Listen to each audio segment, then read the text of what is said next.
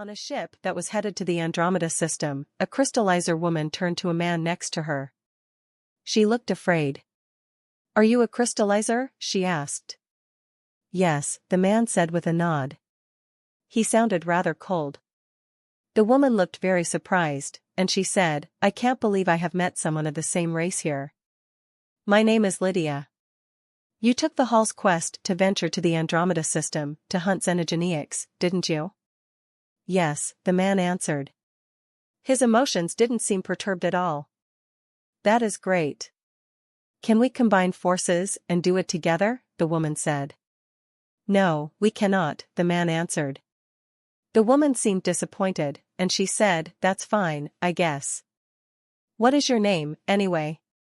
Can we exchange phone numbers? There are too few crystallizers here. We can contact each other."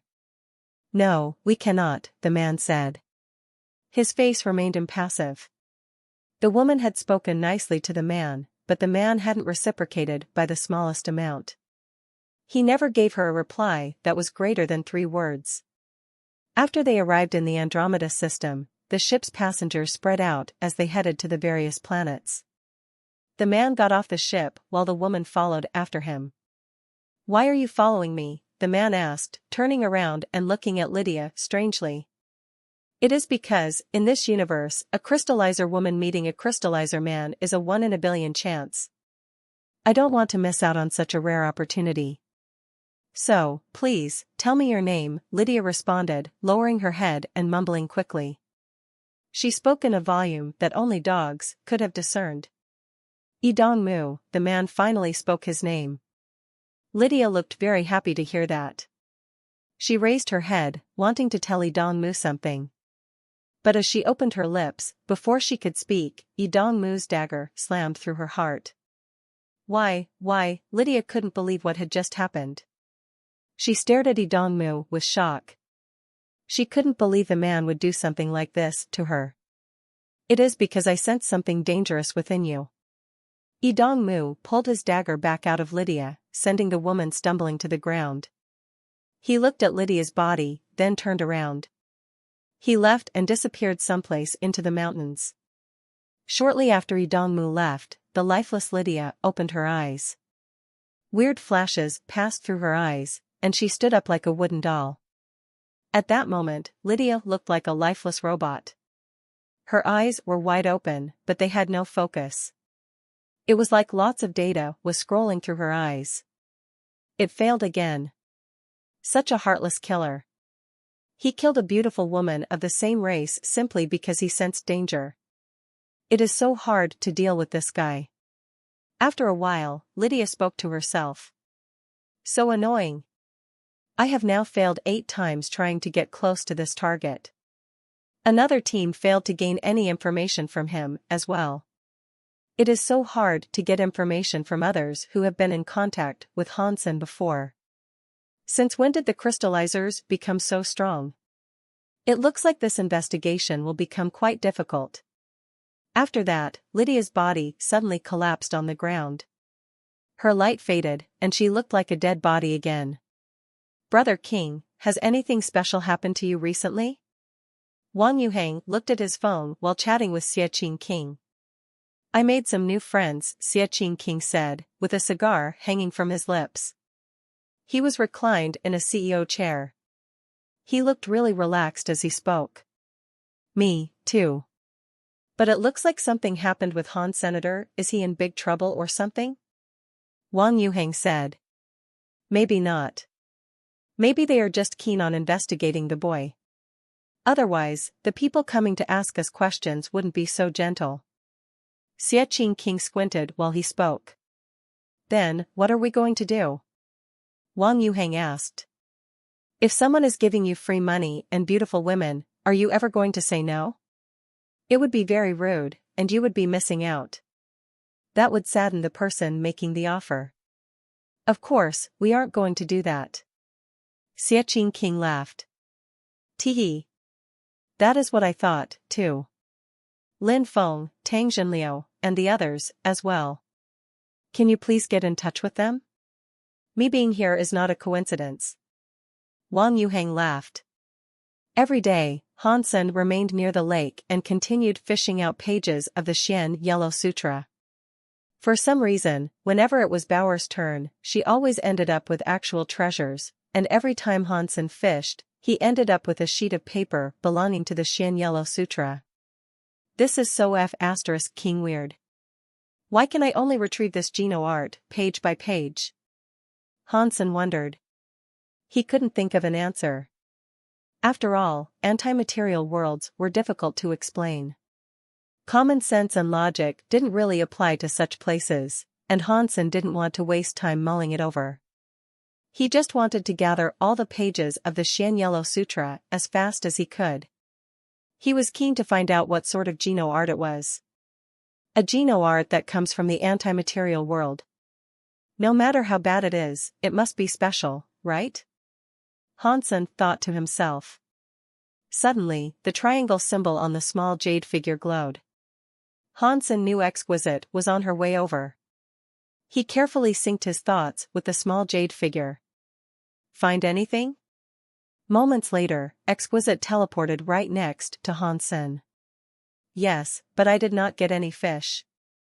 The stuff I've been collecting is pretty weird, Hansen with a strange tone of voice. Underworld Lake is connected with the anti-material world. It is normal to fish up odd things. What did you get? Exquisite asked. I got some paper, Hansen said slowly. Liu Zhen had seen these yellow sheets of paper before, so there was no use in hiding it. He had no choice but to reveal what he had found. Paper? What sort of paper? Exquisite asked with curiosity. Although anything could show up in Underworld Lake, it was rare to get something like paper. About that, Hansen was frozen. When he thought about the lewd content on the yellow pages, he didn't know what to say. Exquisite could sense what Hansen was thinking. So, she blushed and said, "Never mind. You don't have to tell me. Whatever you get from Underworld Lake belongs to you. Even if you collect a deified treasure, it is all yours. When you leave Outer Sky, you can even take them with you." Thanks. Hansen pretended to be relieved. I thought you always wanted xenogenic resources. I have found some for you already. How much you get will depend on your power, though, Exquisite said to Hansen. She appeared rather mellow. What do you mean? Hansen asked, curious. Outer Sky has a star tree. The tree produces star fruit, and it is surrounded by powerful space xenogenics. They are king class, at least. Of course, some can even reach deified. Now, you can collect the star fruit, but how many you can collect will depend on you. Hansen listened carefully as Exquisite explained the situation to him in more detail. The star tree was guarded by seniors of the Very High. Every silkworm of the Very High was allowed one chance to claim star fruit from its boughs. But how many star fruit could be collected would be determined by tests conducted by the aforementioned seniors of the Very High. The test results correlated with how many star fruits could be obtained. Even if the results weren't great, a participant was always guaranteed at least one. 10 star fruits was generally the most one could receive. But the tests were highly variable depending on which Very High senior was administering them. The personality of your particular administrator is very unique. If he likes you, he will only ask you a few questions. Then, he will let you claim 7 or 8 fruits. If he doesn't like you, he will give you a very difficult question. If you answer correctly, you will only be allowed a small number of star fruits. I hope the man will like you. Exquisite's eyes looked strange as she spoke. Is he often that unreasonable? Is there any point of a test if he just gets to decide regardless? Just make it a beauty contest or something, then, Hansen thought to himself. Exquisite could feel what Hansen was thinking, so she laughed. The star tree belongs to the uncle alone. Who he shares the fruit with is entirely his decision. Being willing to share with those far younger than him is already a grand act of kindness. So, even if he gives you only 1 star fruit, you should still be appreciative. I see. That makes sense then. If they are his items, then he can definitely dictate the distribution of them, Hansen said with a nod. This is just a small reward. My generation will soon begin testing silkworms in earnest. If you perform well when that happens, the resources you receive will far exceed the star fruit, Exquisite said. How long must we wait? Hansen asked. There are 13 of us in my generation. Now, there is only one little sister who has yet to decide on a silkworm. Once she has made her decision, the tests will begin. When Exquisite spoke of her little sister, her eyes glimmered strangely. Hansen's heart felt weird hearing this, too.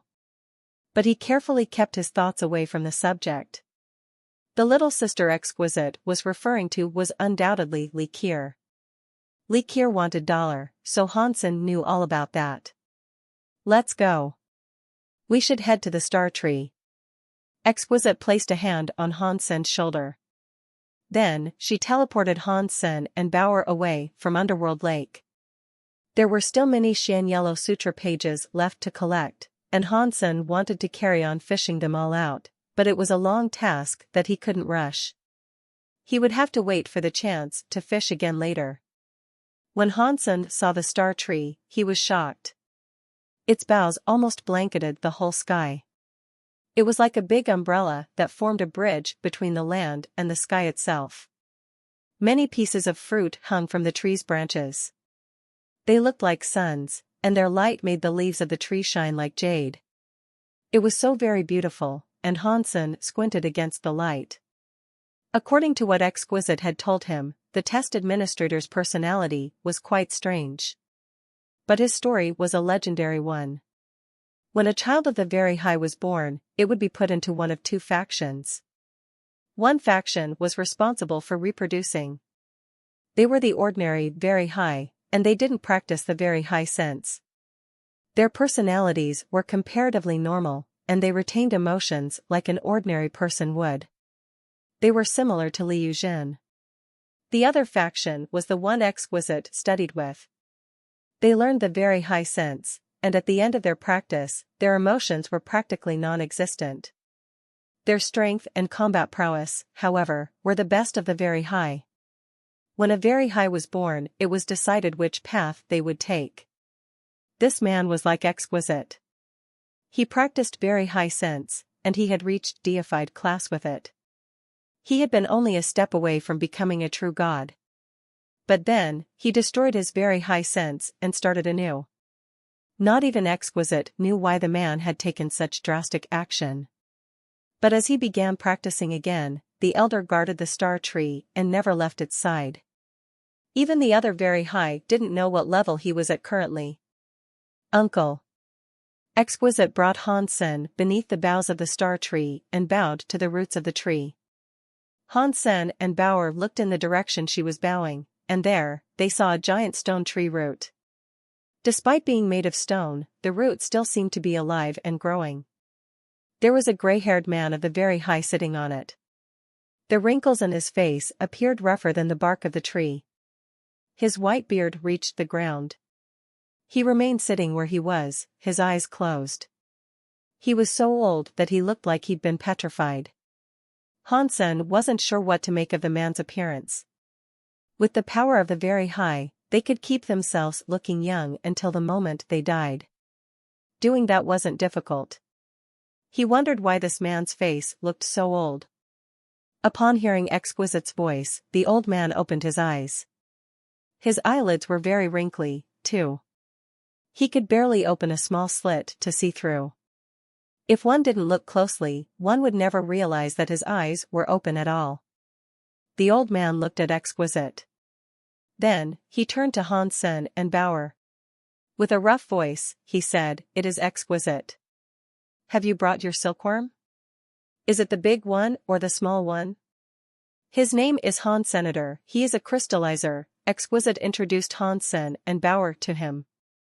"You selected a crystallizer? That takes a lot of courage," the old man said. He observed Hansen's body well. He started to say something more, but he suddenly saw a person teleporting in front of him. "Uncle," the new man said, bowing to the elder. Liu Zhen, what are you doing here? Han Sen and Exquisite's heart asked the same question. Liu Zhen, please wait aside for a moment. Allow me to help Exquisite's silkworm conduct the test. Then it will be your turn, the old man said, signaling him to stand aside for a while. When Liu Zhen heard the command, he bowed to the old man and said, Uncle, if things are like that, why don't we conduct our tests together? Han Sen and Exquisite, when they heard it, felt a shock. They didn't know what was going on in Liu Zhen's mind to make such a proposal. When the old man heard this request, he went silent. Then, he nodded and said, why not? We can save some time. Let us do the tests together, then. Exquisite was unsettled. Usually, ordinary very high silkworms conducted their tests alone. And people of the very high never had to undergo these tests at all. She was confused by why Liu Zhen wanted to take a test as well. The old man seemed to understand what Exquisite was wondering. And so he said, I have to travel soon. Others have recommended that Liu Zhen protect the star tree in my absence. If he can pass the test, he will be in charge of the star tree temporarily. Han Sen felt lucky. It was good that they had come now. If they came when Liu Zhen was guarding the star tree, there was a chance Liu Zhen would deliberately make the test difficult for him. It really had been a coincidence that Liu Zhen ran into Han Sen at the star tree. He had only just received the order to go there and take the test. He was there to take charge of the star tree in its current master's absence. Liu Zhen had received a piece of news that few others knew. Once the star tree's elder left on his journey, he might never come back. If Liu Zhen took the star tree now, it was likely that the star tree would forever belong to him. That was why Liu Zhen was so hyped when he arrived there. Watching over the tree temporarily wasn't a very important task, but becoming its permanent caretaker. But when he found Han Sen already standing before the tree, he thought about how rude Han Sen had been to him at the lake. He was just a silkworm, and even so, he dared to offend the very high second brother to his face. This was a chance to teach the whelp a lesson, or so Liu Zhen thought. This wasn't an opportunity that he could allow to pass him by. Out in the rest of the universe, you might be some kind of generational prodigy. I can understand why you might believe you have a right to be so arrogant. But amidst the very high, you are lower than dirt. If you don't know that already, there is a high chance you won't survive your tenure with us. I'm just trying to be nice so that Exquisite won't end up being dragged down with you. Liu Zhen smirked to himself. The old man then glanced at the tree around him and said, if this is the way that we're going to proceed, why don't you two remove the bugs from the star tree? Remove bugs? Han Sen asked, raising an eyebrow. This massive holy tree needed insect extermination? That was surprising, to say the least. Because Han Sen had just learned of the tree's existence, he didn't know that part of the tree guardian's job was to remove bugs from it every now and again. Otherwise, the bugs would eat and destroy the tree's fruit. That was what Liu Zhen would have to do if he took over the job, anyway. If Liu Zhen hadn't been present, Han Sen's challenge would likely have been something different.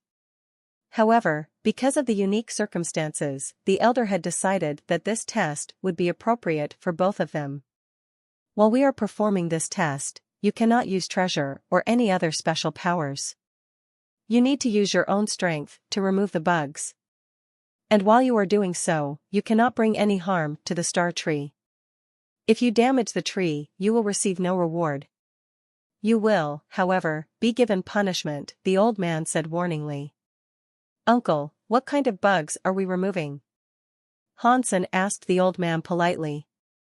There is only one type of bug that dares come close to the star tree, the old man answered. It is called a star beetle. You will know them when you see them. I will give you a day. You will pass if you can remove 1,000 bugs. Each 100 you remove will account for 1 star fruit.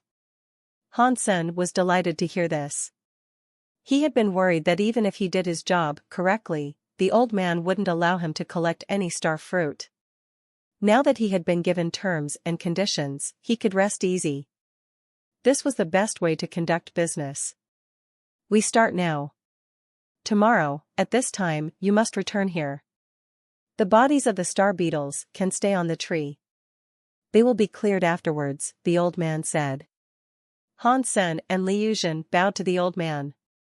Then, they both flew to the top of the star tree. Li Yuzhen looked at Han Sen and used galaxy teleport. He vanished into the tree while Han Sen had to continue flying up. The star tree was a Goliath. Each star fruit looked more like an asteroid. Han Sen flew as fast as he could, but it still took him an hour to get to the top of the tree. Li Yuzhen had started killing bugs a long time ago, but the tree was simply too large. Han Sen couldn't see where Li Yuzhen was. So, he had to look for the bugs alone. Seeing the star tree up close, Han Sen noticed that the star tree's leaves really did look like jade. The giant fruits were crystal clear. Because the old man's request was very strict, Han Sen couldn't do any damage at all to the star tree. Therefore, he didn't dare touch the tree. He kept flying around it. Soon after, Han Sen found a bug lying on a branch of the star tree. It looked as fierce as a dragon, and it was the size of an adult bull. Its armor was sky blue. The light coming from its shell shimmered and glittered like a tapestry of stars, and its face looked like the face of a stag beetle.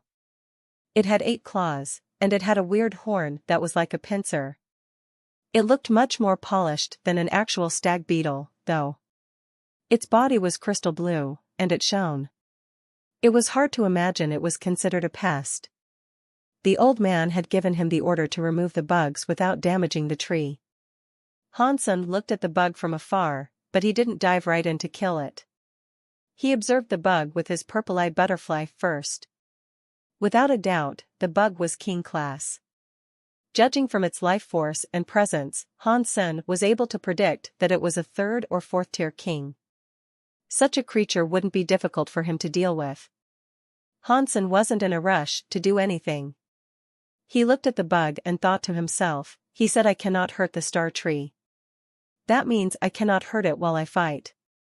I need to kill this bug in one blow so that it can't damage the tree itself by attempting to fight back. It's an empty type xenogenic, so its body doesn't have an element. It is a xenogenic based purely on raw strength. That means its shell must be extremely hard, far harder than those of xenogenics of a similar level. Taking down a creature like this in one hit will be difficult, Han Sen thought to himself. After observing the creature for a while, he was unable to discern any potential weak spots. Its entire body was clad in that starry shell. To kill the bug, Han Sen knew he would have to break through that surface. If there are no weak spots, then I will just have to break it open with brute force. But using brute force will still have the same risks if I miss. If I don't kill the bug instantly, and it struggles, it will likely harm the bark and the leaves on the star tree, Han Sen thought, continuing to observe the beetle intently. Li Yuzhen, meanwhile, had reached the tree 1 hour before Han Sen had. And before he arrived, he already knew a lot of information about the beetles. Li Yuzhen knew their weak spots, and he knew how to kill them effectively. After finding a beetle, Li Yuzhen started taking it down. Li Yuzhen hadn't practiced the very high sense, but the very high had many Geno arts. There were many top-notch Geno arts available to learn. Li Yuzhen was a king, one of the best within the very high, in fact. With many Geno arts at his disposal, it wouldn't be difficult for him to kill a king-class beetle. The beetle's shell was extremely hard. Ordinary king-class fighters of the same tier would have a hard time breaking through its shell, but Li Yuzhen only needed a few punches to destroy the beetle. He moved with insane speed. Li Yuzhen had found a few dozen beetles to kill before Han Sen had even reached the tree. Plus, when Han Sen found the beetle, he didn't immediately attack. He stayed where he was, observing them for a while. By the time Li Yuzhen had killed 100 beetles, Han Sen hadn't even started fighting one. Why isn't Daddy doing anything? Bauer was holding Exquisite's hand and looking into a mirror while she spoke. The image in the mirror displayed both Han Sen and Li Yuzhen. Liu Zhen had already killed 100 beetles, but Han Sen had yet to do anything. He is thinking about how to kill the star beetles, Exquisite said. What would he need to think about? Even Daddy's fingers are enough to crush those little bugs, Bauer said curiously. Exquisite didn't answer, but the old man said, he's thinking about how to avoid harming the star tree if he moves to attack the bugs. Han Sen spent several long minutes in observation before he finally flew forward to strike that bug. When he was close enough to it, he suddenly disappeared. When he reappeared, he was already above the bug's shell. God's wonder? Exquisite was shocked to see this. She was intimately familiar with the teleporting method he had used. Although he was only teleporting a short distance, the move was still impressive for a beginner. It was strange, though, considering she had only given him God's wonder a short while ago. If Han Sen had become this proficient with it already, he was more than brilliant. His talents really were out of this world. Does he really have an 11 armor talent? Exquisite couldn't help but wonder. Han Sen's body was unique. If the God Spirit Touch's result was genuine, it was nuts. Han Sen teleported behind the star beetle, but the star beetle didn't react. And then, Han Sen pointed a finger at its brain. Ding! There was a small ringing noise, like a steel needle striking bone. It was barely even audible. And right after, Han Sen pulled his finger away. The star beetle didn't struggle at all after the strike. It simply gave a tiny shiver. The beetle grew still again as if nothing had happened, but its life force was waning fast. It didn't take long for its flame to fully extinguish. The star beetle was in the same position as before. It was lying atop the branch, but if one looked closely, one could see a very small hole in its head that led down to the creature's brain. Xenogenic King hunted, star beetle. Xenogenic gene found. A hunting announcement rang in Han Sen's head. What excellent powers of observation. That was a very strong ability. His body is evolving fairly well. Exquisite, I think you found yourself a decent silkworm, the old man said. He looked at Han Sen with a genuine sense of appreciation for the young man's performance. Han Sen's attack had been very good. What the elder admired most about the scene was that Han Sen had taken the time to observe the creature before committing to action. He wasn't a reckless man whose body operated faster than his brain. Recklessness wasn't always a bad thing. If a warrior fought someone of the same tier, the fight was usually a matter of life or death for both combatants. Neither fighter would have the opportunity to spend time deliberating their actions. The body's first response was usually the most useful. But taking care of those bugs didn't require those instantaneous reactions. Han Sen had no idea what the star beetles were before this day. He had only observed them for a moment before killing one in a single hit. He had managed to sever the star beetle's nervous system. It couldn't even react before it died. So, the damage dealt to the star tree was minimized. That was why the old man really admired Han Sen. Liu Zhen had known all about the star beetles before he even began this test, but his methods of attack were still obscenely rough.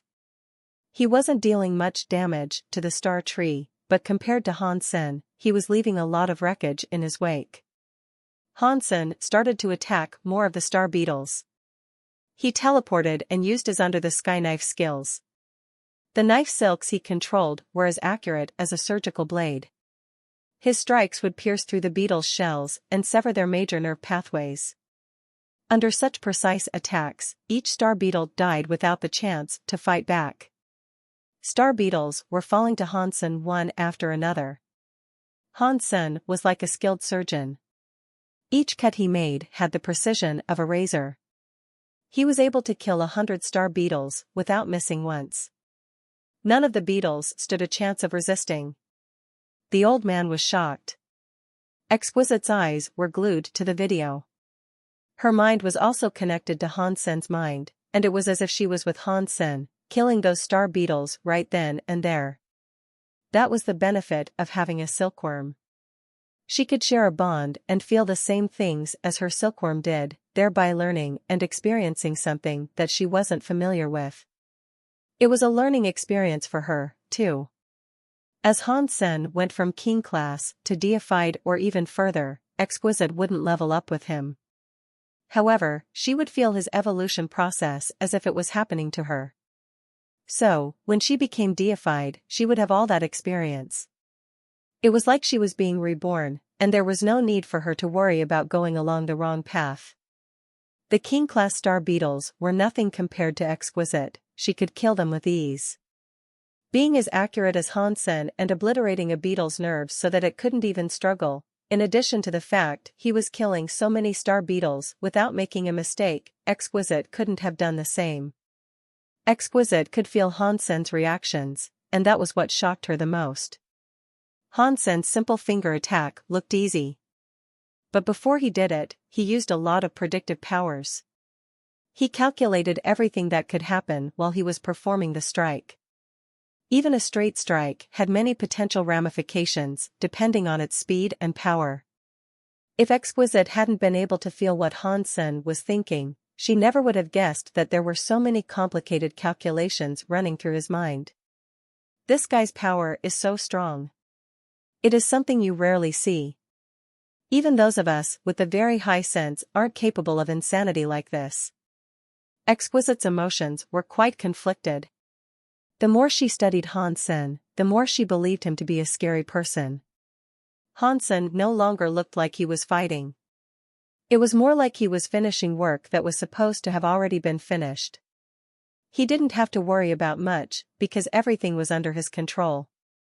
Sharing Han Sen's mind allowed Exquisite to learn a lot, but it also made her feel even more conflicted with facing Han Sen now. The very high were quite full of themselves, and that carried through strongly in how they treated their silkworms. The masters often acted high and mighty. Right now, Exquisite was feeling the complete opposite. The more she learned about Han Sen, the more she thought Han Sen was scarier than she was. Xenogeneic King hunted, Star Beetle. Xenogeneic gene found. Obtained Star Beetle Beast Soul. After Han Sen killed 100 star beetles, he earned a Star Beetle Beast Soul. He looked into his sea of soul, and he immediately noticed that the Star Beetle Beast Soul was an armor type. That didn't surprise Han Senator. He had guessed that the star beetles would drop armor beast souls as soon as he saw them. Armor beast souls aren't bad. When I take control of the constellation sea, I can build a human army. At that point, beast souls like this will definitely prove their worth. Han Sen thought about a human army decked out in beast soul armor. It would be a shocking sight. It would be great if there was a deified class Star Beetle Beast Soul up for grabs, Han Sen thought to himself. This was merely a random thought, of course. He didn't think he would actually have to fight a deified Star Beetle, because the old man said he wouldn't be allowed to use Geno treasures. He didn't have enough power to kill a deified Xenogeneic on his own yet. Han Sen flew around the tree, searching for more star beetles to slay. He eventually heard a buzzing noise in his ear. The sound seemed to be coming from above. Han Sen raised his head and glanced through the gaps between the leaves. There, he saw a whole bunch of star beetles descending from the sky. They were all coming to the star tree. The leader of the star beetles had a body that looked like icy jade. It glowed with a blue light, which was a beautiful sight. The scary presence proved its identity, as well. It was a deified star beetle. This is exactly what I wanted, but this isn't the right time. I can't use beast souls to fight. I would have to use my own power to fight it, but I'm afraid that wouldn't be enough to defeat a deified star beetle. Han Sen was troubled by this most recent development. Star beetles were very good at physical reinforcement. Even a primitive deified beetle would have a shell that was considerably harder than most primitive deifieds. Even if Han Sen could make use of his peacock soul robe or his 6-core snake bow, punching through that shell would be no small feat. Plus, there was the added fact that he couldn't make use of those tools right now. Don't even think about tackling a deified star beetle. You are better off sticking with the king-class star beetles to get your star fruit. Han Sen continued looking around for star beetles to slay. He didn't know where the star beetles had flown in from, but there were indeed many of them. Han Sen had been worried that the tree might not have 1,000 star beetles for him to kill, but now it looked like there were at least 10,000 star beetles descending on the tree. When the star beetle swarm reached the tree, they spread out and landed on its leaves, branches, and fruit. Their sharp teeth began to gnaw on the star tree. And while the star tree was very hard, their teeth were sharp and hard enough to leave marks in the bark. It didn't seem like a big deal now, but if they kept chewing the tree like that every day, it would only be a matter of time before the tree fell. Han Sen continued killing all that he could. He slew many star beetles, and in 3 or 4 hours, he had brought down 500 of them. He had also earned 3 beast souls. It looks like I should be able to kill 2,000 star beetles before the timer is up. That means I will be able to grab 20 star fruits. But the star fruits are so big, how will I even cart them off? As Han Sen pondered this conundrum, he felt something cold approaching his back. He immediately teleported away. After he teleported off, the deified star beetle reached his old position. It landed on a branch, and its small blue eyes peered at the newly repositioned Han Sen. Oh no! Why did this guy come here? Han Sen had deliberately avoided the deified star beetle as he moved on down the tree. He hadn't expected the powerful beetle to come after him and attempt a sneak attack. Han Sen didn't have much time to think about it. The deified star beetle was attacking him again. Its blue body became lightning that zapped its way forward to reach Han Sen. Han Sen wasn't fast enough to dodge the beetle's charge with speed alone. He teleported away again. He put some distance between himself and the deified star beetle. He didn't stop there either. He teleported again to get even farther away from his attacker. But the deified star beetle wasn't keen on letting Han Sen off the hook. It continued to use its blue light to try to attack him, and Han Sen's teleportation skills weren't taking him far enough away. He couldn't shake off the star beetle. Every time Han Sen appeared out of a fresh teleportation, the star beetle was coming for him like a beam of blue light. Han Sen had no choice but to continue teleporting. He no longer had enough time to continue killing star beetles, as his focus rested on dealing with his new deified foe. Han Sen couldn't help but frown. Because he was being pursued by the deified star beetle, he was missing out on any chance to kill the average star beetles. If he didn't kill 1,000 beetles, he wasn't sure if the old man would allow him to collect star fruit. Weird. Why won't this deified star beetle let me go? Han Sen frowned. This creature seemed very driven to attack him. This is so strange. Why does this deified star beetle keep chasing Han Sen? Exquisite was confused, too. Star beetles weren't very intelligent, and even finding the star tree was a matter of instinct for the creatures. If their intelligence had been higher, they would have fled the moment they saw the old man sitting beneath the tree. Li Yuzhen laughed to himself. The moment the star beetles descended, he and Han Sen both saw them. After seeing the deified beetle, an idea hatched in his mind. He didn't have the power to control the star beetle, but he didn't need to control the deified, he just needed to give the creature a target. Han Sen was hunting the star beetles, and wisps of the dead beetle's presence would be clinging to his body. Li Yuzhen merely used a secret trick to enable the deified star beetle to smell the presence of the exterminating Han Senator. It drew the deified fiend to Han Sen exclusively. This deified star beetle's appearance has saved me a lot of trouble. I do still need to teach him that lesson, after all. I didn't even have to do this myself. Li Yuzhen stopped focusing on Han Sen, and he returned his focus to killing king-class star beetles. Even if Han Sen was able to escape the attacks of the deified star beetle, he wouldn't have the time to kill the king-class star beetles anymore. He wouldn't achieve 1,000 star beetle kills, which would keep him from earning any star fruits. The old man squinted, but his face didn't change. Li Yuzhen's trick had been done in secret, but it hadn't managed to escape his attention. Still, the old man didn't say anything. He cared very little about a grudge between two boys. He only needed someone who could effectively protect the star tree. For now, Li Yuzhen's performance hadn't been bad. His abilities were higher than others of the same class. He could scrape by and be labeled guardian of the star tree. The trick he used on Han Sen had been unfair, but it was also another way of proving his power. Han Sen knew things couldn't keep going on this way. He didn't have the time to kill other star beetles, so if this continued, he would fail the test. It looks like I can't get rid of it. In that case, I will just ignore it. Han Sen's brain was spinning quickly. Exquisite was worried about Han Sen, but what he did next shocked Exquisite even more. Still being chased by the deified star beetle, Han Sen evaded the next attack, then headed toward a King-class star beetle. From the perspective of others, it might have looked like a coincidence. It would appear that when Han Sen dodged, he had just happened to encounter a King-class star beetle and randomly kill it before teleporting away from the deified star beetle's next attack. It all played out so smoothly. It was like one grand move that happened to look like a coincidence. But Exquisite could clearly feel what Han Sen was thinking. This wasn't a coincidence. Han Sen was planning every move he made. In this high-speed chase, Han Sen still had the power to plan all that. Exquisite knew his methods, but if she was in his shoes, she didn't think she could have pulled it off. The old man, as he watched Han Sen's latest performance, looked stunned.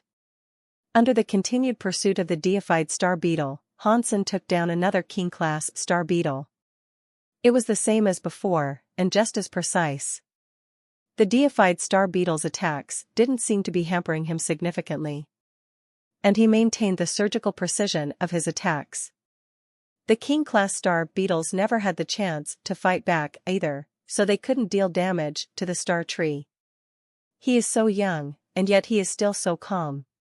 He hasn't freaked out, and he has continued to do everything he has planned to the best of his abilities.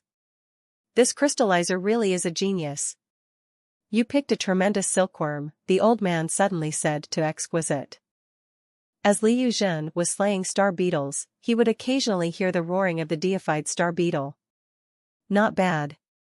He has been holding on for this long, but why hasn't he tried to escape the star tree? Li Yuzhen murmured casually to himself. He glanced in Han Sen's direction but didn't go towards him. The deified star beetle was pursuing Han Sen because Li Yuzhen had enhanced the presence of death around him.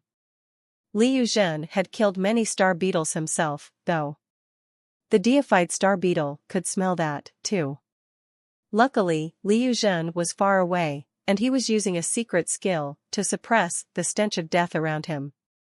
If he was any closer, there was a chance that the deified star beetle would sense the presence of its fellows' deaths on him, and go after him instead. So, Li Yuzhen stayed away from Han Sen's part of the tree. He didn't know that his plan to keep Han Sen from killing star beetles actually wasn't working very well. Han Sen kept evading the deified star beetle's attacks, and all the while, he continued to kill the King-class star beetles. He was taking them down faster than Li Yuzhen. The old man underneath the boughs of the tree stared upwards in astonishment. The deified star beetle had been chasing Han Sen for an obscene amount of time, attacking continuously. But even so, not a single speck of damage had been brought to the tree. Clearly, it was because Han Sen was kiting the creature quite carefully. Otherwise, any of the deified star beetle's attacks could have hit the star tree and damaged it. That is very unique, the old man complimented Han Sen even more. Although Li Yuzhen was very good, compared to Han Sen, the elder thought he was a bit rough around the edges. It wasn't that Han Sen was stronger, but there was a finesse to his performance that put him far above his opponent. Han Sen might not have outclassed Li Yuzhen much in terms of power, but the way Han Sen dealt with this problem was outstanding. Li Yuzhen, under the same circumstances, wasn't performing nearly as well. Exquisite, can I borrow your silkworm? The allotted day had almost passed when the old man asked Exquisite a serious question. What do you mean, uncle? Exquisite had an inkling of what the elder meant, but the possibility didn't seem realistic. I would like him to spend a year guarding the star tree for me. If I'm not back in a year, you two can take ownership of the tree for me until I return, the old man said with gravity. Exquisite stared at him. She couldn't believe the old man had come to this decision. Allowing a silkworm to guard a star tree, or even get half ownership of it, was something that had never before happened among the very high. Uncle, are you sure you want him to take care of the star tree? Exquisite couldn't believe her ears, and so she had to double-check. Yes, I have thought about it a lot. He really is the best choice for this. Are you willing to let him stay here for a year? The old man answered with certainty. If you really have made this decision, then I would like that, Exquisite stuttered, unsure what to make of this strange turn of events. Hansen was a silkworm. She should be helping him collect resources, but now Hansen had been given authority over the star tree, and if the elder didn't come back in a year, Hansen and Exquisite would be allowed to take control of the star tree completely, half and half. For Exquisite, the star tree represented incredible wealth. Outer Sky was rich in resources, but it was a very dangerous place. With the rules of the very high, after she got a silkworm, she had to gather resources on her own. Collecting resources would be very difficult for her. The star tree was different, though. All you had to do was pick the fruit. The xenogeneics inside weren't as dangerous as the deified xenogeneics to be found out in the wilds either. The time limit approached. Due to Hansen's teleportation distance being too short, he was unable to go straight back to the base of the tree. So, he left the tree an hour early to reach the old man on time. The deified star beetle stopped chasing Hansen after he left. It didn't want to leave the star tree. Liuzhen didn't hear the deified star beetle anymore, so he knew Hansen had finally left. What was the point in holding on until now? He let himself get chased around by a deified xenogeneic for most of the day. There's no way he actually finished the Elder's test, Liuzhen said as he continued killing star beetles.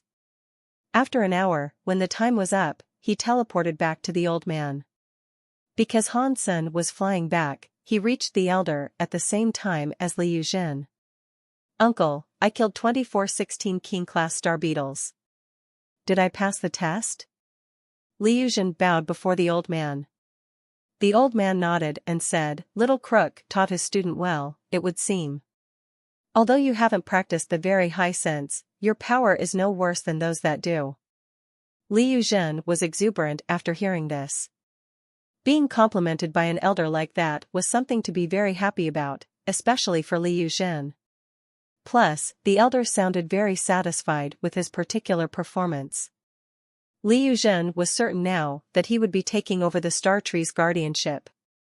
I knew this was supposed to happen. I really was always the best choice. Otherwise, my teacher wouldn't have recommended that I come here and show you what I've got, Liuzhen said with a wide, grossly self-satisfied smile. The old man paused, and then he said, But I have already found someone to take care of the star tree. Please convey my thanks to Little Crook for his assistance.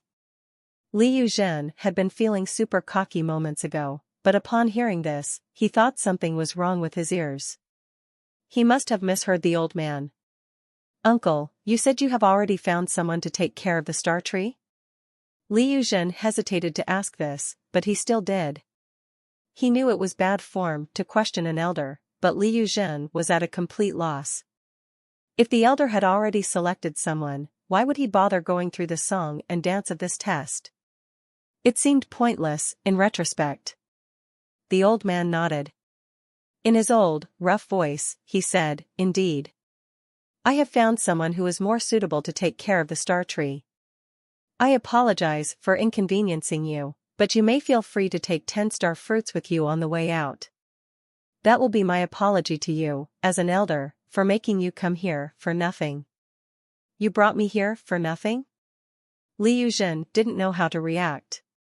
What did this have to do with the person he selected? The old man then pointed at the returning Hansen and said, I have decided that he will be the one who is in charge of the star tree. What, him?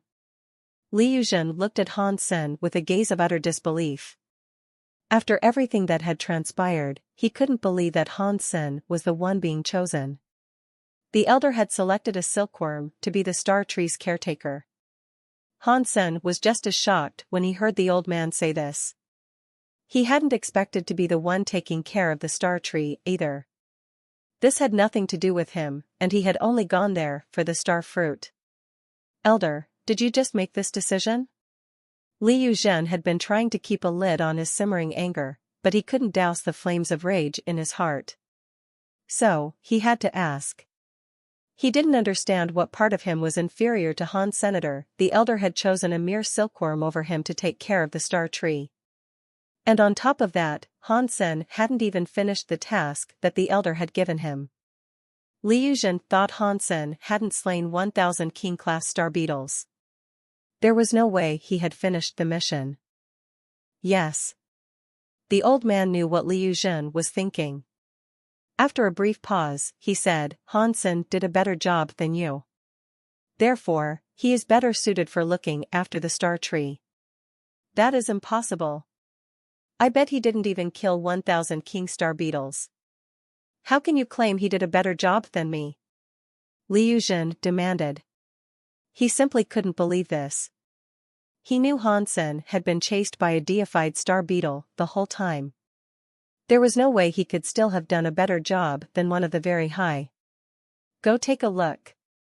You can find out for yourself. Instead of explaining, the old man gestured absently up at the tree. Liu Zhen had received a recommendation for this job. The old man didn't really care about Liu Zhen's personal feelings, but he still owed the young man an explanation. Otherwise, others would question the choice. Han Sen wouldn't earn the job properly, and people would speak ill of the events of the day.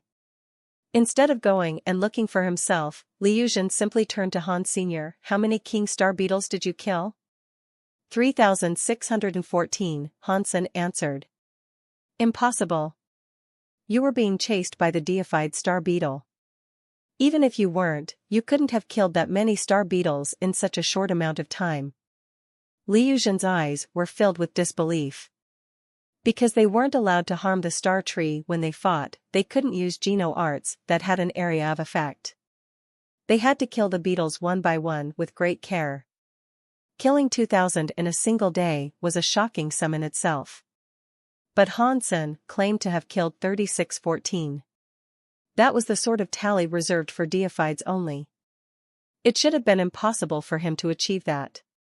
And Han Sen had to spend additional time traveling. So he had spent less than a day killing the fiends. Han Sen smiled, but he didn't say anything. Liu Zhen's face hardened. He teleported up to visit where Han Sen had been. Quickly, Liu Zhen found the star beetles that Han Sen had killed. When he first saw them, he thought they were alive. It didn't look as if any damage had been done to them. But their life force was all gone. They were dead. Liu Zhen frowned. He examined the body of the nearest star beetle and discovered the tiny wound on the star beetle's forehead. One hit to kill them by severing their nervous systems.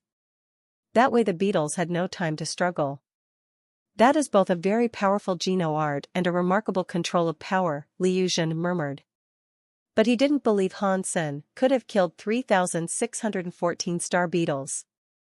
Geno arts that accurate could only be used in very favorable conditions, and executing a strike like that would be impossible while being chased by a deified star beetle. Liu Zhen quickly flew around. He found many star beetles scattered around, all dead. There were many across the branches, many more across the leaves. They had all died of the same precise head wound. The damage had been inflicted with such accuracy that Liu Zhen wasn't sure if he could do the same even if he had time to prepare. And if he was getting chased by a deified foe, he definitely couldn't have done it. After a short time of searching, Liu Zhen discovered 3,000 star beetles. He then decided to stop looking. Han Sen's number was most likely correct, and there was no way Han Sen could lie to the elder about how many he killed. But now, Liu Zhen believed Han Sen must have cheated or made use of a powerful weapon. If he hadn't, there was no way he could have slain so many powerful king beetles while also being chased. He teleported back to the old man. Li Yuzhen bowed to him and said, "Uncle, can I take a look at your video of the event?" "Sure," the old man said with a shrug. Li Yuzhen opened the video of the test. One side of the screen played Li Yuzhen's test, whereas the other was a recording of Han Senator. He didn't watch his own video. He focused on Han Sen's. He watched it at 8 times the normal speed, examining how Han Sen progressed in his killing of all the beetles. In the beginning, Li Yuzhen was trying to find evidence of Han Sen cheating. But after watching for a while, Li Yuzhen's face slowly morphed into a mask of shock. Despite the hot pursuit of the deified star beetle, Han Sen was able to continue hunting the king-class star beetles. Every time he killed one, he moved elsewhere. His progress was as fluid as could be, and there was a satisfaction to watching it all unfold. After watching for a while, Li Yuzhen came to the conclusion that the way Han Sen killed his enemies was weird, but he hadn't cheated. Han Sen had treated the deified star beetle like a doll, as if it was no more than a puppet on strings. Han Sen lured it left and it went left. He lured it to the right and it went right. It followed him like a puppy dog. But Li Yuzhen knew the deified star beetle was no puppy. It was a skilled and dangerous fighter. Even if he used a deified treasure, Li Yuzhen didn't think he could easily kill it. Han Sen hadn't used any treasures, and he was still able to play the deified star beetle like a fiddle. Li Yuzhen was at a loss. The way Han Sen controlled his surroundings was vaguely reminiscent of a deified using the very high sense. Even so, it seemed different. "Have you practiced the very high sense?" Li Yuzhen asked Han Sen. Han Sen shook his head. "I have never practiced the very high sense. I used Sky Palace's legendary knife skill Under the Sky." Exquisite nodded and said, "Yes. He is known for his use of Under the Sky." Since Exquisite had just confirmed it, Li Yuzhen couldn't doubt it any further. Han Sen was Exquisite's silkworm, so his thoughts couldn't be hidden from her. Li Yuzhen was so annoyed. He had planned to teach Han Sen a lesson by beating some manners into him. But he hadn't taught Han Sen a lesson, and on top of that, the silkworm had claimed the guardianship of the star tree, a role that had previously been reserved for Li Yuzhen. Li Yuzhen really regretted it now. He regretted suggesting they do the test together. If he hadn't pushed it, he wouldn't have lost his bid to control the tree. After seeing the replay of Han Sen's battle, Li Yuzhen didn't say anything more. He bowed to the old man and left. He was far too embarrassed to stay. They were both 9th-tier kings. Han Sen had been chased by a deified star beetle, and he had still managed to kill 1,000 more king-class star beetles than Li Yuzhen. This result crushed Li Yuzhen. But when Li Yuzhen left, he took Han Sen's video with him. No one knew what he planned to do with it. "According to the agreement, you can start off with 36 star fruit. Why don't I round it up and give you 40, then?"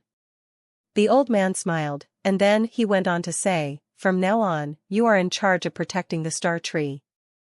You can have 10 star fruits a month as a reward. You can take the ones for this month now.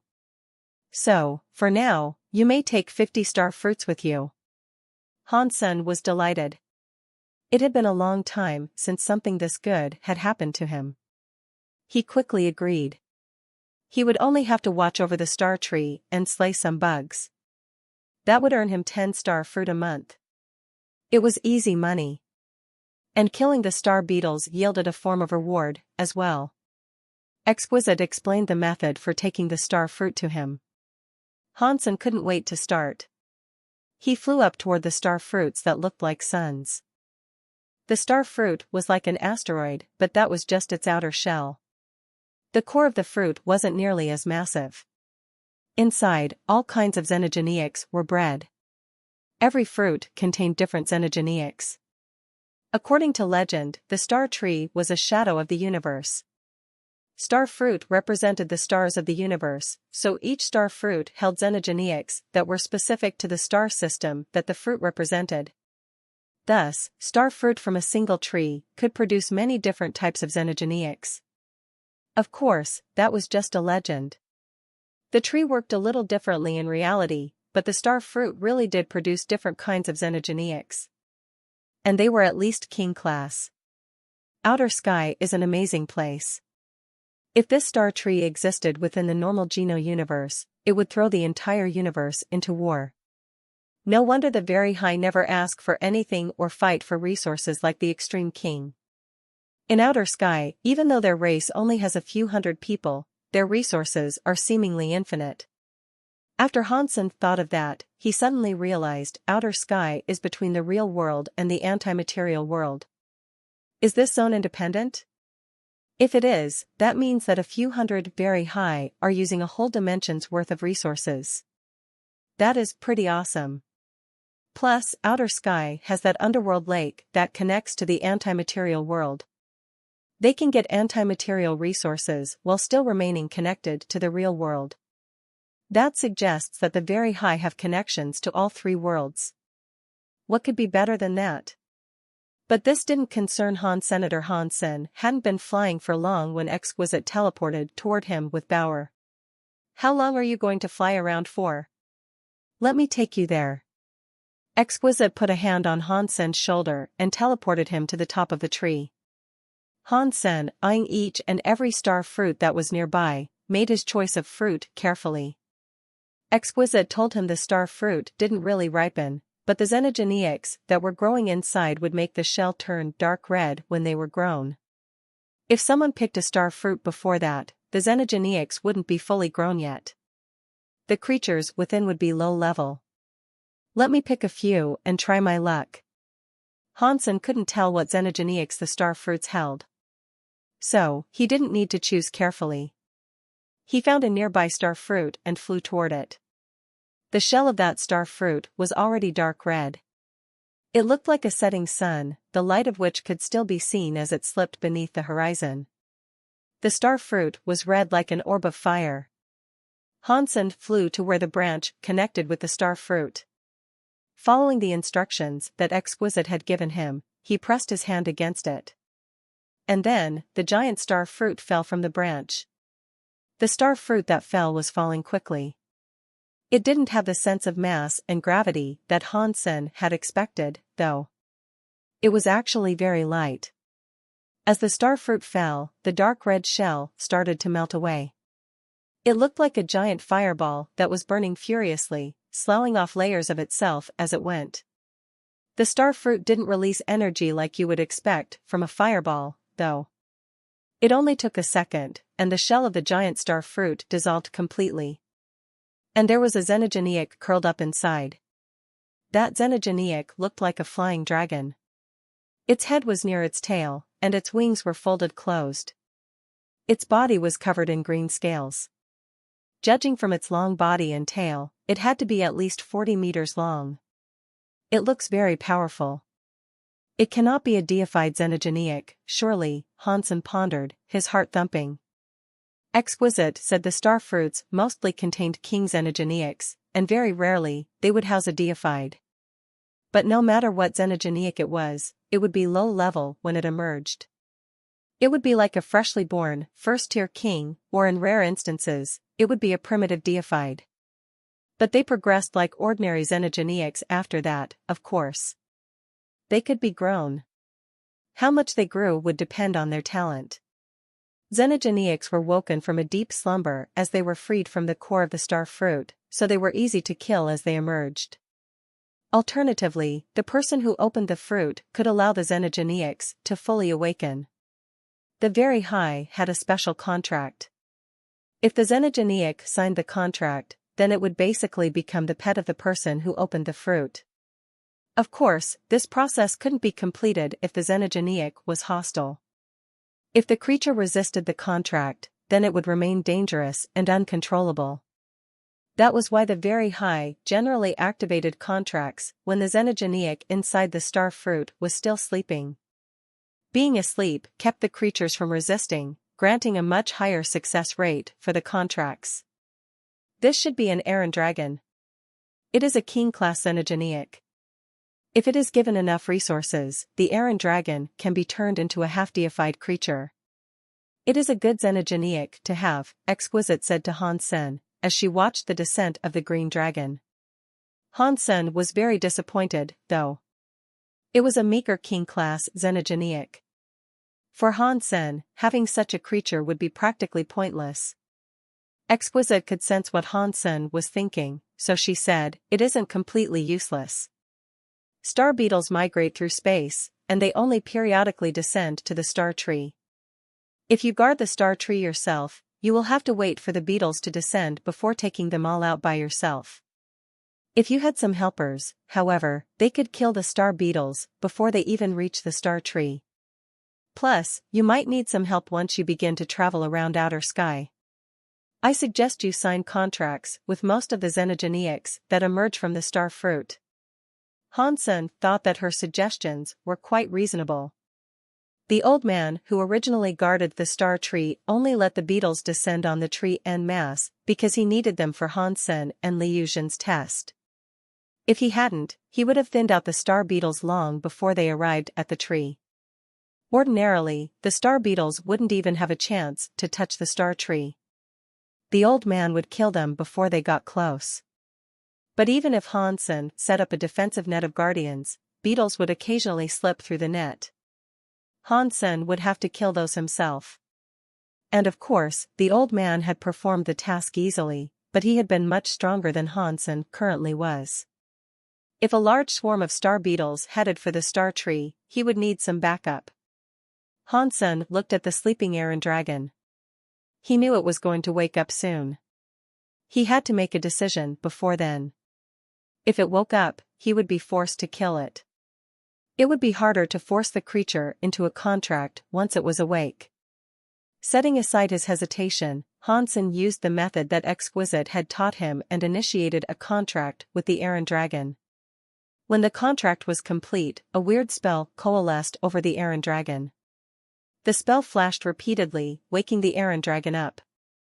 The Iron Dragon spread its wings and unleashed a roar that shook the sky. Then, the beast looked down at Hansen. Hansen curiously sent a thought toward the Iron Dragon, and the creature responded immediately. With a light flap of its wings, it lowered itself by Hansen's feet.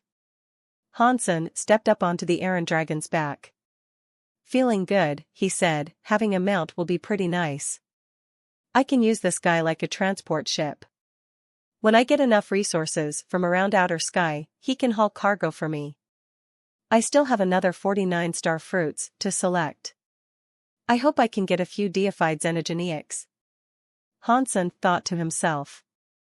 Then he turned and flew toward another star fruit.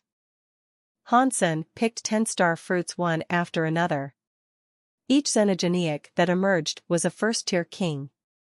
The only differences between them were their breeds and their potential for development.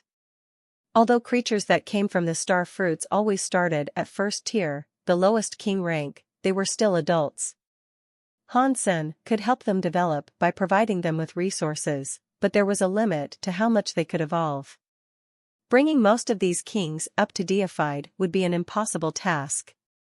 Half-deified was likely as far as they could go. He had yet to find a deified xenogeneic, and that alone disappointed Hansen. Exquisite comforted him by saying, few of the fruit hold deified xenogeneics, so it isn't strange that you haven't found one yet. You still have another 40 chances, too. There is no need to rush this process. If your luck is decent, then 1 or 2 of your 50 fruit should hold deified xenogeneics. What she said was correct, but it still made Hansen depressed. Dad, Bauer wants to pick some fruit, too, Bauer said, looking up at Hansen and tugging at his clothes. Since Exquisite could feel what Hansen was thinking, Hansen was careful to keep his mind blank. He told Bauer, okay. You can help Daddy choose some star fruit, then. Bauer was enthused, and she began to look around with wide eyes. Not long after, she pointed at a star fruit in particular and said, I want that one. Hansen picked up Bauer and went there. He flew to the top of the star fruit, and Bauer's hand touched the point where the fruit and branch connected.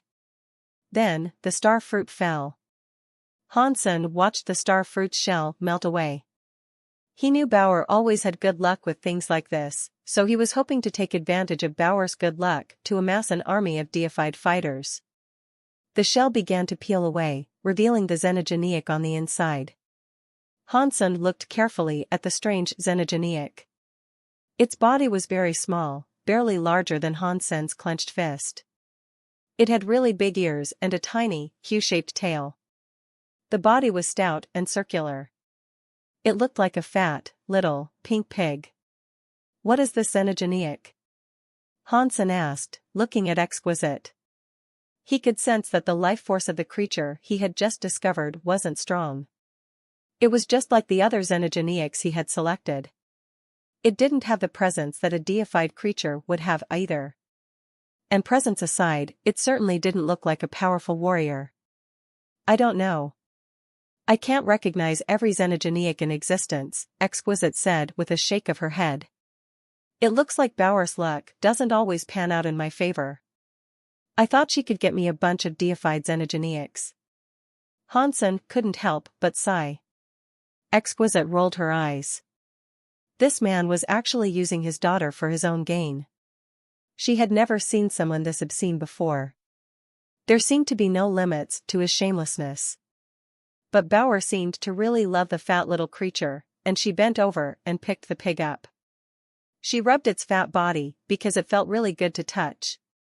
"Dad, can I have this little pig as my pet?" Bauer asked Hansen while looking at him. "Of course you can." Upon seeing that the little pig wasn't a deified xenogeniac, Hansen was fine with giving it to her as a pet. He had enough king-class xenogeniacs as it was. Bauer was so happy to receive the creature, but she didn't sign a contract with it before waking it up. Exquisite twitched in shock. Bauer had woken the creature up without signing a contract. Xenogeniacs without a contract were as dangerous as any wild xenogeniac. But after the little pig woke up, it showed no signs of aggression. It lifted its round body and started running around Bauer joyously. It looked very happy. Bauer picked it up, and the little pig didn't resist. It rubbed its face against Bauer's hand. "Thank God it isn't an aggressive xenogeniac." Exquisite felt relieved. "Bauer, continue," Hansen said to Bauer. Bauer nodded. She let the little pig go and then flew to another star fruit. The little pig took off after Bauer, its bum wiggling. Bauer swiftly decided on another fruit. The flesh of the falling fruit sloughed away, and when the slumbering xenogeniac inside was revealed, Hansen and Exquisite were given a fright. It was another little pig.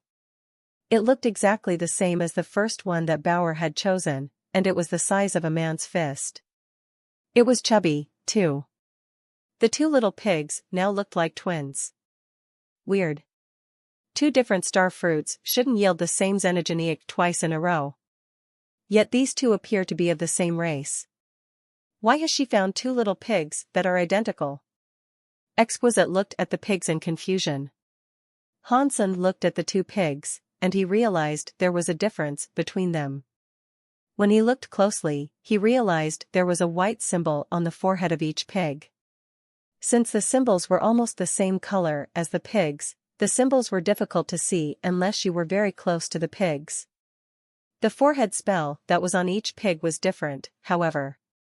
Hansen had no clue what they meant. Hansen looked at Exquisite. Exquisite shook her head.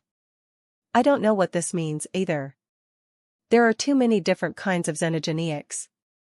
Perhaps this is one of the rare breeds.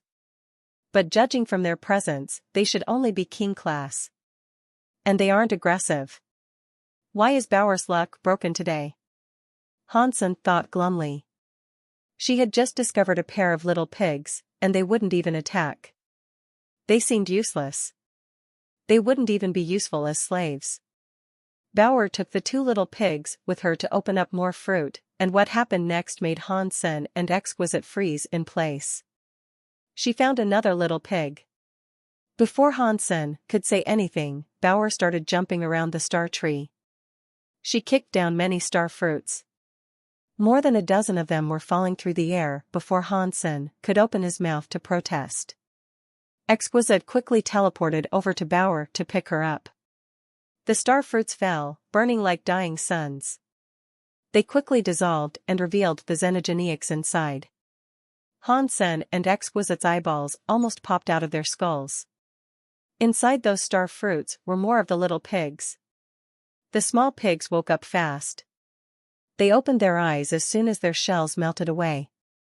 In moments, they were all merrily running around the first two pigs. They trotted next to Bauer, and they looked very happy. What is this? Even Exquisite's face was wrought with confusion. It was a single breed of xenogeneic, yet there were so many of them.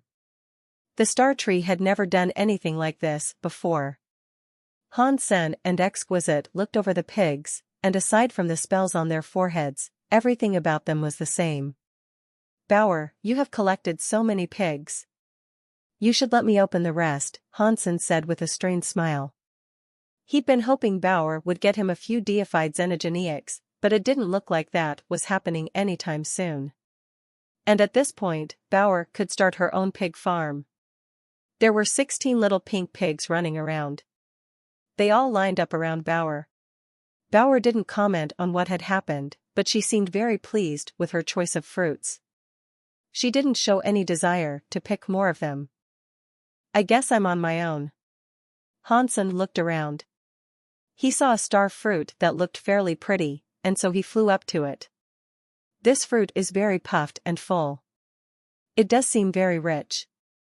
It is obviously a sign of happiness. It must surely have generated a deified xenogeneic. Those who studied physiognomy believed they could judge the personality of a person merely by studying that person's facial features. Hansen attempted to apply the same principle to the fruit, running his hands over its surface. Huh?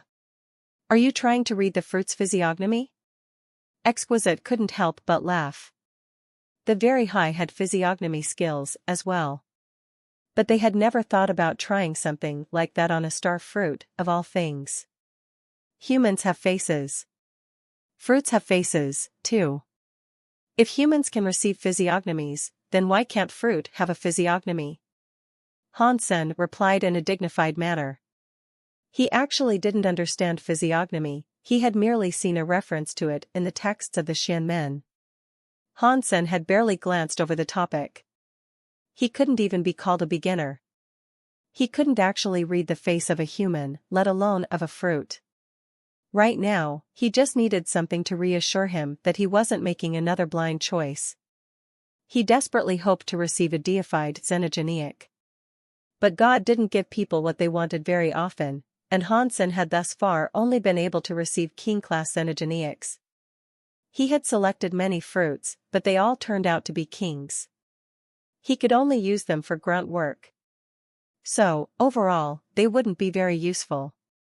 After choosing more fruit, Hansen realized he only had 2 left. Upset by his disappointing results, he grabbed the 2 nearest to him and slammed them down. Bauer was useless now. Hansen could only depend on his own luck, and that wasn't working out well for him. The 2 fruits dissolved quickly, revealing the xenogeneics inside them. One of them was a wolf. Hansen immediately recognized that its presence was king class, but the other one made him quite happy for a change. It was a rock giant. It was in a sitting position, holding its knees. It was 10 meters tall, and its body was entirely composed of black rock. It seemed to radiate strength. It looked like a little mountain, in many ways. A deified xenogeneic, can you believe it? Finally, I have received a deified xenogeneic. Feeling the mammoth presence of the rock giant, Hansen was thrilled. Exquisite felt relieved. 1 deified xenogeneic out of 50 fruits was an ordinary shake of luck. While the rock giant was still sleeping, Hansen quickly signed a contract with it. Outer Sky was full of deified creatures, and having a deified fighter by his side would make life much easier for Hansen. Especially if he wanted to kill star beetles in the future, having a deified xenogeneic to help would save him a lot of trouble. Hansen brought his group of xenogeneics over to the old man. the old man didn't say much. When his gaze passed over the little pigs around Bauer, he seemed surprised. "Uncle, I wonder what these little pigs are. Why did xenogeneics that are so similar come out of so many fruit?" Exquisite asked. "The star tree is a true god plant," the old man said simply. "It possesses the energy of the universe. It isn't something that I fully understand. It has its reasons for existing, however." After that, the old man brought out another item to present to Hansen. "This is my token. You need to use it when you clear out beetles in the future. Every 10 days, come back and take care of the star tree. Whenever a swarm of bugs arrives, you must make sure that you clear out each and every one. None of them can be allowed to live." Hansen bowed and accepted the item. It was a small stick. It was aqua-colored, and it looked like it was made from jade. The item had a very strong presence. It looked like a deified treasure. Hansen hadn't expected to receive a powerful item out of this deal, but he quickly took the jade stick and bowed before the old man. "Do not worry, uncle. I will do my best to take care of the star tree until you return. You may leave now. Come back again in 10 days, the old man said dismissively. Bauer and Exquisite joined Hansen as he turned to depart, but Exquisite was unable to teleport so many creatures with her. Even if she had used her small ship, there wouldn't have been enough room for all of those xenogeneics. So, for now, Hansen left the creatures there. He would be returning to the tree in 10 days, anyway. Bauer's small pigs were only a fist size, so transporting them wasn't difficult. Hansen pulled out a bag and stuffed all of the pigs inside it. He carried them to the small ship. "You should let them out. They won't take up much space, anyway," Exquisite said. She could see the pigs writhing around in the bag in an obvious state of discomfort. Hansen realized that she was right. He released the little pigs and allowed them all to happily run toward Bauer, who was standing in the front of the ship. Altogether, they watched the majestic scenery go by. "Do you want to go back to Underworld Lake, or would you rather hunt some xenogeneics?" Exquisite asked Hansen as both of them rested in the back of the ship. "Let's go back to Underworld Lake. I think it will be safer if I practice more with God's Wander before I begin hunting xenogeneics," Hansen said. "Sure." Exquisite nodded and delivered Hansen to Underworld Lake. Unless someone had space teleportation, they would have to use a ship like Exquisite's to travel around outer sky. The ship had a special power buff that deterred the creatures in outer sky from attempting to break it. Not even deified elites could travel through outer sky on foot without trouble. And Hansen wasn't even deified yet. So, Hansen wanted to practice space teleportation so he could travel around outer sky with greater ease. He didn't plan on hunting down xenogeneics yet. And of course, Hansen also wanted to fish up the rest of the yellow papers he had been in the process of collecting. That was the main reason he had asked her to take him to Underworld Lake rather than the wooden house. Exquisite could feel what Hansen was thinking, and it made her blush.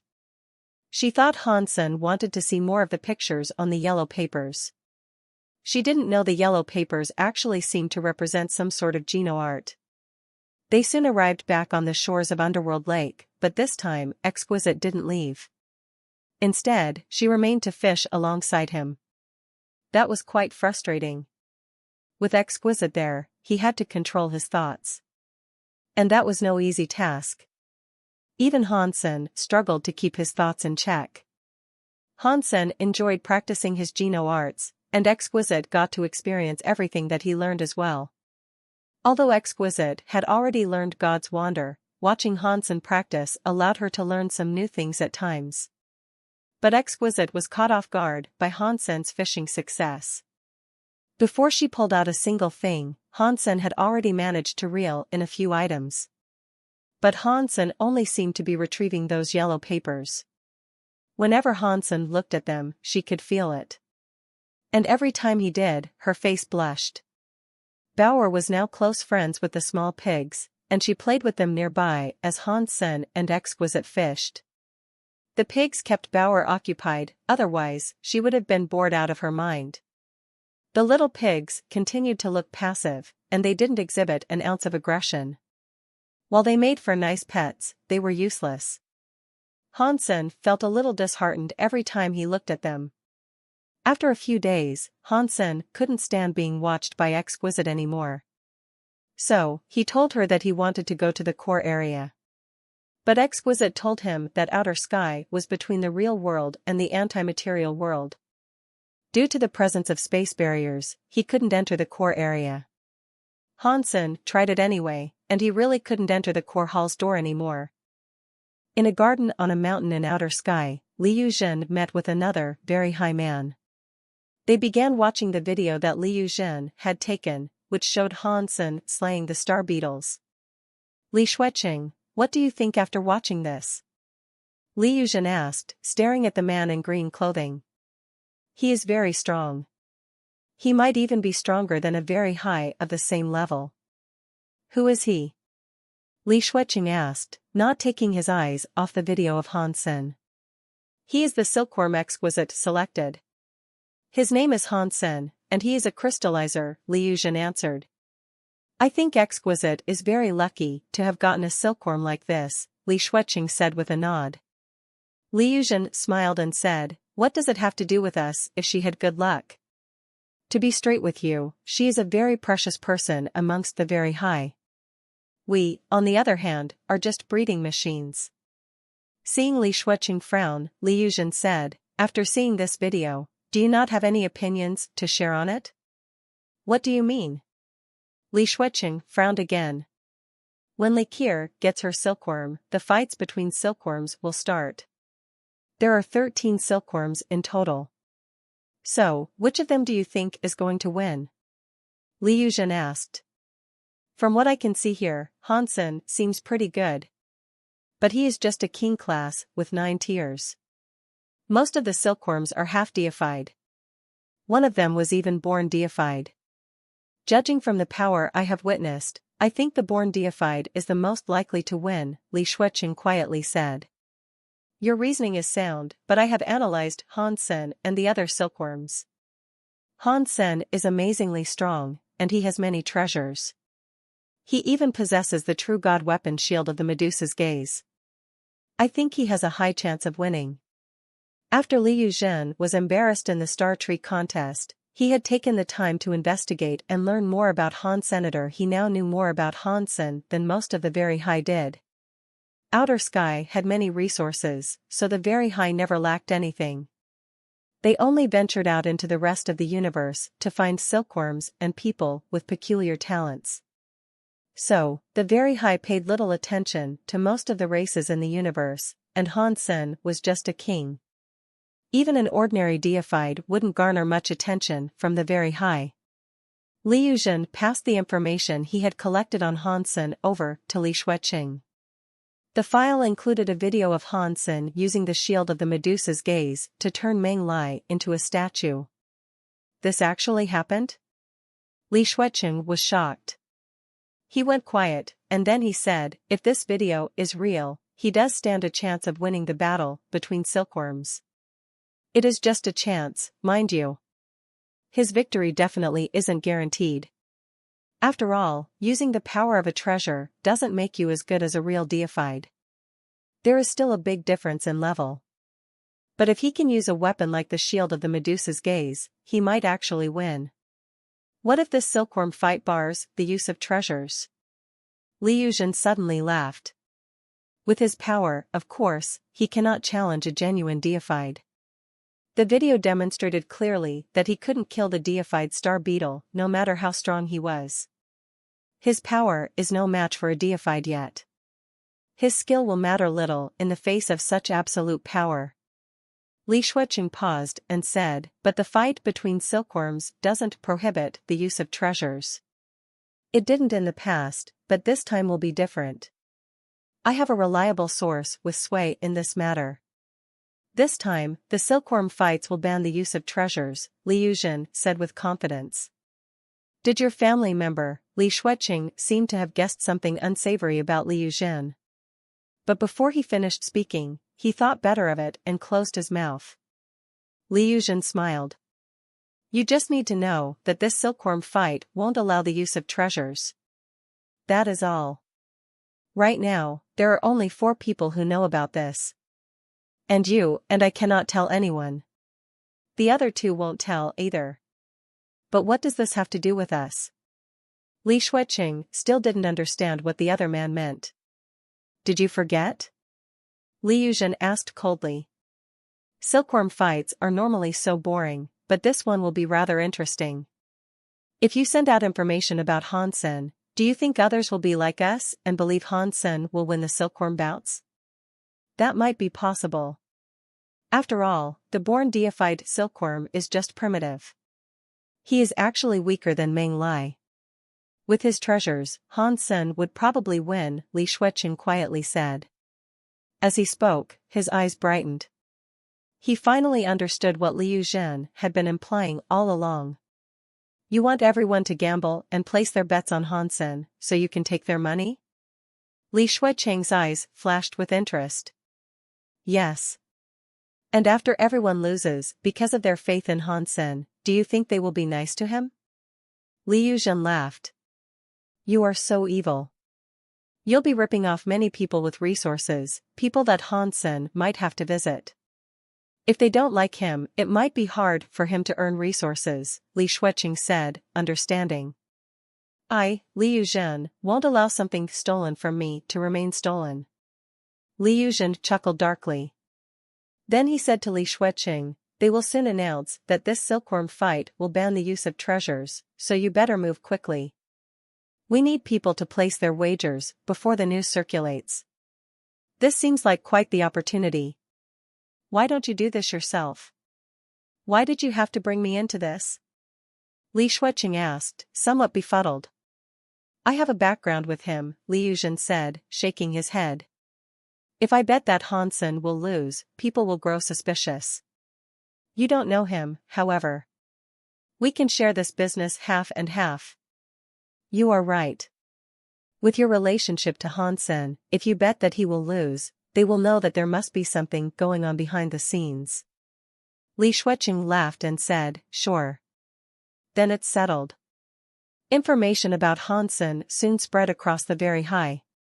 The Very High became interested in him, aside from those that studied Very High sense, of course. They simply didn't say anything. Most of the Very High believed Han Sen had a chance of winning the silkworm fight. As a result, Li Shuiqing was able to use this opportunity to make lots of wagers with the Very High. The results were just as Li Yuzhen had predicted, as well. Soon after the last of the bets came in, the Very High leader announced that the silkworms wouldn't be allowed to treasures in the bouts. Many of the Very High thought Li Shuiqing had scammed them, and they hated Han Sen, too. Things would be fine if Han Sen won the silkworm fight, but if he didn't win, many of the Very High would lose their money because of him. Even though Han Sen was completely innocent in this scheme, he was affected. Han Sen didn't know that any of this had happened. He continued fishing in Underworld Lake, and after 10 days, he returned to the star tree. The old man under the tree was gone. Han Sen took over the guardianship of the tree. He spent some time searching through the tree's branches, but he found no more pesky star beetles occupying the tree. It seemed as if the old man had cleared them before he left. The star beetle swarms come every 2 to 3 months. You don't have to stay here all the time. Only come when the bugs arrive. Then, you just have to kill them, Exquisite said to Han Sen. Because Li Kier had yet to select her silkworm, the silkworm battles were still being postponed. That went on long enough for the star tree to experience another bug invasion. It hadn't been very long since the beetles had last been cleared, though, so Han knew that there wouldn't be many of them in the swarm. He left the rock giant and the other king's enigeniacs near the star tree to safeguard it. Once he was assured of the tree's safety, he went back to Underworld Lake to practice and fish to his heart's content. Huh? Why am I not getting any more yellow sheets of paper? A month later, when Han Sen was reeling in his next catch, he noticed that he had brought up a broken shield instead of the usual piece of parchment.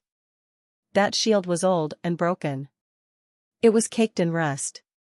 Hansen gripped it with his hand, and even a tiny portion of his strength was enough to crush it. What the hell? How did I fish up this piece of crap? Hansen thought, both disappointed and insulted. But then he thought to himself, if I'm no longer pulling up sheets of paper, does that mean I have finished collecting the last of them? Since Exquisite wasn't around, Hansen brought out all of his yellow sheets of paper.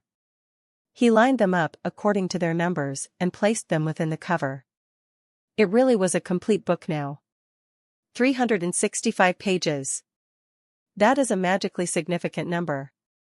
Starting from the first page, Hansen read the contents again. Usually, Exquisite was there. Whenever she was present, Hansen didn't dare to think or practice. He only practiced God's Wander and Very Real Body in front of her. Both of those were the Geno arts Exquisite had given to him herself. Having only those two techniques to practice had gotten quite boring, but now that he was looking at the Shin Yellow Sutra, his interest and vibrancy were coming back to life. This book fascinated him. Even though the Shin Yellow Sutra had no text and there were just pictures, after Hansen observed it in depth, he started to feel a chill. The entire situation was weird. How could a paper that was fished up from Underworld Lake contain pictures of the human body? Hansen considered the possibility that the pictures weren't depicting humans, but a race that simply had similar features to humans. But after a thorough investigation of the red and blue lines that crisscrossed the figures in the pictures, goosebumps began to flare up across Hansen's body. The lines in the pictures were like the Blood Pulse Sutra. No. This Geno art wasn't similar, it was the opposite. It was like the Blood Pulse Sutra, but in reverse. Hansen didn't know what would happen if one was to practice the Blood Pulse Sutra in reverse, but that was what the Shin Yellow Sutra appeared to be. Is someone trying to use this Shin Yellow Sutra to trick me? Hansen frowned. He had no idea what to make of this situation. He had fished up a human Geno art from the Underworld Lake. And rather than being some random skill, it was a reversed version of the Geno art Blood Pulse Sutra. It was all so very weird. But it didn't make sense that this was being orchestrated by someone who was trying to mess with him. Underworld Lake connected with the antimaterial world. No one was able to actually go there. And even if someone had gone down there, no one should have known Hansen could practice the Blood Pulse Sutra and given him the same Geno art in reverse. Hansen looked at the Shin Yellow Sutra with a complex expression. He didn't dare practice it. He didn't even want to think about it. He actually wouldn't have to practice it. If he ever wished to use it, he just had to cast the Blood Pulse Sutra in reverse. But Hansen had no idea what would happen if he tried that. The pages of the Shin Yellow Sutra didn't suggest what would happen either. He couldn't guess what the ramifications of running the Geno art in that manner would be. What is going on? Hansen wanted to find someone from Blood Legion to ask, but he was in outer sky. He was now disconnected from the outer world. He couldn't simply call up a Blood Legion member now. Hansen put away the Shin Yellow Sutra. He didn't dare look at it anymore. If he was still interested in it in the future, he could cast the Blood Pulse Sutra backward. God only knew what might happen if he did that, though. It would be great if Mr. White was here. With his knowledge of the universe, he should be able to help me analyze what this Shin Yellow Sutra is all about. Hansen wished he had spent more time studying. Now, he really regretted that he hadn't taken the time to study the Shin Men knowledge. If he had, he might have been able to tell what exactly was going on here. While he was thinking furiously about what to do, the small jade figure's triangle symbol lit up again. Hansen quieted his mind and forced himself into thinking about the very real body. Not long after, Exquisite teleported nearby. She wasn't alone, however, she had brought Likir along with her. Hansen hadn't seen Likir since they parted ways in the core area. She looked a bit sad, now. She clearly wasn't as happy as she had been at the beginning of the year. Exquisite introduced Likir to Han. Senator Likir remembered Hansen, but she had no idea he was her coveted dollar. "Han-sen, there is something I would like you to help me with." After Exquisite introduced them to each other, she spared no time in making a request. "What can I do to help you on this fine day?" Han-sen asked, raising an eyebrow in surprise. He was an outsider in Outer Sky, so there wasn't much he would be able to do. This must be a very unique request if Exquisite had come to ask for his help in particular. There have been difficulties in Likir's search for a silkworm. She has been unable to find a suitable one, and therefore, she still needs one, Exquisite said. Likir shook her head. Continuing to look down in the dumps, she said, "Third sister, you don't have to beat around the bush so much. The silkworm I selected rejected me, and he will never want to see me again. Therefore, I have to choose a new silkworm." Han-sen carefully avoided thinking about that. He was afraid that Exquisite would notice his thoughts and dredge up a disconcerting truth or two. He knew Likir was talking about dollar, but she had accused him wrongly. He hadn't been absent from the core area because he was avoiding her.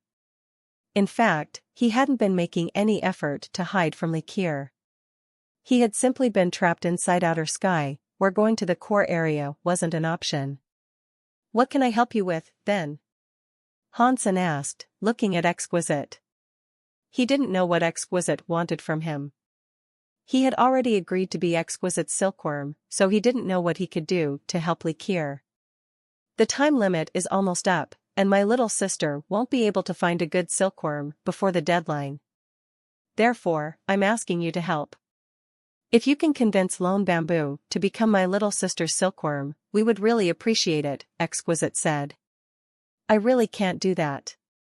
If Lone Bamboo was willing to come, he wouldn't have chosen to go to prison rather than become a silkworm. Nothing that anyone says to him will change that. He is his own man," Han-sen said, raising his hands helplessly. "You're saying that even with the friendship between you two, he won't listen to you?" "I thought he was willing to go in your stead," Exquisite said while staring at Han-sen. "I'm sorry, but I really cannot help you with this." Han-sen shook his head. He knew how tenuous his situation was. Despite having the small jade figure, he still had to remain vigilant at all times. It was harder than being a thief inside a police station. If he wasn't careful, Exquisite would do a deep dive into his mind. He was already in such dire straits, but he didn't want Bamboo to suffer the same fate. "If you cannot convince Lone Bamboo, then there is only one other way in which you can help us." Exquisite giggled to Han-sen while she spoke. "What is it?" Han-sen asked, feeling a little dread settle upon him. "It's exactly what you're thinking. Please be my little sister's silkworm, too," Exquisite said, speaking Han-sen's worry into reality. "How would that work, exactly?" Han-sen looked at Exquisite in shock. "What's strange about it? Since you're already being watched by one person, being watched by another is practically the same. You just need to share your experiences with one more person. It won't be detrimental to you in any way, and you can double the benefits you receive. You will receive the same amount of resources from me and my little sister. Effectively, you'll be receiving double what others receive. Wouldn't that be wonderful?" Exquisite said to Han-sen with a beaming smile. "I suppose you're correct, but I still think there might be a problem with this plan," Han-sen quietly said. "What could go wrong? Aren't you happy about being able to receive twice the resources?" Exquisite thought about it a bit, and then said, "If you become Likir's silkworm, you can even receive more star fruit. But the elder is no longer here." "I thought the star tree would stop giving out fruit," Han-sen said. "I'm just giving you an example.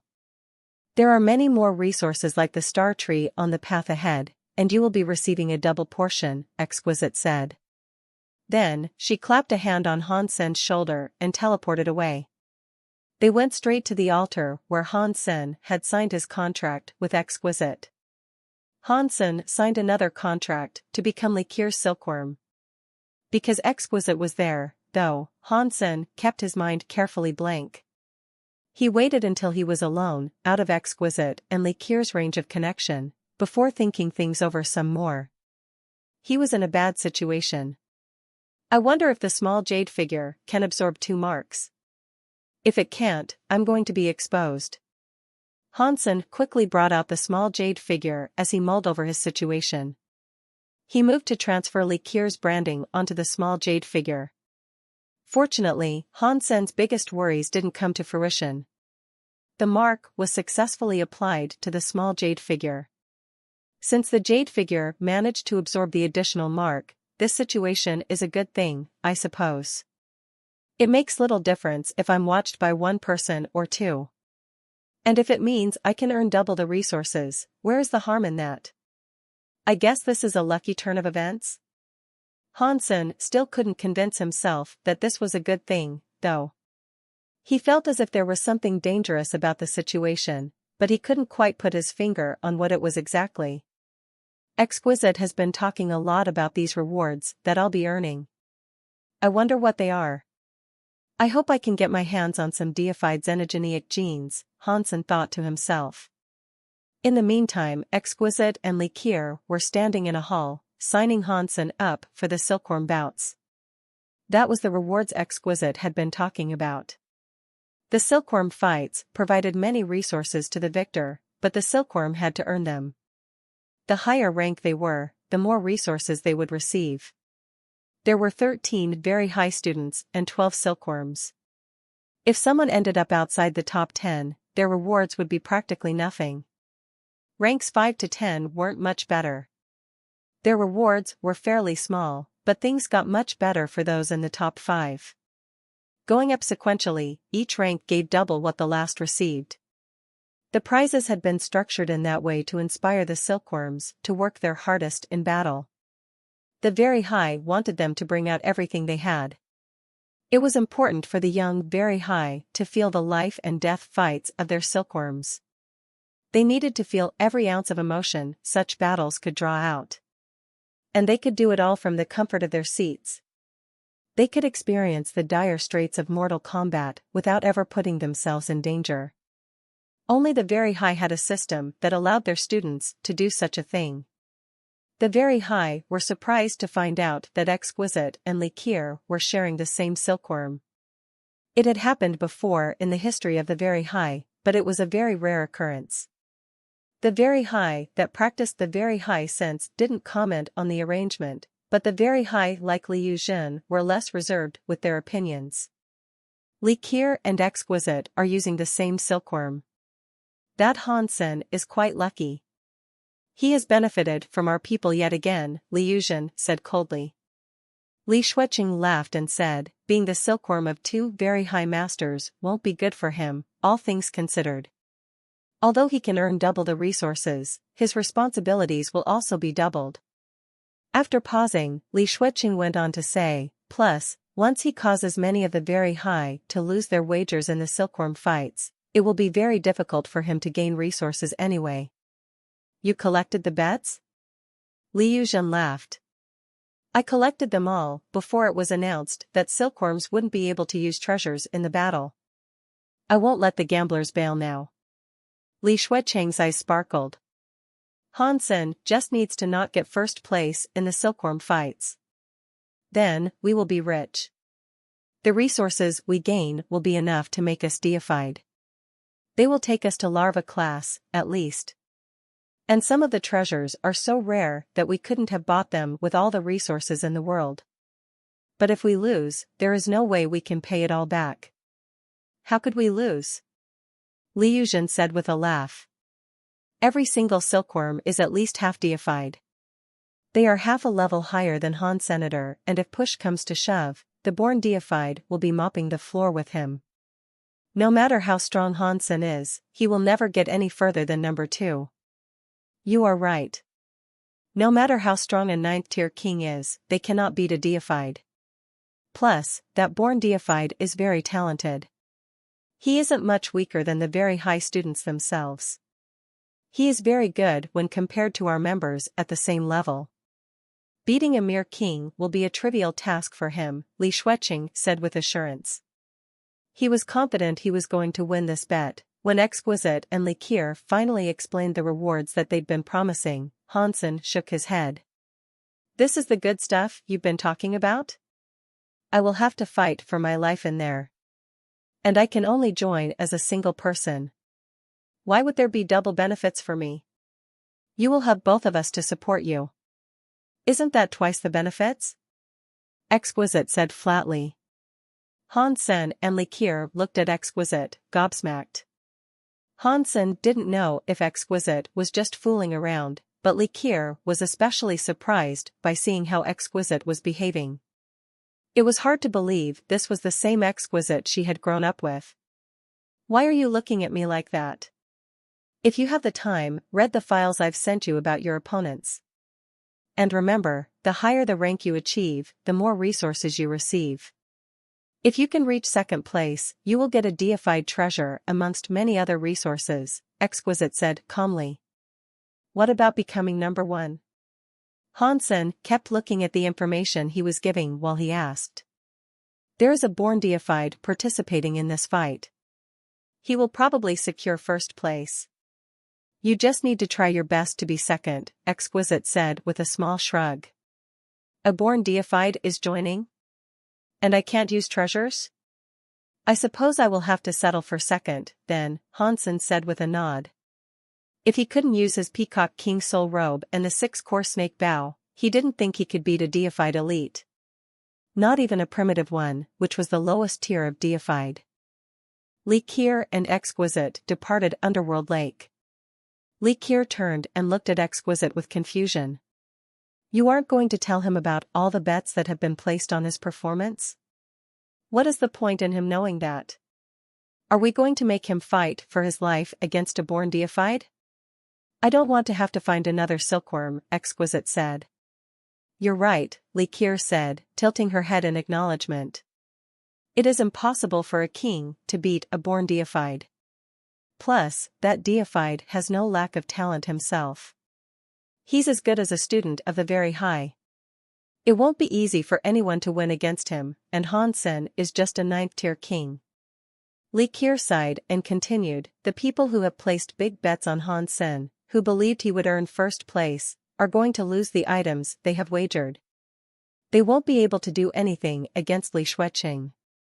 They'll definitely take out their anger on Hansen, even if they don't hold him personally responsible. Wherever he goes, I'm sure trouble will follow close behind. That is something that cannot be avoided. We just have to find a way to sort this out, or at least mitigate the fallout, Exquisite glumly said. Hansen spent some time reviewing the information he had been given. Their descriptions and short bios of the 12 silkworms he would be squaring off against. The information was comprehensive, and whoever had been responsible for compiling it had done an excellent job. It was like a bona fide restaurant menu. There was an image of every silkworm in the documents he received, too. Hansen saw the born deified fellow on the first page. Shale, Lionheart mutant. Level, primitive deified. Sex, male. Primary geno arts, lion killer. Hobbies and interests, dessert. The content of the documents was very detailed, but most of the information was also pointless for Hansen's purposes. He didn't need to know the hobbies of his competition. He didn't need to know what color of armor they wore or the things they liked to do for fun. There was no mention of their powers. All he learned was that the deified had a geno art called Lion Killer. So far, reading this is no help at all. Hansen shook his head. Hansen kept on reading, and he noticed that every profile was the same. When he flipped over to the 4th contestant, he saw the description of Yu Shanqin. Again, the introduction was the same. It only described his looks and the fact that he was skilled in the extreme evil path. That was about it. Hansen kept flipping through the profiles, page by page. He memorized the faces of the silkworms, their names, and their races. The other information was useless for him to remember. Hansen flipped through the character information and reached the last page. There, he saw his own profile. Hansen, Crystallizer, serving Sky Palace. Level, 9th tier king. Sex, male. Primary geno arts, the story of Jean's teeth knife, under the sky knife skills. Own treasures, charming god's Jian, the shield of the Medusa's gaze, unknown feather clothes, unknown bow. Wait, what is this? Hansen was frozen. The information he had on the other silkworms was practically useless. But the profile on him was surprisingly detailed. It said everything quite clearly, and explicitly mentioned the treasures he wielded. It even separated each one to describe each Geno art and treasure in a grossly detailed fashion. It was all so very elaborate. Who created this D*MN folder? Why has the writer only gone and exposed my powers? Hansen felt as if he wanted to kill someone. He didn't know anything about his enemies, but the enemies knew everything about him. This was bullcrap. At the end of the information, there was a summary. The genius that can suppress thousands of races that composed the fabric of the wonderful universe we live in. The one that stands out the most can become the greatest silkworm. Aside from Shale, who we know can fight, the other has yet to be decided. He is the most popular winner in the silkworm bouts. You motherfucker. After reading the summary, Hansen felt fairly sure that he had been set up. Hansen flipped through the book a few more times. He finally saw the last sentence at the back of the book, too, then. It said, Editor, Li Xueqing. Who is this Li Xueqing? Why is he turning everyone against me? Hansen wondered, bewildered. He didn't recall encountering a man that went by that name before. In fact, he'd only met a few of the very high since he arrived in outer sky. He didn't know anyone called Li Xueqing, so there was no way he had offended him. Are Li Xueqing and Li Yuzhen working together? Hansen wondered to himself. Aside from Li Yuzhen, he could think of no other person of the very high who would want to see him down like this. Thinking of this, Hansen was given a shock. He realized that the silkworm's bouts wouldn't be as easy as he initially presumed. Hansen flipped back through the folder and read the details of his opponents again and again. They were all top-class fighters. There were many of the Extreme King there, and Yu Shanxin was one of the Sky. And in regards to Shale, who was a Lionheart, it was actually a nameless race. There was only one half-deified among his people. Shale just so happened to be the son of that half-deified, but for some reason, there was a gene mutation when he was born. It led to him becoming deified. He was extraordinarily talented. After the God Spirit Touches test, he was registered as a 10 armor talent. Following his lead, the race of the Lionhearts had gained wider renown. If he hadn't been selected by one of the very high students to become a silkworm, he would have been planning a fight for a lantern. Shale was chosen to be a silkworm 4 years ago. He had been practicing in outer sky for a long time, and he was so talented. With all that extra time to practice and refine those talents, it was easy to imagine how scary he would be as an opponent. If I can use treasures, I'll definitely be able to beat Shale and reach first place. If I can't use treasures, then I will fail to defeat Shale, and possibly all the other silkworms as well. Even setting aside the others, I'll have to fight Yu Shanxin. That guy will be very hard to deal with, Hansen thought to himself. At the back of the folder, there was a list of all the rewards one could receive from various placements in the silkworm bouts. When Hansen saw the reward for first place, his mouth gaped. What is a deified treasure set? Hansen was confused, and so he continued reading. After reading it, he could only think, the rich are stubborn. The so-called deified treasure set was a set of armor composed of powerful treasures. The chest piece was a deified treasure. So was the belt. The gauntlets and the boots were 4 deified treasures. With the helmet, that made 7 deified treasures.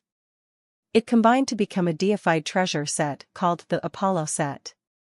Hansen continued to read. He noticed the Apollo set wasn't just a deified treasure composed of 7 pieces. Each piece was an individual deified treasure. They were all primitive class. If Hansen used them all together, it would allow him to make use of special substance chains.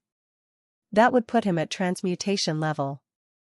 The second-place contestant would receive one deified treasure. There were other resources that would be awarded as well, but none of them were deified. There was a wide gulf of prestige separating the rewards for second place and the rewards to be earned in first place. The folder included a photo of the Apollo set. The entire thing shone silver like a polished mirror. It looked bad-SS and mysterious. It seemed to radiate glory. Hansen read the description of the Apollo set, and after reading it, he felt himself starting to drool. If a user hadn't reached deified, they couldn't activate the Apollo set's power. But if multiple people used the pieces of the set simultaneously, the 7-piece set could activate Apollo's wings, which were the substance chains. They had primitive power, and a king could control them. This is good stuff. The very high can hand out rewards like this for something that is little more than a game to them? Other races wouldn't have this many resources to play with, Hansen sighed. The very high were king rich. Hansen would protect any deified treasure he found like it was his own child, yet the very high were handing out 7 of them as little more than prize money. He couldn't think of another race that could match this level of wealth. The Extreme King called themselves the number 1 race, but compared to the very high, they were nothing but turtles. Their society was measly in comparison. If I can take down outer sky, as soon as Hansen had this thought, he shook it off. He knew he couldn't risk entertaining thoughts like that. He could never think such dangerous things during his time there. If Likier and Exquisite found out what he was considering for the future, it wouldn't end very well for him. Hansen kept turning the matter over and over in his head. Eventually, he thought, I really want that Apollo set. Maybe I can deal with those other silkworms. I can handle those fights, but that Shale. I really don't know how I'm going to bring him down. I can't use beast souls, and I can't use my super god spirit body, because they all know me as Han Senator. How can I beat a born deified, then? Hansen thought about this for a long time, but he couldn't figure out a solution. After all, he didn't know much about Shale.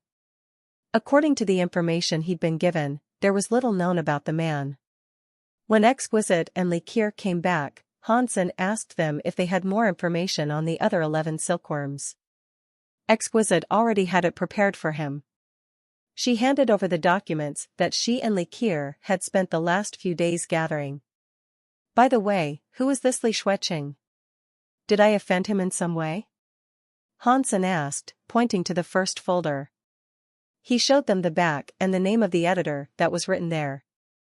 He is connected to Liu Zhen, Exquisite admitted after a moment of hesitation. Hansen couldn't read Exquisite's mind, but he was a very observant person. Exquisite was obviously reacting strangely. He knew there was something between the lines here. Has Liu Zhen done something? Hansen asked. Exquisite remained silent and didn't answer, but Likier said, I think we should let Hansen know. It will be for the better. He should know so he can be prepared for the fallout, regardless. What is going on? Hansen frowned again. Exquisite explained the wagers that the Very High had made with Li Shuiqing. And then, she said, actually, this has little to do with you. This is simply a whole bunch of people being scammed by Li Shuiqing for a host of resources and treasures. I'm afraid they might not let it go easily, though. Hansen smiled wryly and asked, do the Very High like gambling this much? Those who study the Very High sense have no interest in gambling, but the other branch of our crooked tree. I think outer sky is too safe. The Very High on the other side don't know what it is like to fight for your life in the face of adversity and death.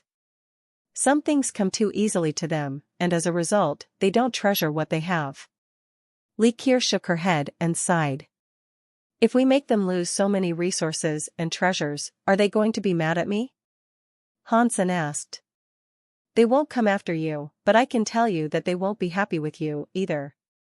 Li Shuiqing only wanted to get those resources and treasures, and to do that, he used you, Exquisite said. Maybe they won't get scammed. If I help them win a lot of resources and treasures, wouldn't they be more inclined to help me out in the future? Hansen said with a dark laugh. Of course. They control many of outer sky's resources. It can be difficult to avoid interacting with them, and if they like you, things will go so much easier for you. After that, Li Qier looked at Hansen with shock. What are you going to do? It's simple, isn't it?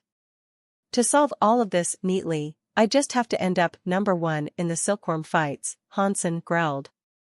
You're right, that would fix it, but Shale is the unsurmountable challenge you have ahead of you.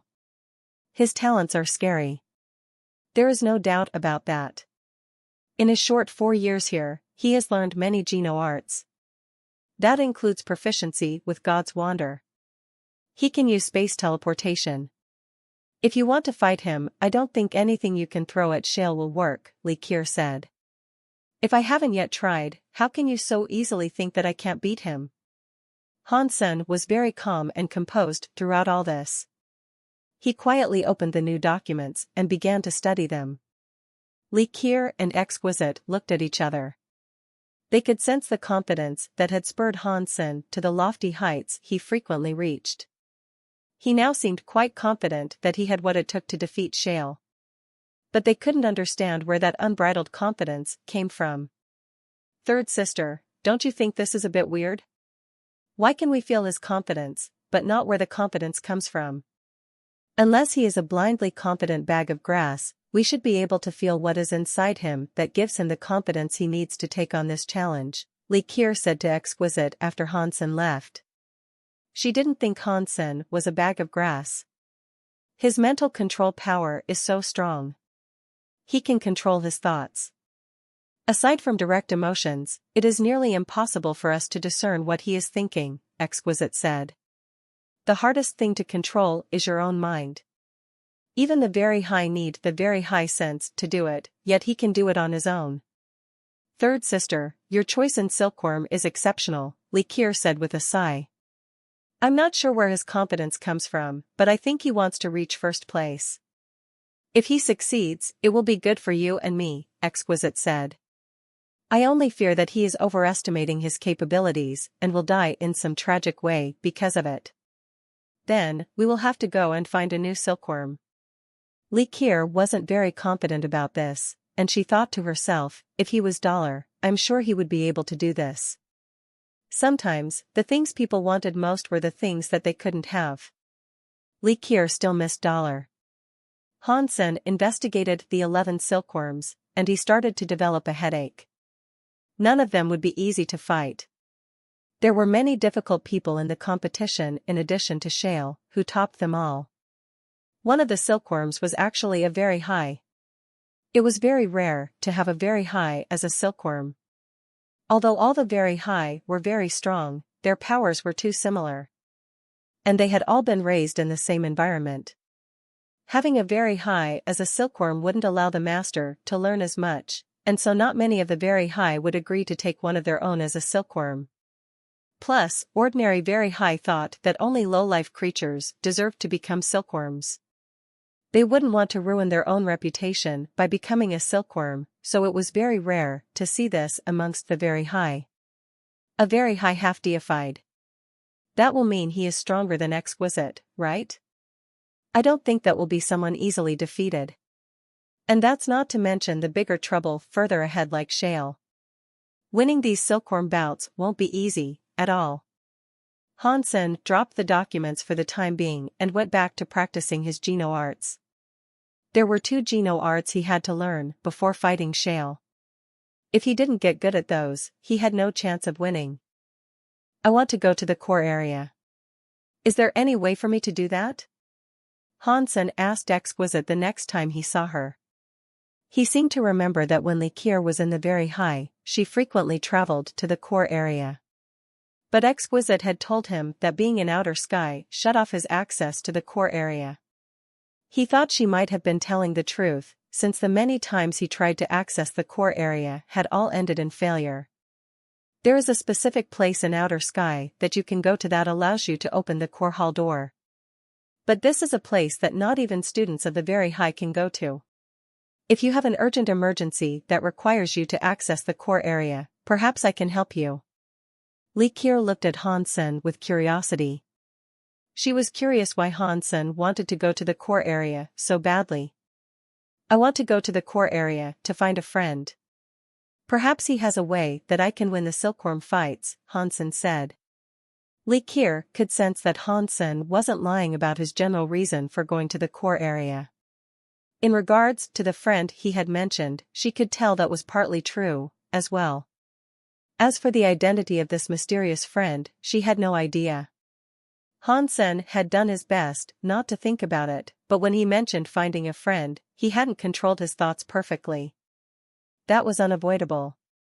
But still, Han Sen did his best to keep his thoughts away from anything incriminating.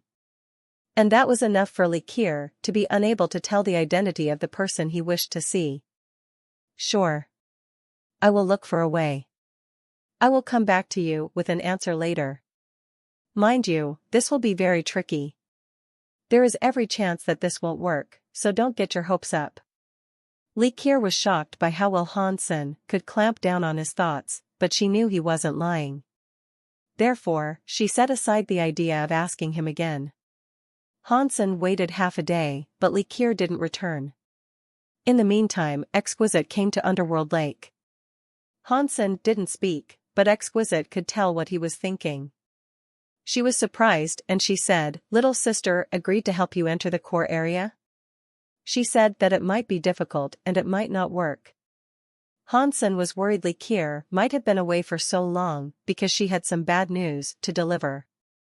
Exquisite laughed and said, "This is a complicated matter. According to the theory, there is only one place in which outer sky can allow access to the core area. But this place is forbidden by our people. Not only is it a restricted zone for outsiders, but even most of the very high are forbidden to go there. Not many people can do what she is doing. Little sister is one of the very few. If she wants to help you and your luck isn't too bad, it might work." "What is this place that you're talking about?" Han Sen asked with curiosity. "I once told you that outer sky resides between the real world and the anti-material world. This place exists between those two realms. Because it connects those two opposing powers, everything here is very strange. Connecting to the real world and opening a door to the core hall can be complicated." Exquisite didn't explain much beyond that. "Because the process can be dangerous, we forbid very high students from entering the core hall. But little sister's father is the guardian, and she is much loved. It shouldn't be difficult for her to convince her father to give you a chance." "I see." Now, Han Sen understood.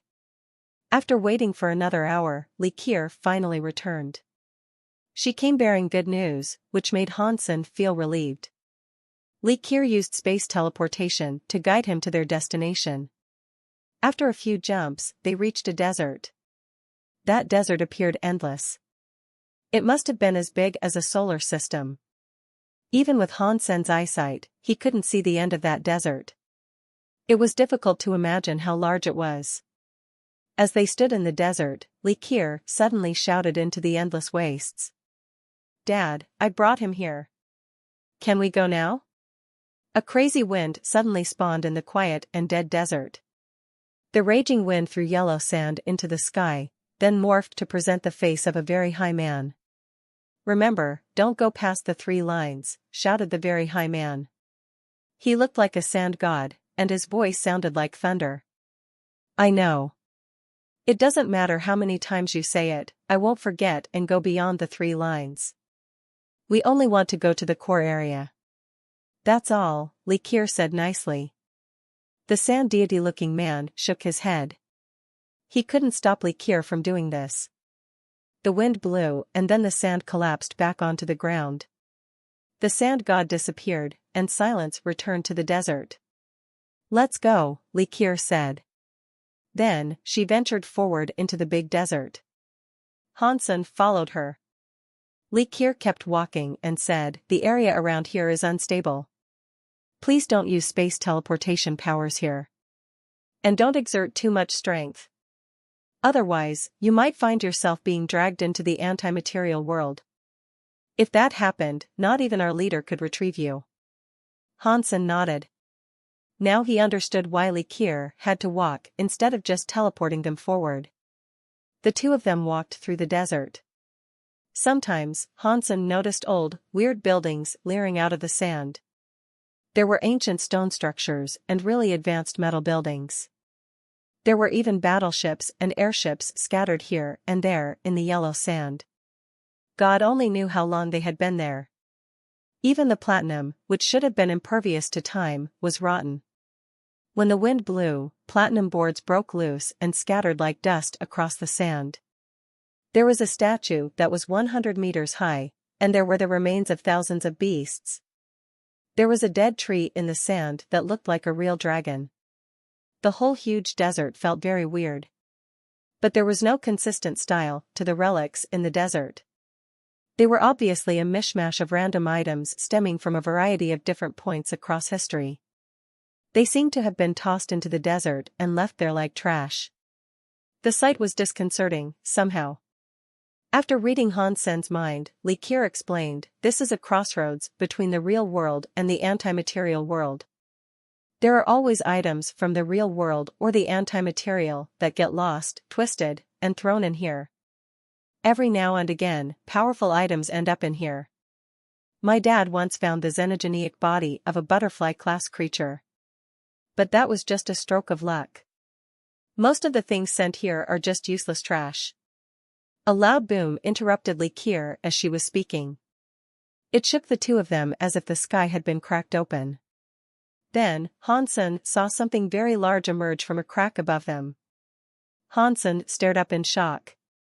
The head of a giant beast pushed its way through a gap in the twisted, crooked sky. The beast's head was silver, and it looked like some artwork made of precious metal. 3 horns emerged from its face. It kind of looked like a triceratops, but it was much bigger than a triceratops. The head alone was 10 meters long.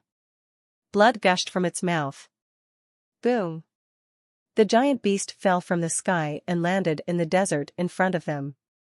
The impact of its body hitting the ground shook the sand like an earthquake.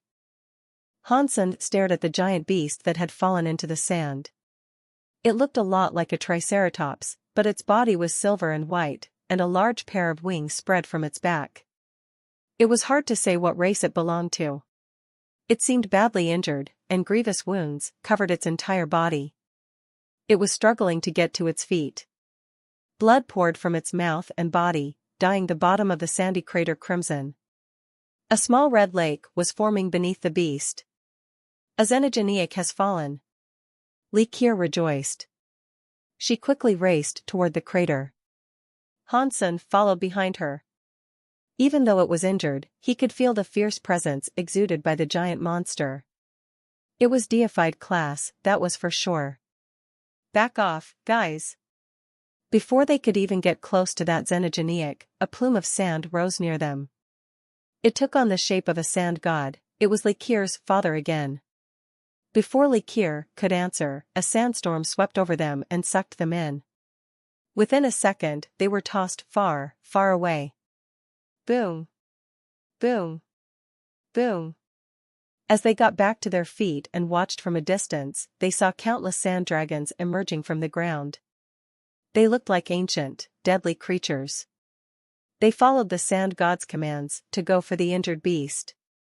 The beast roared angrily. It quickly stood up, and an endless silver light erupted into a wild storm that consumed the sky. It battered against the sand dragons that now surrounded it. The ancient-looking dragons had been shaped from sand, and they couldn't withstand the power of that silver light. Pang! The silver light then swept over to shine on the sand god's body, blasting the shape of the sand god back into nothing, as well. Hansen watched with wide eyes. It was very fortunate that they had been pulled away from the creature. If they hadn't, the creature's remaining dregs of power would have been enough to destroy them. Li Kier stared at the sight in terror. If her father hadn't appeared in time to keep them from getting close to the giant beast, the creature would have killed them in a moment. Li Kier's father can't have gone down that easily, surely. As Hansen pondered this, he saw the sea of sand swell and boil like a tumultuous sea. Fountains of sand sprayed everywhere, and a pillar of sand shot straight up into the sky, then fell back to the ground, forming itself into the figure of a sand god. That process then repeated itself over and over, creating an army of the sand beings. The sand gods raged as the remaining dragons roared. The surface of the desert had become a battlefield for ruthless giants.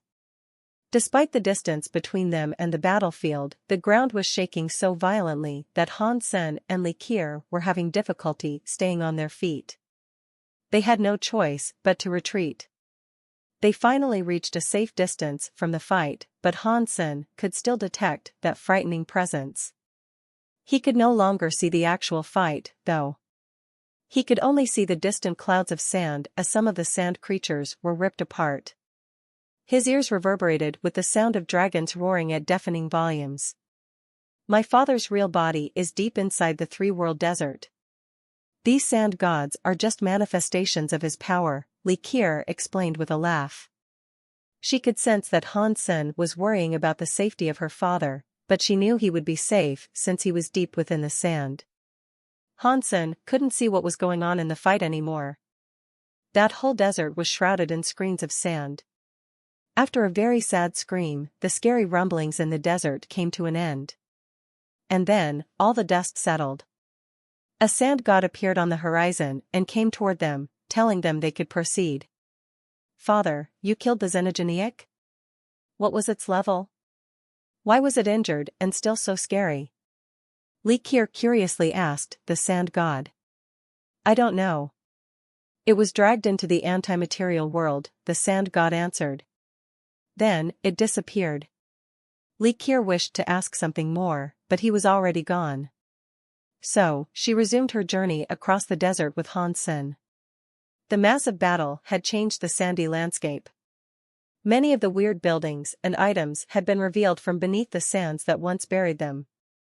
And the buildings and battleships that had once been there were now gone.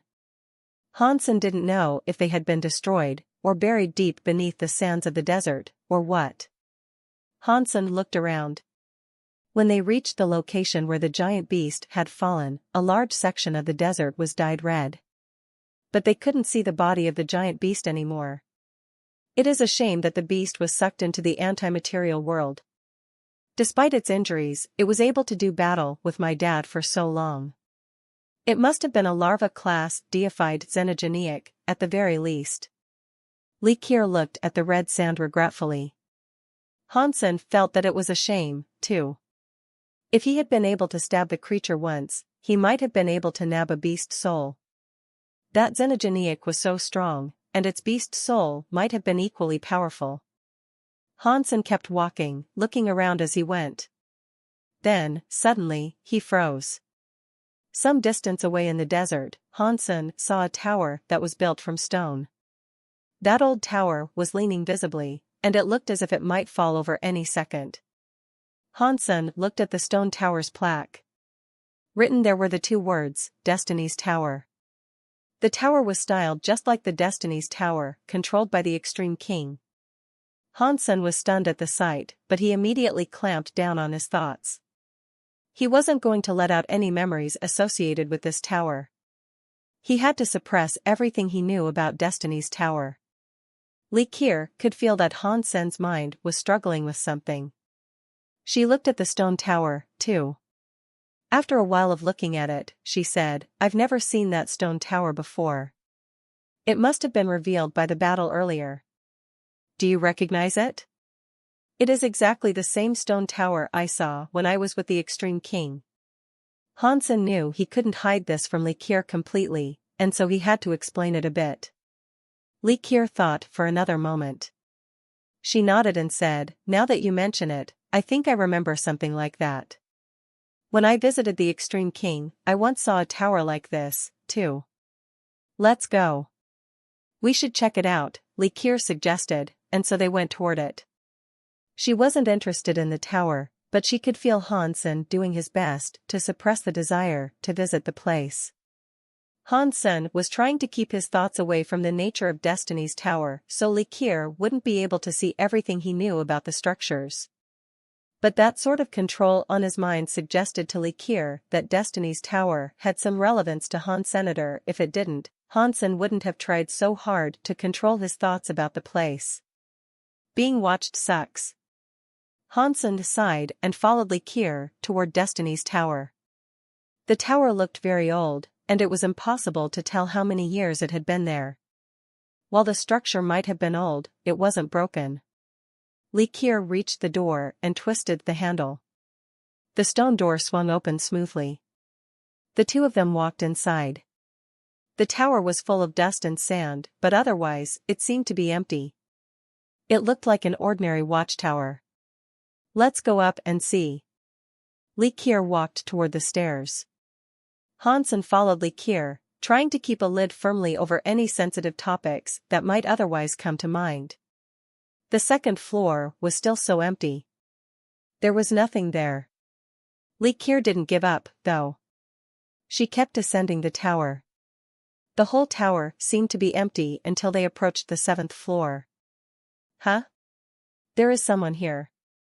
Likir looked at the top floor's stone platform in shock. On a large stone platform, a man was sitting with his legs crossed. The man was very still, and Hansen couldn't sense any presence of a life force within him. It looked as if he had been petrified in that position. Hansen's face looked weirded out, and he couldn't help but think, this is so similar to what I saw in the Destiny's Tower of the Extreme King. The man over there looked quite a bit different, though. Likir heard Hansen's thought, and she looked at the man atop the platform with shock. Weird. It is a creature, but why does it not have a life force? As a look of confusion crossed Likir's face, the man on the stone platform opened his eyes. He looked at them and said, I am empty God. The fact that you have met me today is surely the working of fate. I can fulfill any wish you speak.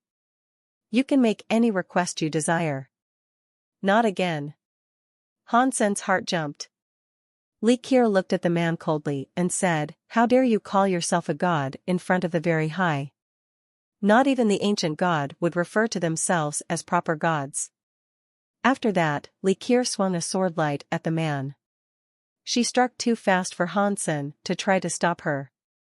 The sword light came down on the man's head, but the man didn't even have to move. The sword light crashed against one of his eyebrows. Pang! The man's eyebrow wasn't even ruffled. Likir was hurled back by a scary force. The power was so strong that it swept past all of Likir's defenses. She was thrown into the wall hard, and she coughed up a mouthful of blood. She passed out and fell into a coma.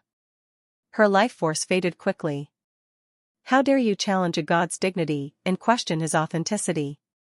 This is your punishment, but seeing as this is your first infraction, the punishment will not be severe, the man said in an icy voice. Hansen quickly ran toward Likir and checked her vitals.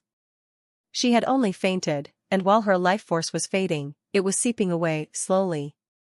She was in no immediate danger. He thought to himself, this god seems different from the other one I met. I remember the man in the Extreme King's Destiny's Tower shouted empty god. Is this the empty god he was referring to? Now, make your wish, empty god said, looking at Hansen. My life is perfect as it is, thanks.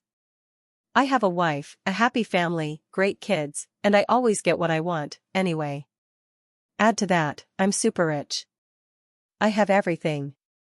I don't need anything more. Can I choose not to make a wish?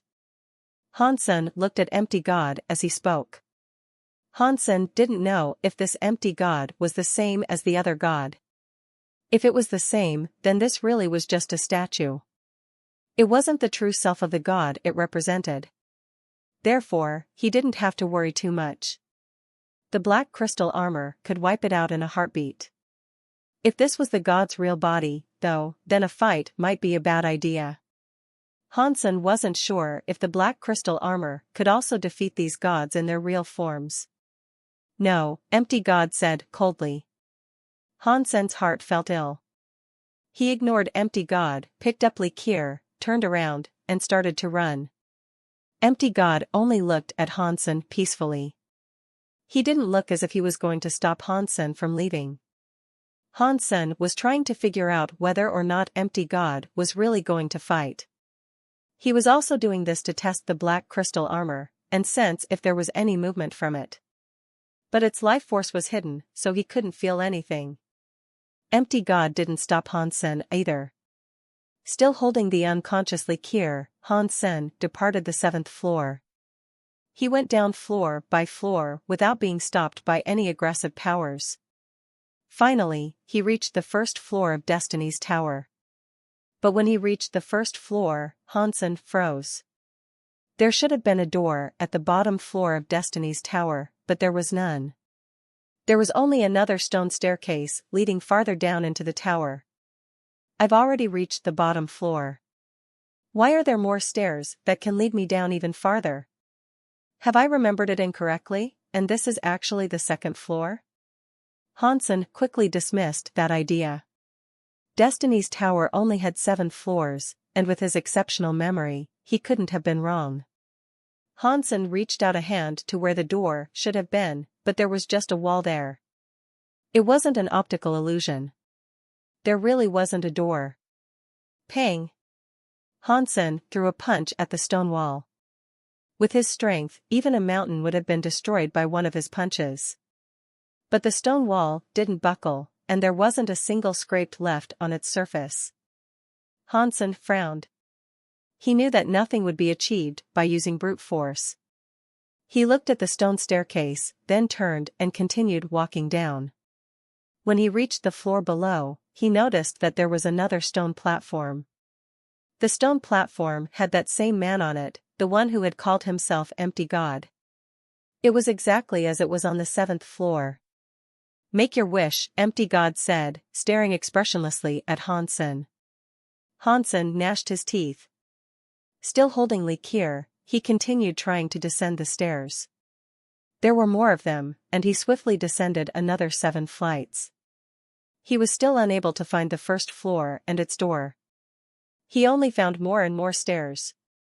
After walking down the stone stairs for a while, Hansen realized he always came back to the 7th floor of the tower. There, he saw Empty God again.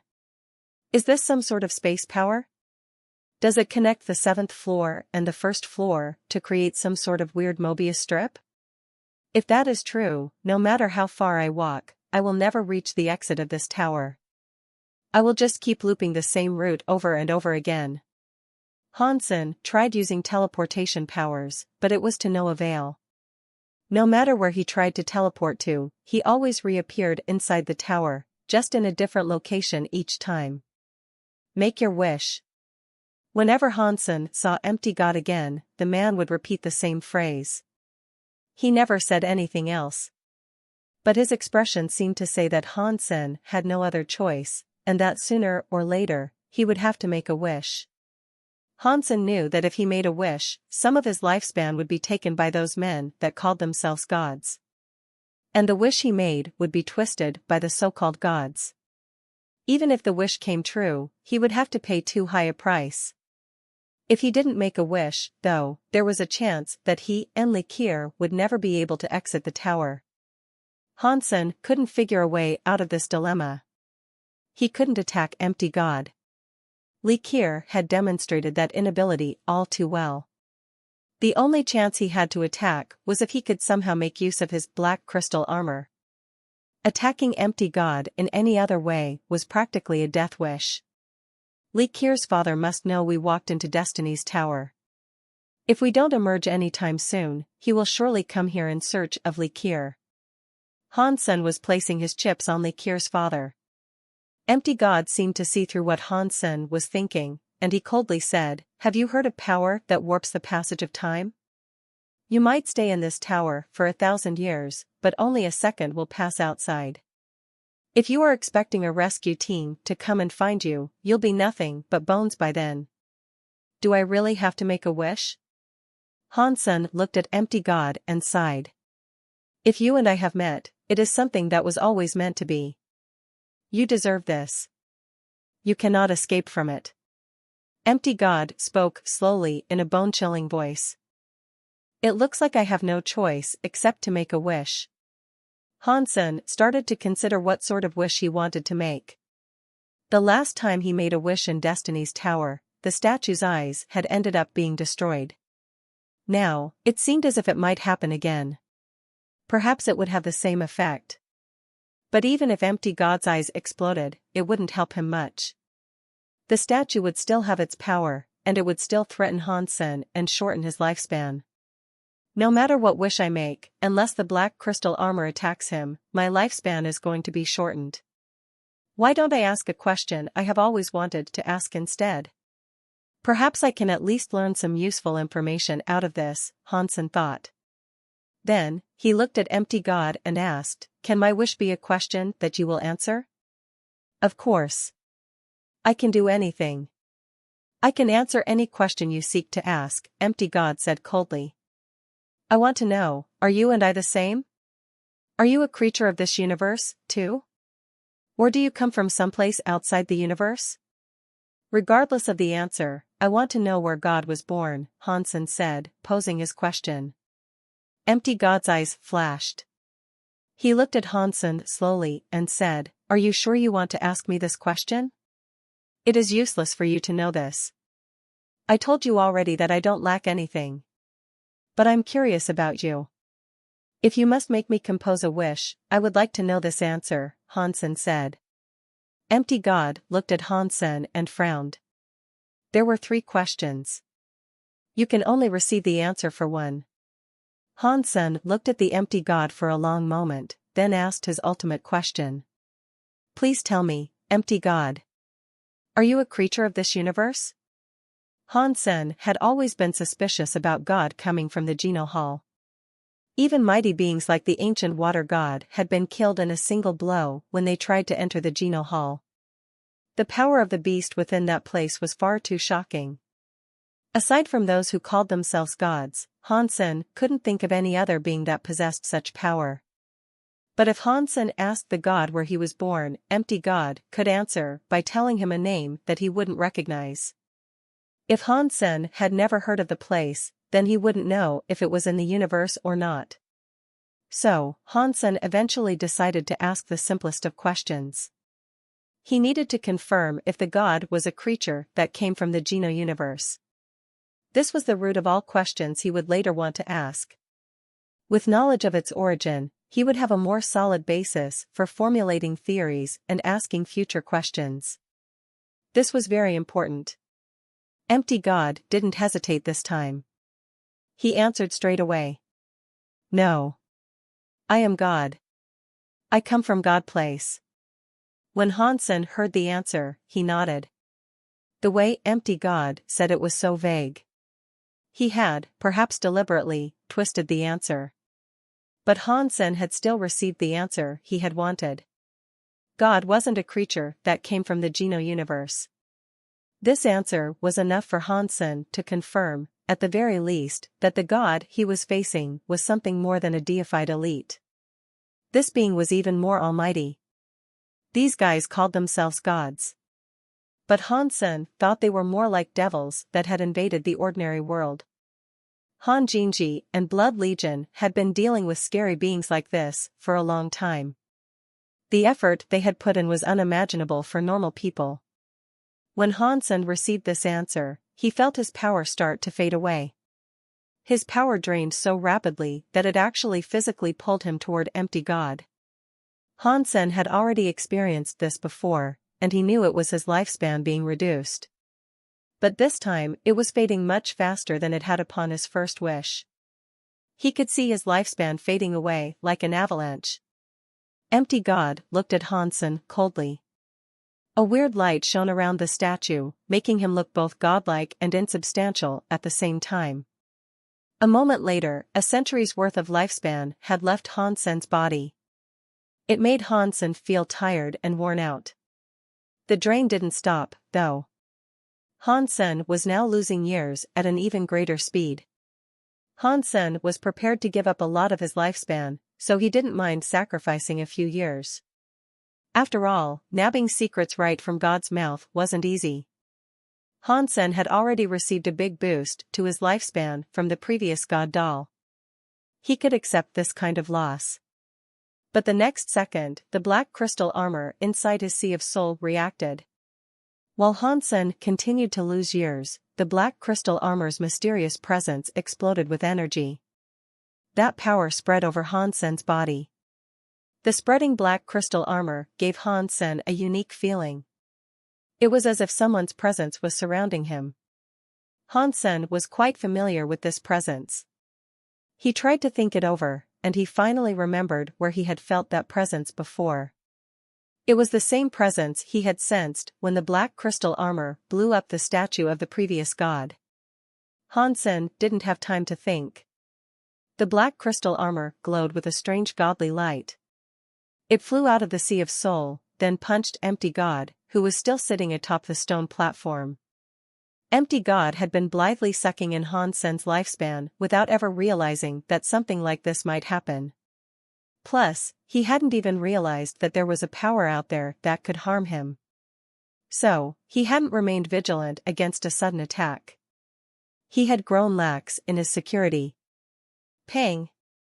What Han Sen had witnessed before was now happening again. Under the tremendous force of the crystal armor's punch, Empty God's body shattered. A massive surge of life force rose from the crumbling statue. Lifespan +1, lifespan +1.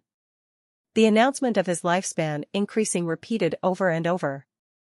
That new power entered Han Sen's body, stretching out his potential lifespan. At the same moment that the god doll was destroyed, in a hall inside an empty realm, Empty God's eyes blazed with terrible fury. And he said, "Sky armor power. Sky armor god. I only destroyed your god doll's eyes, how dare you destroy my god doll? This isn't over yet." Han Sen had no idea, but due to these meetings, he had started a fight between two gods. The black crystal armor returned to Han Sen's sea of soul. Han Sen had gained more than 1,000 years of additional lifespan. Of course, if you're going to become rich overnight, I guess killing a god is a reasonable way to do so. Han Sen was delighted by this result. After all, he had just received a big boost to his lifespan and a great deal of life force. His whole body was brimming with a scary presence.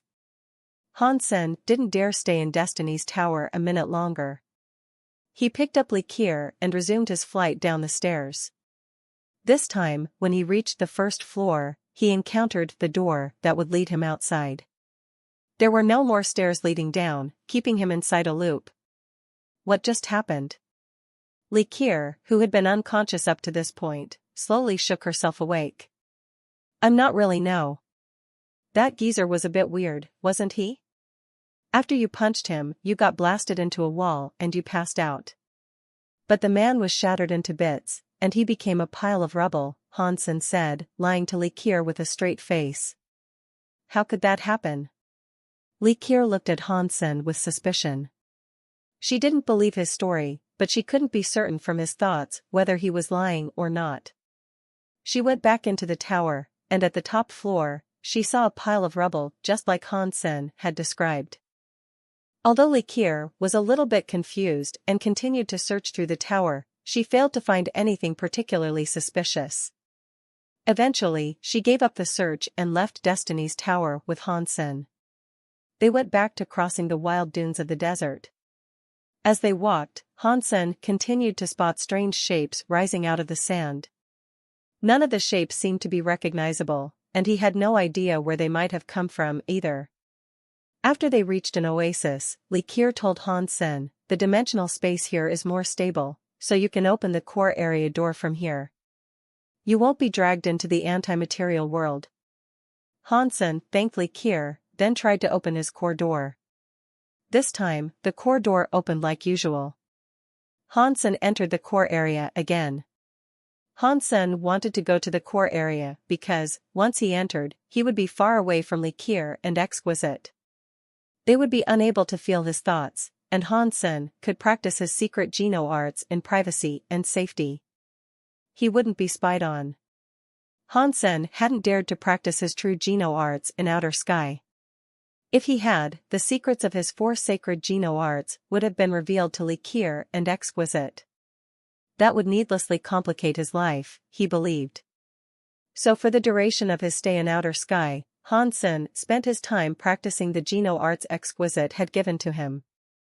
Out of the Geno arts in his private roster, he only practiced the story of genes. The Rebate and Sky Palace already knew about its existence, and if they knew, so did the Very High. There was no point in hiding it. And it didn't matter if the two Very High women saw the story of genes. Aside from Hansen, no other person could learn it. Once he was in the core area, though, Hansen could practice his other Geno arts. But that wasn't the only reason he had come. He wanted to practice heart connection. If he couldn't use beast souls in the upcoming silkworm battles, that might be his only attack that could deal damage to his deified nemesis, Shale. In addition, Hansen also wanted to meet up with Gu Qingqing and Elysian Moon. He wanted them to do something on his behalf. Fortunately, Gu Qingqing and Elysian Moon had already been practicing in the core area, and they weren't too far from Hansen's position. Hansen quickly contacted them and arranged a meeting. How does it feel to be a pet of the pretty ladies in the Very High? Elysian Moon mocked Hansen with a smile. It feels terrible. It's like I'm naked 24/7. I have no privacy at all, Hansen glumly admitted. You have come looking for us in a rush. Did something happen? Elysian Moon could tell that something must have gone wrong. I have a Geno art, but I'm not sure what it does. I can't leave the Very High, and I can't risk trying it myself. So, I want you to take this Geno art and find someone. Have him take a look at it and figure out if it is useful, Hansen said. Then, he passed his Xian Yellow Sutra to Gu Qingqing. Who should we give it to? Gu Qingqing asked as she accepted the Xian Yellow Sutra. There is a man called Mr. White among the Extreme King. I have a way to contact him, but with my current circumstances and my soured relationship with the Extreme King, meeting him might prove difficult. So, you guys need to be careful. After you have contacted him, make sure you are safe. And make sure you listen to what Mr. White tells you, Hansen told Gu Qingqing. He quickly explained how the women could get in touch with Mr. White. Hansen only wanted to know what might happen if he activated the Xian Yellow Sutra. If there were no issues that could arise from it, he could just use it freely. He wouldn't even need to practice it, either. He only had to perform his Blood Pulse Sutra in reverse, as that was what the Xian Yellow Sutra taught. After Gu Qingqing and Elysian Moon left, Hansen found a quiet place to practice heart connection in the core area. If he wanted to heavily wound Shale, he would probably need that skill in his repertoire. There was also Break Six Skies, as well. Hansen had some experience with that technique. Break Six Skies was extremely powerful, but it was an area of effect skill. Therefore, the power wasn't as concentrated as heart connection. But it was still one of the strongest Geno arts Hansen possessed. Things didn't seem to have gone smoothly for the two women. Hansen waited 4 days before Elysian Moon and Gu Qingqing returned to the core area. I gave the items to Mr. White. He said he would need some time to investigate. You can expect a response in 2 weeks, Gu Qingqing said. 2 weeks?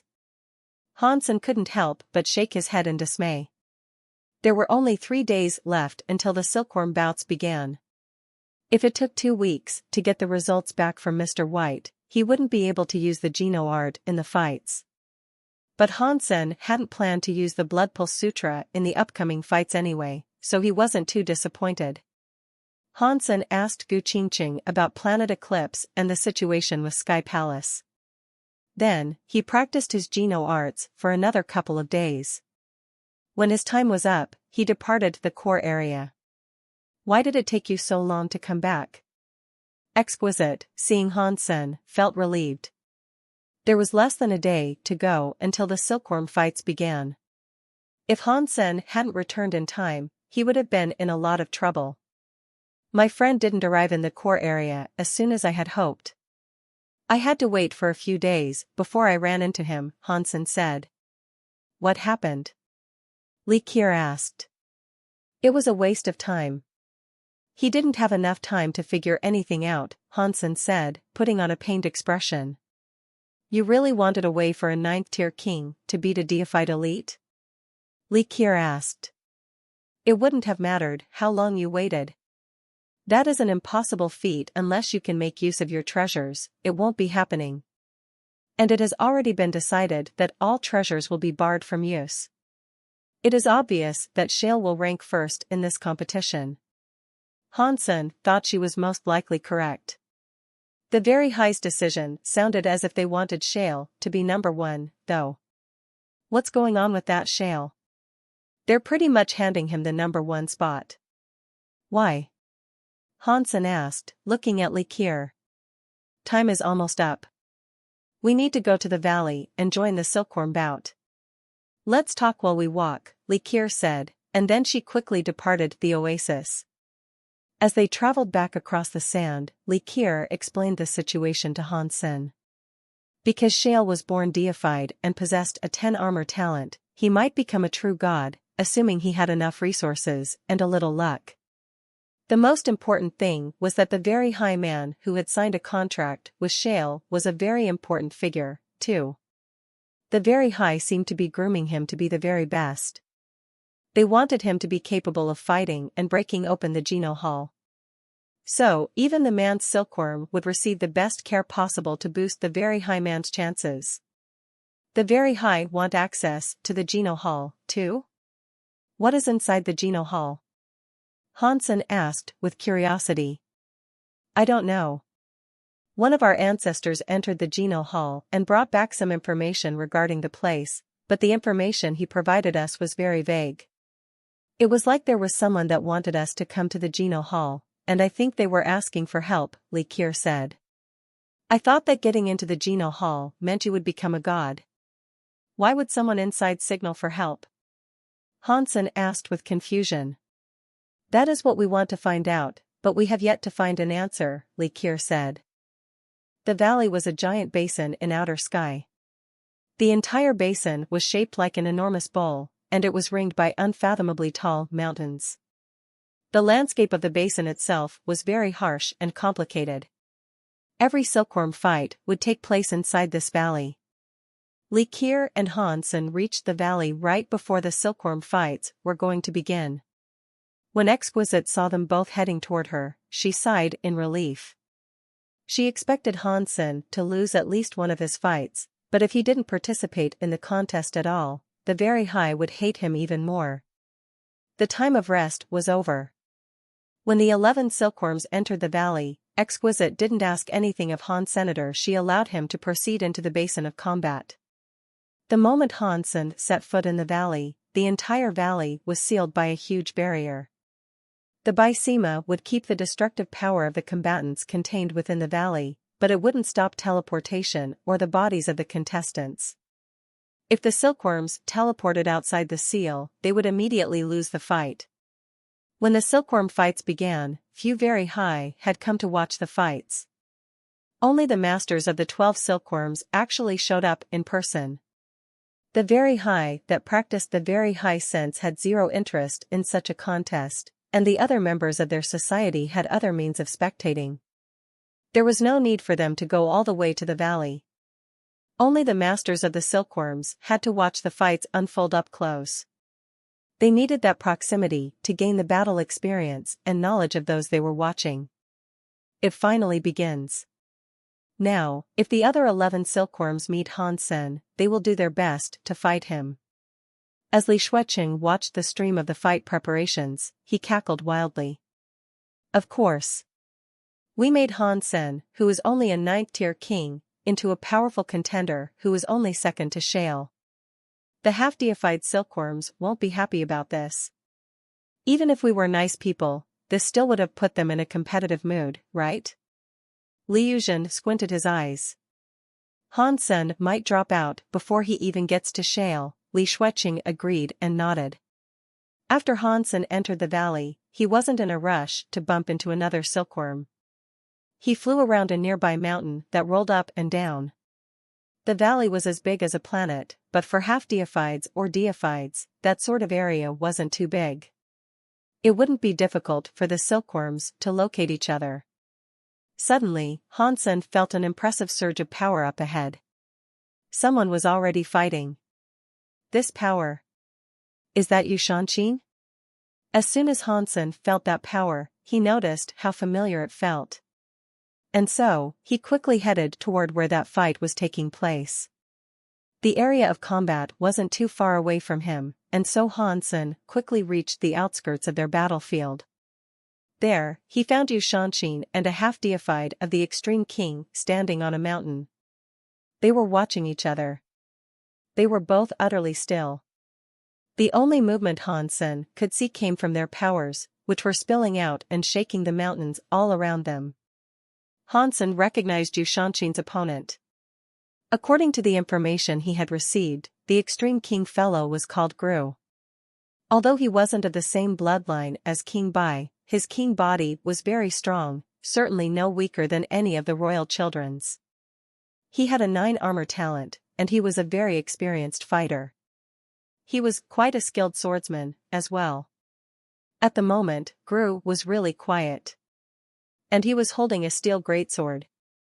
His body was fizzing with a powerful sword mind, and before his weapon even moved, his sword mind came for Yushanqin. It rushed forward so fast that it pushed aside the clouds in its path. Hansen frowned. Gru's sword mind was no weaker than his own. The man had reached deified class with it, for sure. He might have only been half deified, but his sword mind was remarkably developed. Gru was definitely a very powerful half-deified. It was no wonder the Very High had selected him as a silkworm. Yushanqin's presence was harder to anticipate. Sometimes it raged like fire, and other times it was soft like water. It made it very difficult for those watching to determine what sort of power he had.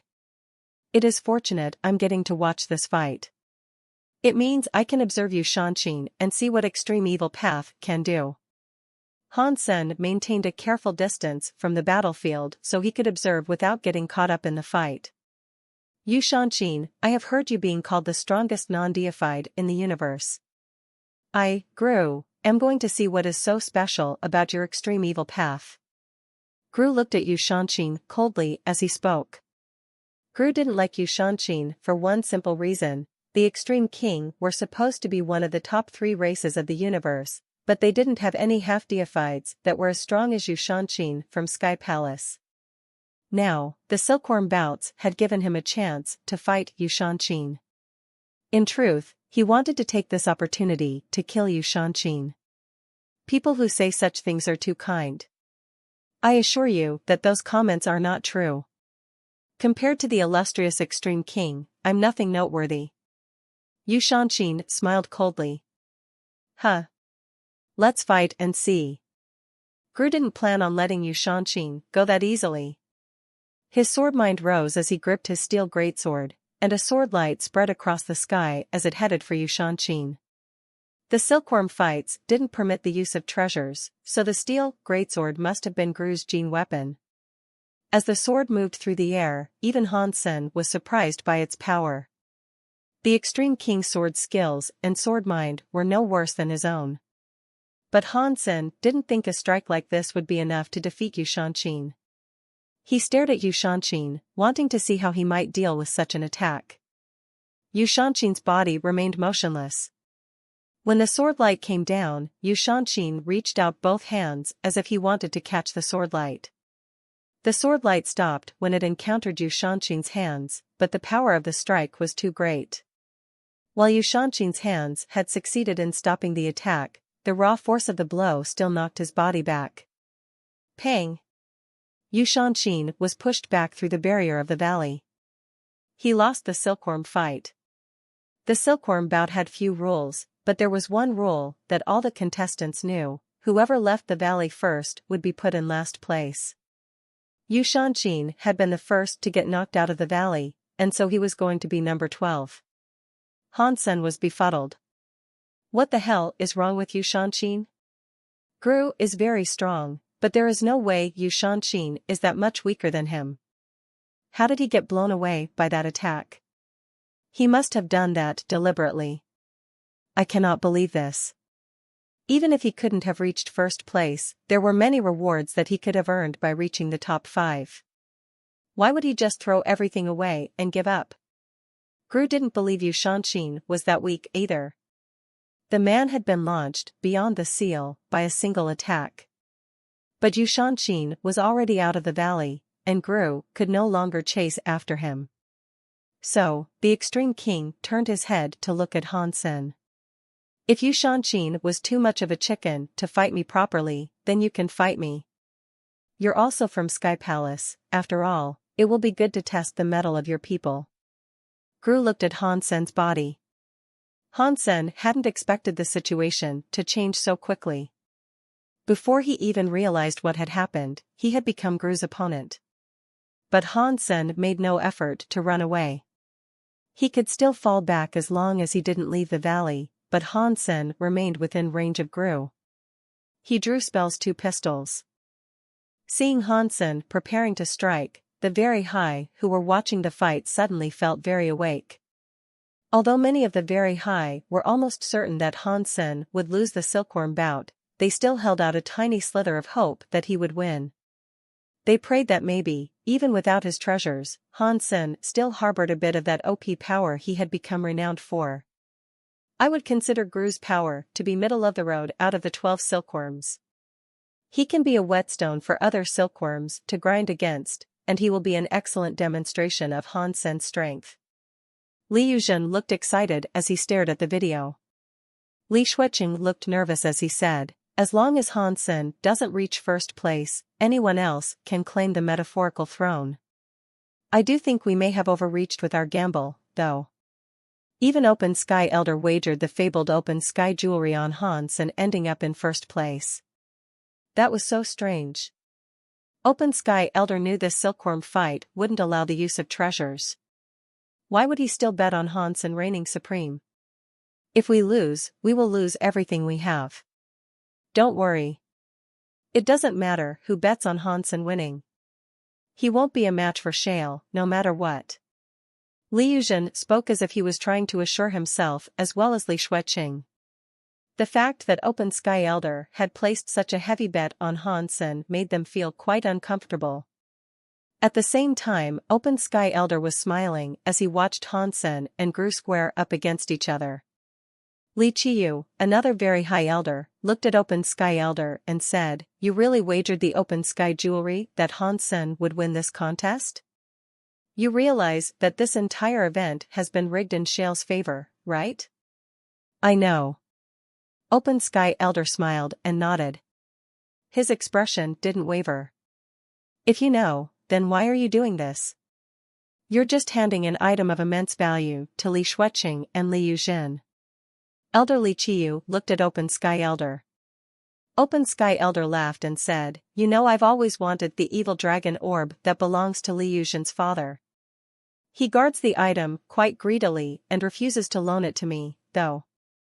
Therefore, I had to think outside the box to come up with a way to get my mitts on it.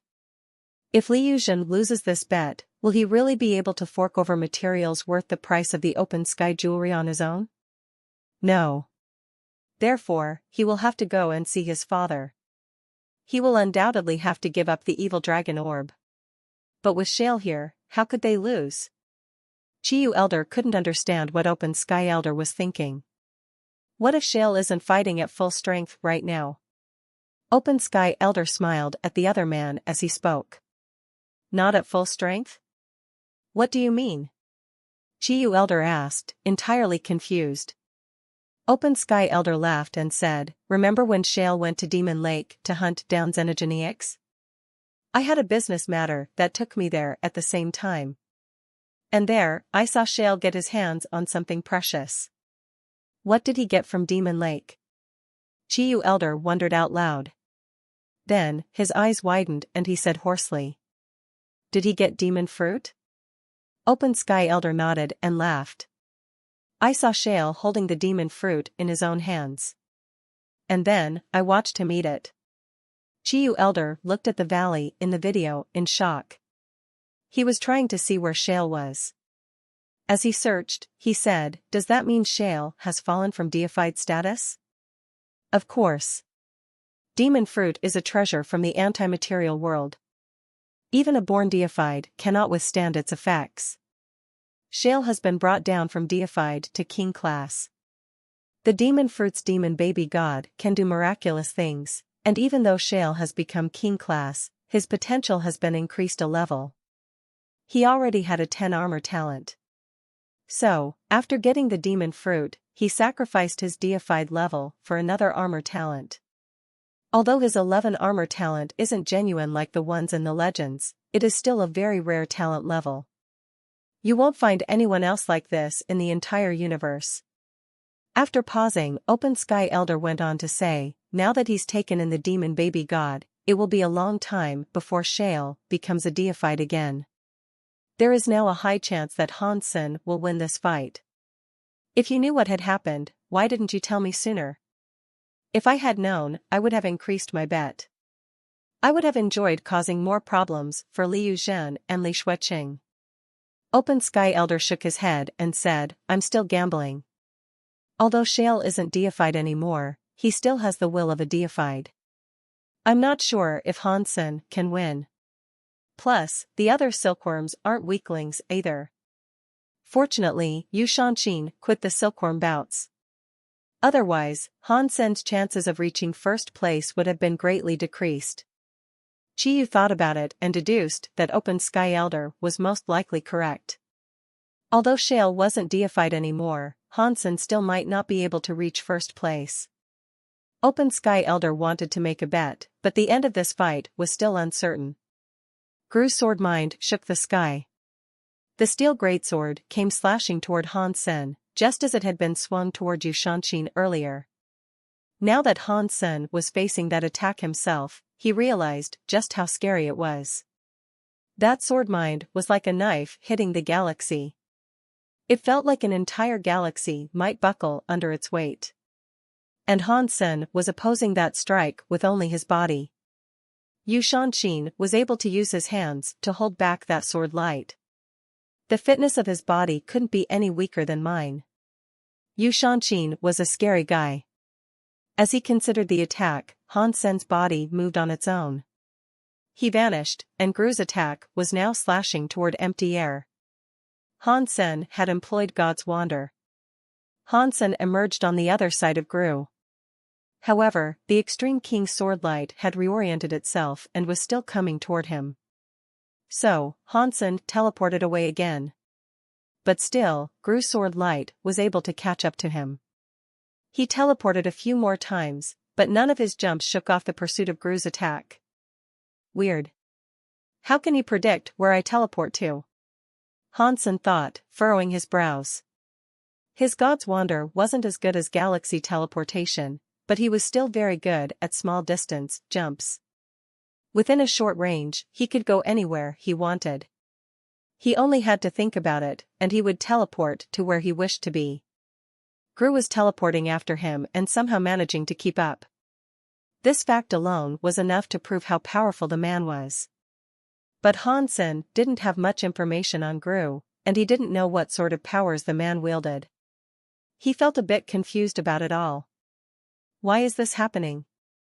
How can Gru predict where God's Wander will take Hansen?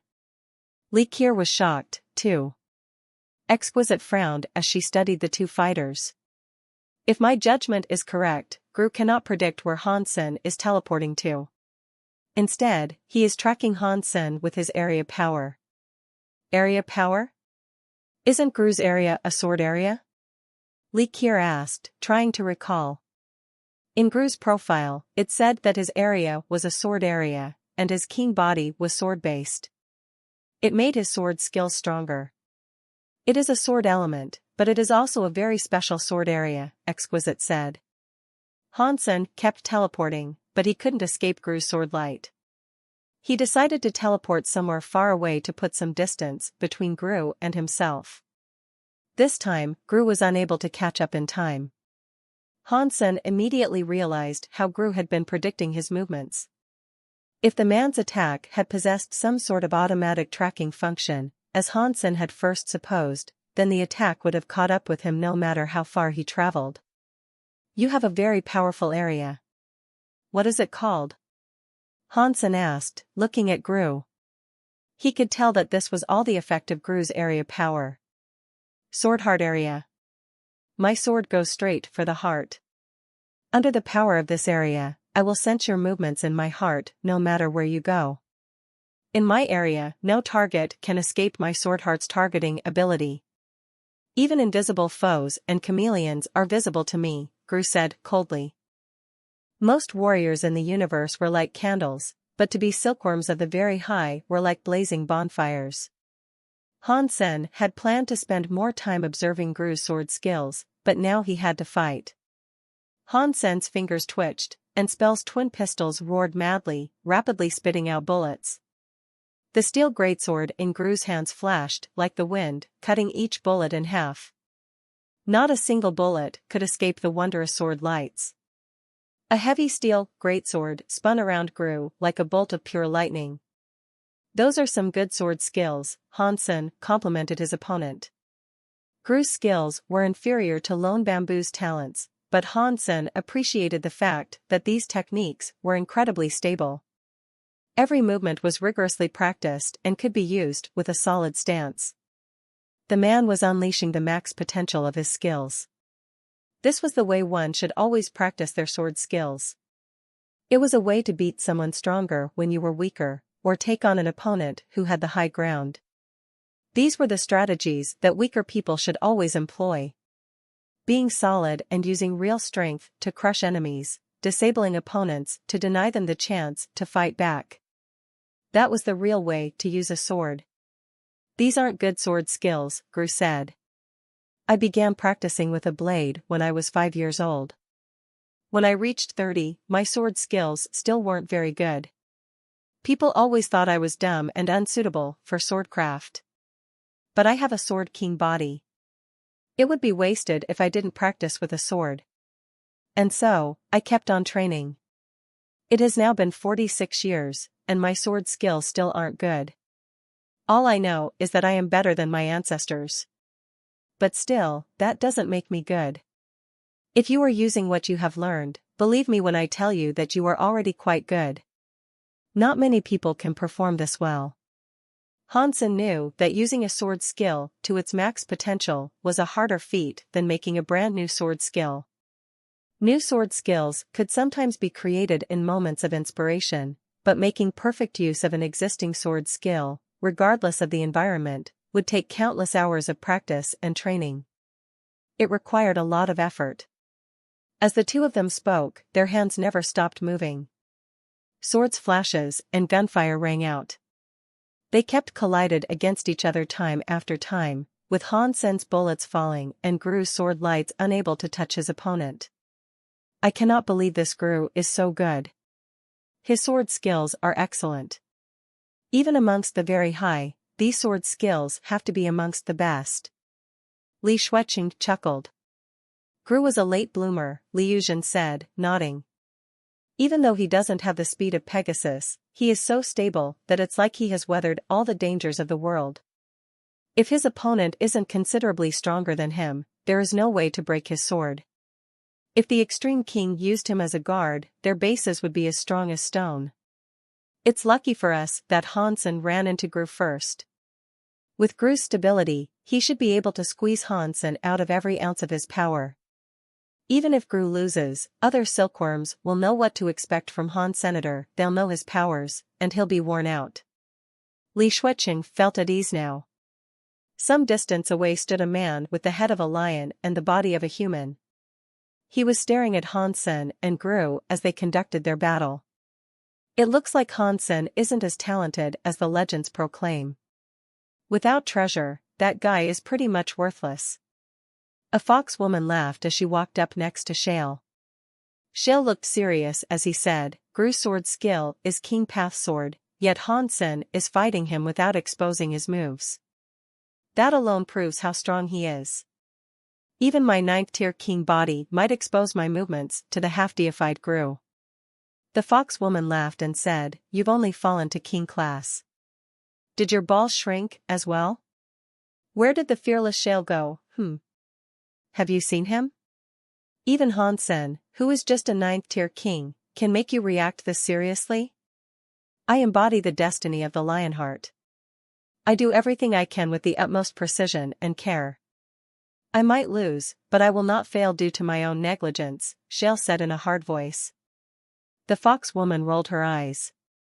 She looked at Shale and said, "Anyway, what do you make of Han Sen's power? Can he defeat Gru?" "Gru is strong, but Han Sen can beat him," Shale answered. "If Gru is strong, why would Han Sen win?" Fox woman asked, looking interested. "He might win or he might lose." Shale spoke those 6 words and stopped talking. "What about you? Which of you is stronger? You or Han Sen?" The fox woman looked at Shale, trying to see through his thoughts. Shale didn't move. "We have never fought before. So, who can tell what will happen?" On the battlefield, Han Sen and Gru had performed 1,000 moves against each other. But still, Han Sen had yet to find a way to beat Gru. Han Sen had to admit that Gru was too stable for him. Han Sen started to think that if he kept fighting like this, he would die of old age before he found the man's flaws. It seemed impossible to beat Gru through skill. If agility doesn't seem to work against him, then it looks like I'll have to approach this more directly. Han Sen teleported away, establishing some distance between him and Gru. "Gru, I really admire your sword skills. But we have to determine a winner between us. Therefore, I am sorry."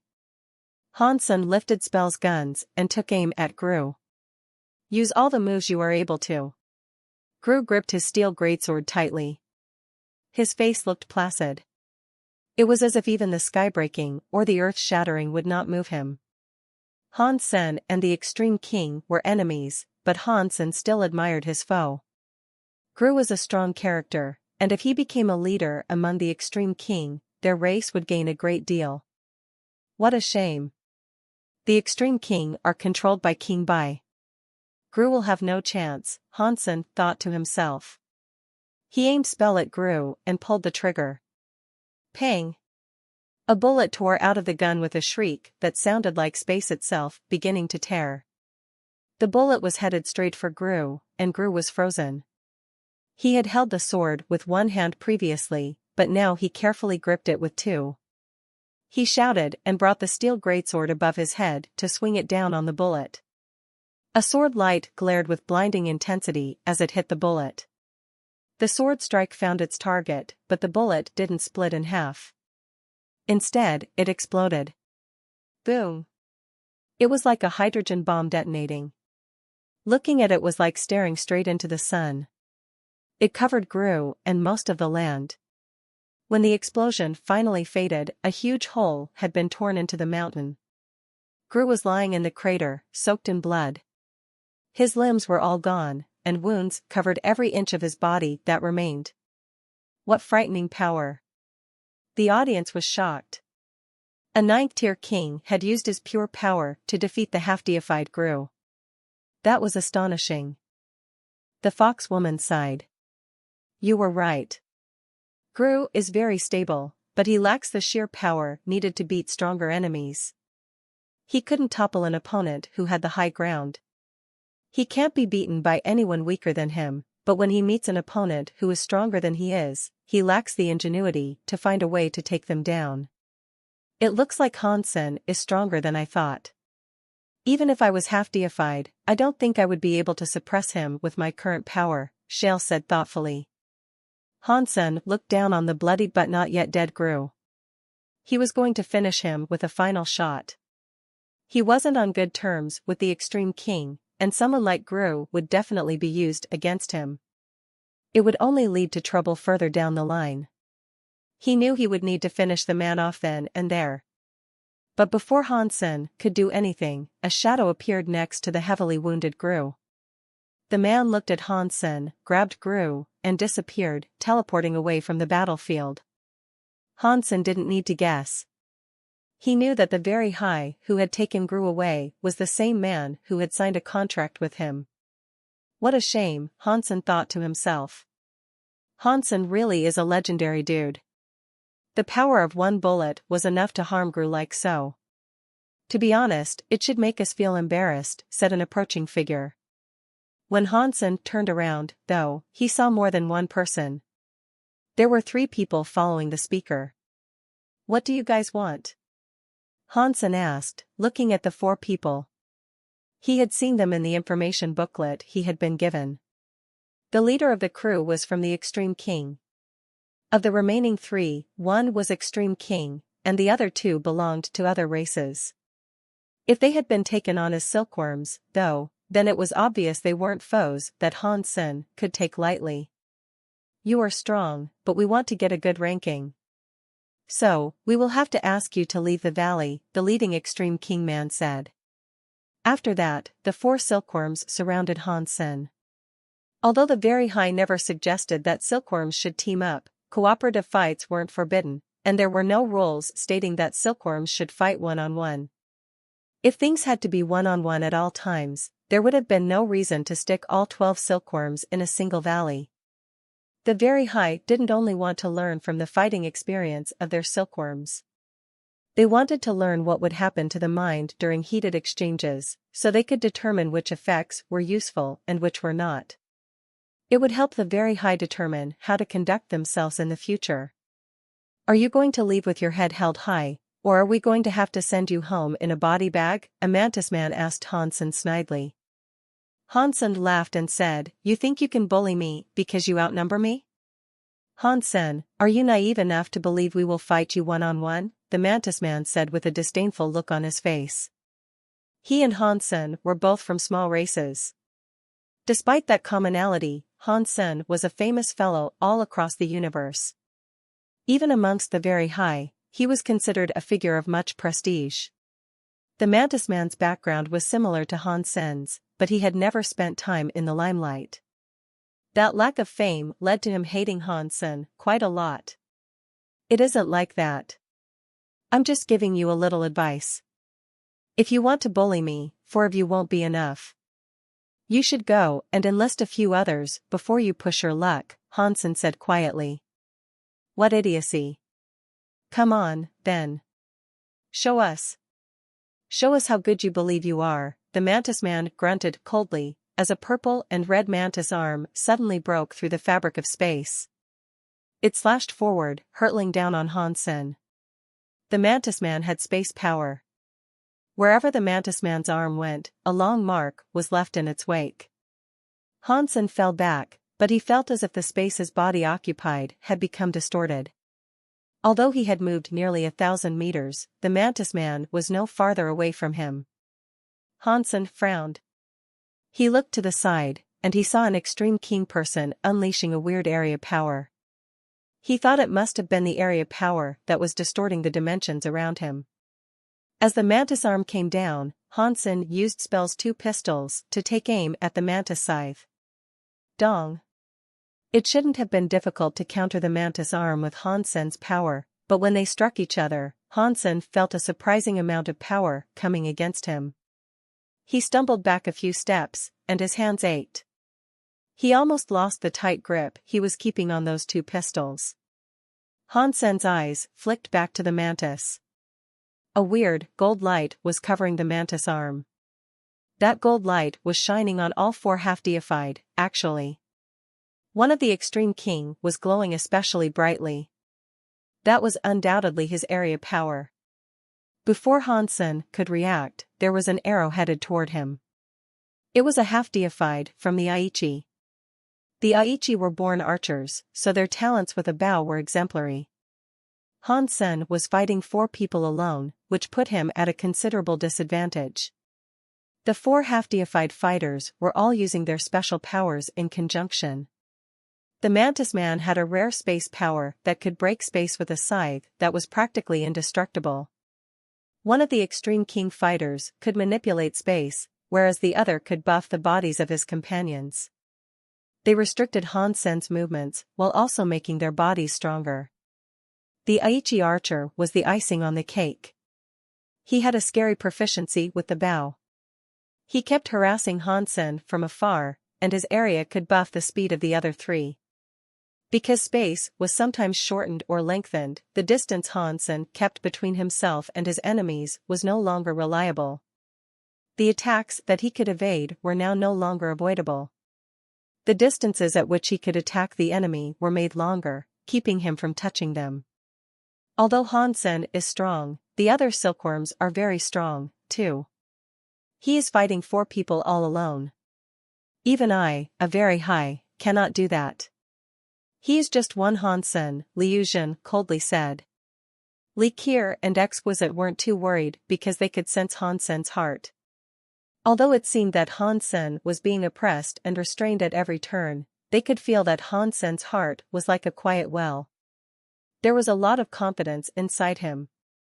Although they hadn't yet figured out where Hansen's coincidence came from, they knew Hansen's situation wasn't as dire as it seemed. An arrow was flying right toward Hansen's face, and a sword light was coming at Hansen's waist. The mantis arm and spell's pistol collided, sending Hansen back a few hundred meters.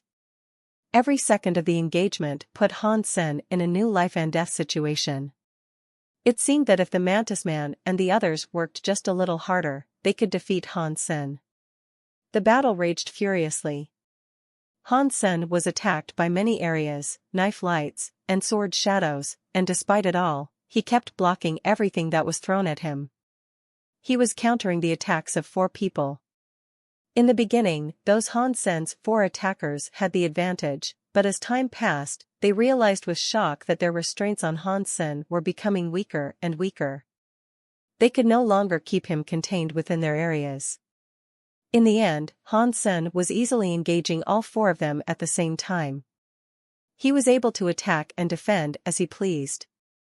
"This guy's battle talents are too scary," the fox woman said. She was watching Hansen fight, stunned. Each of the 4 silkworms was just as strong as she was, but Hansen could fight all 4 of them with stability. And he was only a 9th-tier king. "I have only heard that the crystallizers were smart. I would never have believed that their bodies have grown this strong," the fox woman said with shock. "That isn't the entirety of his power.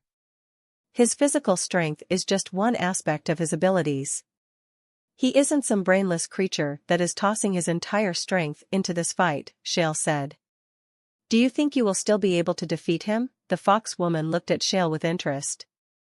"I won't lose." Shale looked the same as he always did when saying this. The 4 half-deifieds had no idea what to do. They were all fighting Hansen, but they couldn't beat him. And on top of that, he was gaining the upper hand. They were the best of the half-deifieds, and they all possessed remarkable power. Normally, they could go toe-to-toe with any half-deified in the universe. Now, however, they were losing a 4-on-1 fight. And their opponent was only a 9th-tier king. To say they were shocked would be an understatement. Li Qier and Exquisite were in shock, as well. They could feel Hansen's strength. They could also experience what it was like to be in his shoes, fighting in the way he was. The strange thing was that Hansen had no interest in simply fighting with his Geno arts and his body. It was more like he was playing a game of chess. Watching him play was easy, and each individual move was simple. Yet assembling all those moves together to replicate his overall strategy would be very difficult. You still had to practice it yourself. This method of fighting is quite similar to the very high sense, but Hansen has only learned under the sky. He hasn't even read the whole of the textless book, and yet, he can do all this. His talent is scary to behold, Li Qier said. Exquisite nodded with glee and said, "This is a good thing. This will actually help us develop our proficiency with the very high sense. This is something other silkworms can never do." Pang! A bullet struck the arm of the mantis man and exploded with the scary power of break 6 skies. It blew the mantis man away. Even his exoskeleton was covered in cracks, and blood started to seep out of them. These 4 weren't like Gru, there were flaws in how they fought. Hansen finally found an opportunity to create a distance between him and his enemies. His spell pistols began to fire without reprieve. For most of the fight, Han Sen had been too close to them to use Break Six Skies. He had been afraid he would blow himself up, so he used less destructive Geno arts to fuel his bullets. But now that he had some distance, he no longer had to worry about injuring himself. The bullet was fired. A scary power exploded close to the four half-deifieds. They threw their arms over their heads and ran away like rats. They no longer dared to get close to Han Sen. A bullet infused with the power of Break Six Skies wasn't something they would risk trying to withstand. They didn't dare to continue the fight now. They ran as fast as they could, trying to leave the radius from which Han Sen could attack them. Han Sen didn't pursue them, though. He waited until they were far enough away, then put his hands together. He combined the two spell pistols and transformed them into a sniper rifle. Han Sen raised the gun and took aim at the Mantis Man. He pulled the trigger. Pang! A bullet flew through the air, and the Mantis Man felt the power coming toward him. He knew he couldn't use his arms to block it. He had only been able to use his Mantis arm to repel Han Sen's power earlier due to the boons provided by the Extreme King area. But now, all of his allies had fled the scene. None of them dared to fight Han Sen without the buffs and boons of each other's areas. Wings suddenly spread from the Mantis Man's back, taking him a kilometer away in an instant. He thought he had successfully dodged the bullet, but the bullet turned in the air and followed him. It even seemed to be accelerating. The Mantis Man's face paled. He began to loop and twist through the air. No matter what he did, though, Han Sen's attack followed him like a heat-seeking bullet. Its speed increased steadily as it pursued him. It was going to catch up and hit the Mantis Man at any second. The Mantis Man gritted his teeth and took refuge behind a mountain. He turned to stare at the mountain behind him. Pang! The bullet punched straight through the mountain without exploding. In an instant, it was in front of the Mantis Man. The Mantis Man had braced himself for the bullet to blow up the mountain, but the bullet had gone through intact. He was shocked. The Mantis Man crossed his arms in front of himself. He poured more power into his defenses than he ever had before, then unleashed a scary power to counter the incoming bullet. Pang! The bullet pierced through the indestructible Mantis arms, then carried on straight into the Mantis Man's head. Then his head exploded. As the Mantis Man fell to the ground, the other silkworms and the audience felt their stomachs churn. The Mantis Man was one of the most powerful half-deifieds in existence. Han Sen had shot and killed him while he was trying his hardest to escape. That bullet was so strange and so powerful that it made those who saw it feel shocked. What Geno armament does he have? Why is it so weird? How is it so strong? It went through the mountain and the Mantis arms, and still killed the Mantis. Li Shuiqing frowned. It does not matter how strong he is. He still isn't as strong as a deified. Li Yuzhen's scowling face betrayed the desperation of his words. Open Sky Elder laughed and said, such power puts him close to being deified. It might not have seemed possible for him to beat Shale before, but Shale has been reduced to king class. With Han Sen exhibiting a power like this, there is a good chance he can win. Everyone was shocked by Han Sen's frightening bullet. The other three half-deifieds ran faster than ever. They were afraid of Han Sen shooting them, too. What they didn't know was that Han Sen lacked the power to fire a second attack like that. He only wanted to try out the power of heart connection. Han Sen had exhausted all his strength in doing so, though. He lacked what was needed to repeat that performance. Mutant Xenogeneic King hunted, break Space Mantis. Mutant Xenogeneic gene found. Obtained mutant break Space Mantis beast soul. I'm just a beginner with the skill, but heart connection is that powerful already? It is a shame that this Geno art costs too much power. I will need to rest for a while after using it. It will be some time before I can use it again. Although Han Sen heard the beast soul announcement, he didn't dare to pay it much heed. He knew he was being watched by Exquisite and Likir. Break Space Mantis' body was taken away by a very high woman, so Hansen had no chance to collect the xenogenic gene from him. Considering the power I've just demonstrated with that bullet, there should be no other silkworms coming to bother me for a while, Hansen thought to himself. Then, all of a sudden, someone else appeared. Shale? Likir and Exquisite, upon seeing that body, jolted in their seats. They knew Hansen was exhausted. He needed time to recover. He couldn't continue fighting, but Shale was right there in front of him. Upon seeing Shale, Hansen laughed and said, "Are you that desperate to fight me? How long must you rest to get your power back?" Shale asked Hansen. 10 hours, Hansen answered. Good. I will let you rest safely for the next 10 hours. If anyone else draws near, I will get rid of them. Shale sat down nearby. He had blonde hair and a square face. It looked so strong and heroic. What a strong and proud man, Hansen thought in admiration. Hansen wasn't suspicious of the man, so he moved to sit down himself. He cast the story of genes to recover the power he had lost. Heart connection was a skill that concentrated all of the power inside one's body into a single precise point. That power would all be spent in a single use, and it would take a long time to recover. Hansen had used heart connection because he had a way to recover in a short period of time, if necessary. He wouldn't have to wait too long before he could fight again. However, if Shale was willing to wait for him, then Hansen wouldn't have to use his method of accelerated recovery. Up until that moment, the 3 half-deifieds who escaped hadn't realized that Hansen's power had been exhausted. They regretted how quickly they had been to flee. They should have immediately attacked Hansen again. The very high masters of the 3 half-deified silkworms shook their heads in dismay. The very high selected a silkworm based on 3 things: talent, power, and personality. Their personality was difficult to fully judge, however. The truth of a person's character was only revealed during real life and death moments.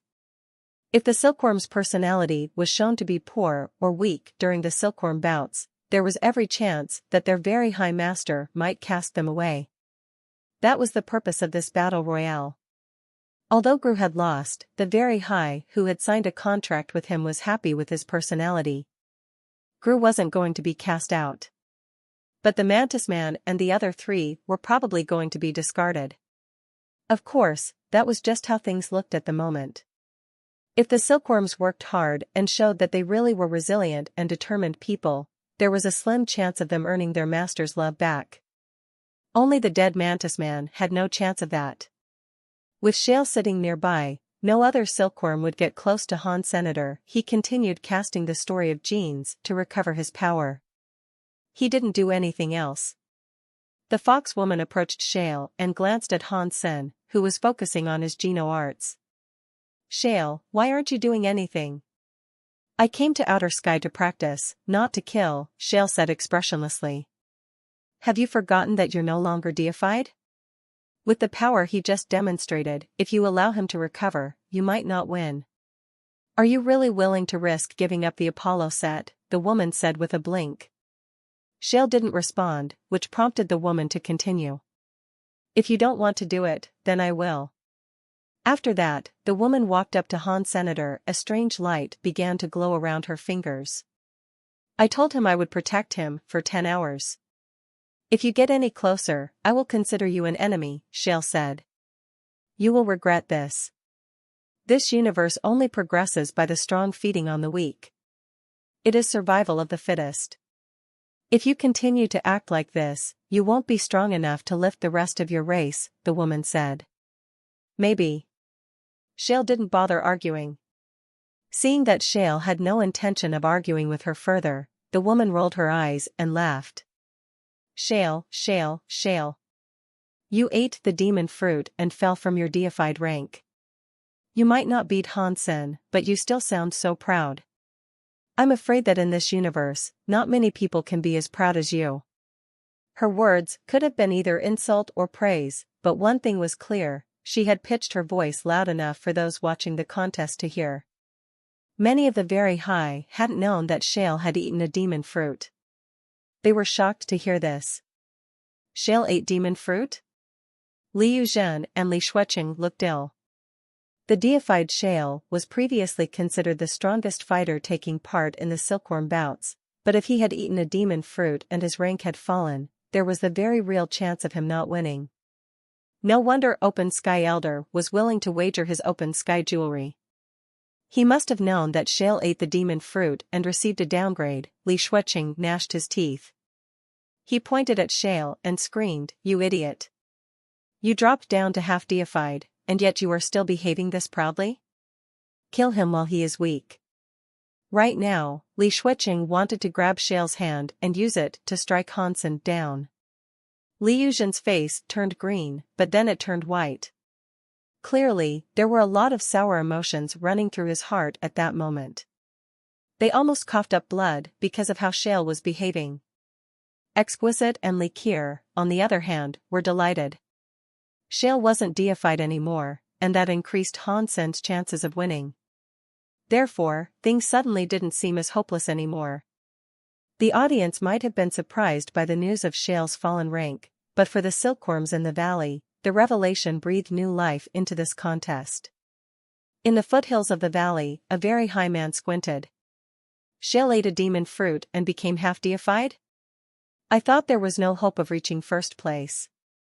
I guess now there is. In a heartbeat, the very high man had teleported away and appeared on the other side of the valley. He popped into existence next to the 3 half-deified silkworms that had just been fighting Hansen earlier. Mo Feng, when the 3 of them saw the very high man, they were given a shock. Alarmed, they gathered up all their power. Out of the 12 silkworms, aside from Shale and Hansen, Mo Feng could be regarded as the most famous. In fact, some silkworms were more afraid of Mo Feng than they were of Hansen and Shale. Although Mo Feng was only half-deified, he was one of the very high. That fact alone made him unlike any other silkworm. Don't worry, guys. I am here to cooperate with you 3. I intend to bring you no harm, Mo Feng said with a smile. Cooperate? You mean against Shale? One of the Extreme King asked Mo Feng. Mo Feng hadn't joined them until after the woman mentioned that Shale's rank had fallen. They could easily guess what he was going to do. Not bad. If Shale was still deified, I would have stood no chance. But now that he is just half deified, why don't we cooperate and kick him out of the match? Then, we can finish off the weakened Hansen, Mo Feng said. Fighting Shale won't allow us to reach first place in the fight, though. You will be the one reaping the benefits. Where does that leave us? Why would we risk our necks for you? The Aichi archer asked skeptically. Forgive me for speaking so bluntly, but with the power you guys have, you will likely be the weakest of everyone in this valley. Aside from the one who quit the match, you 3 will be fighting for last place. If you guys are willing to help me, once we are done, we can continue cooperating. We can knock the other silkworms out of the valley, so I can become first and you 3 can occupy the second, third, and fourth places, Mo Feng said. Are you serious? Pleased grin spread across the faces of the 3 half-deifieds. They had been cooperating from the beginning because they already knew their powers were weak. Since when would one of the very high not live up to their word? Mo Feng said proudly. 2 of the Extreme King half-deifieds looked at each other, then one of them turned back to Mo Feng. Okay, we're in. If another silkworm had come there asking that they work together, they would have hesitated. However, Mo Feng was well known. Although he was a silkworm, he was one of the very high. And being on very high land, cooperating with him would be the safest thing to do. Hansen had only been recovering for half an hour when Mo Feng came over to fight, the 3 others following behind him like ducklings. Shale glanced toward Mo Feng, and Mo Feng lifted his lips while looking back at Shale. Neither said a word, but they each knew what the other was thinking. Butterfly, are you with us, or are you with Shale? Mo Feng asked, looking at the fox woman. I'm just a weak woman. I can't help anyone, Butterfly said while falling back. She didn't want to help either side. Mo Feng knew the woman was more than she seemed. She had deliberately leaked the news that Shale was no longer deified. She obviously wanted to sit back and receive whatever benefits stumbled into her lap. But Mo Fong didn't mind. No matter how tricky she might have been, she simply wasn't strong enough to affect his chances of securing first place, he believed. For right now, only Shale was standing in his way. Shale, are you really going to protect Hansen? Shale nodded at the others who had come with him. The three of them spread out, surrounding Shale. Whether I agreed to protect him or not, I would have been forced to face you eventually, Shale said while standing up. His body was 3 meters tall. He radiated power, and he was intimidating even when he wasn't trying to be. He looked like a golden-maned lion.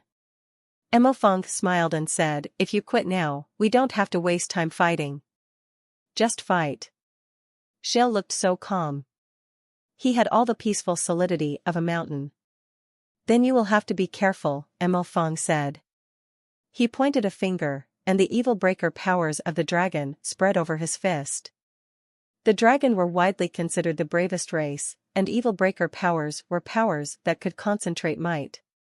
They could make the smallest attacks into the strongest attacks.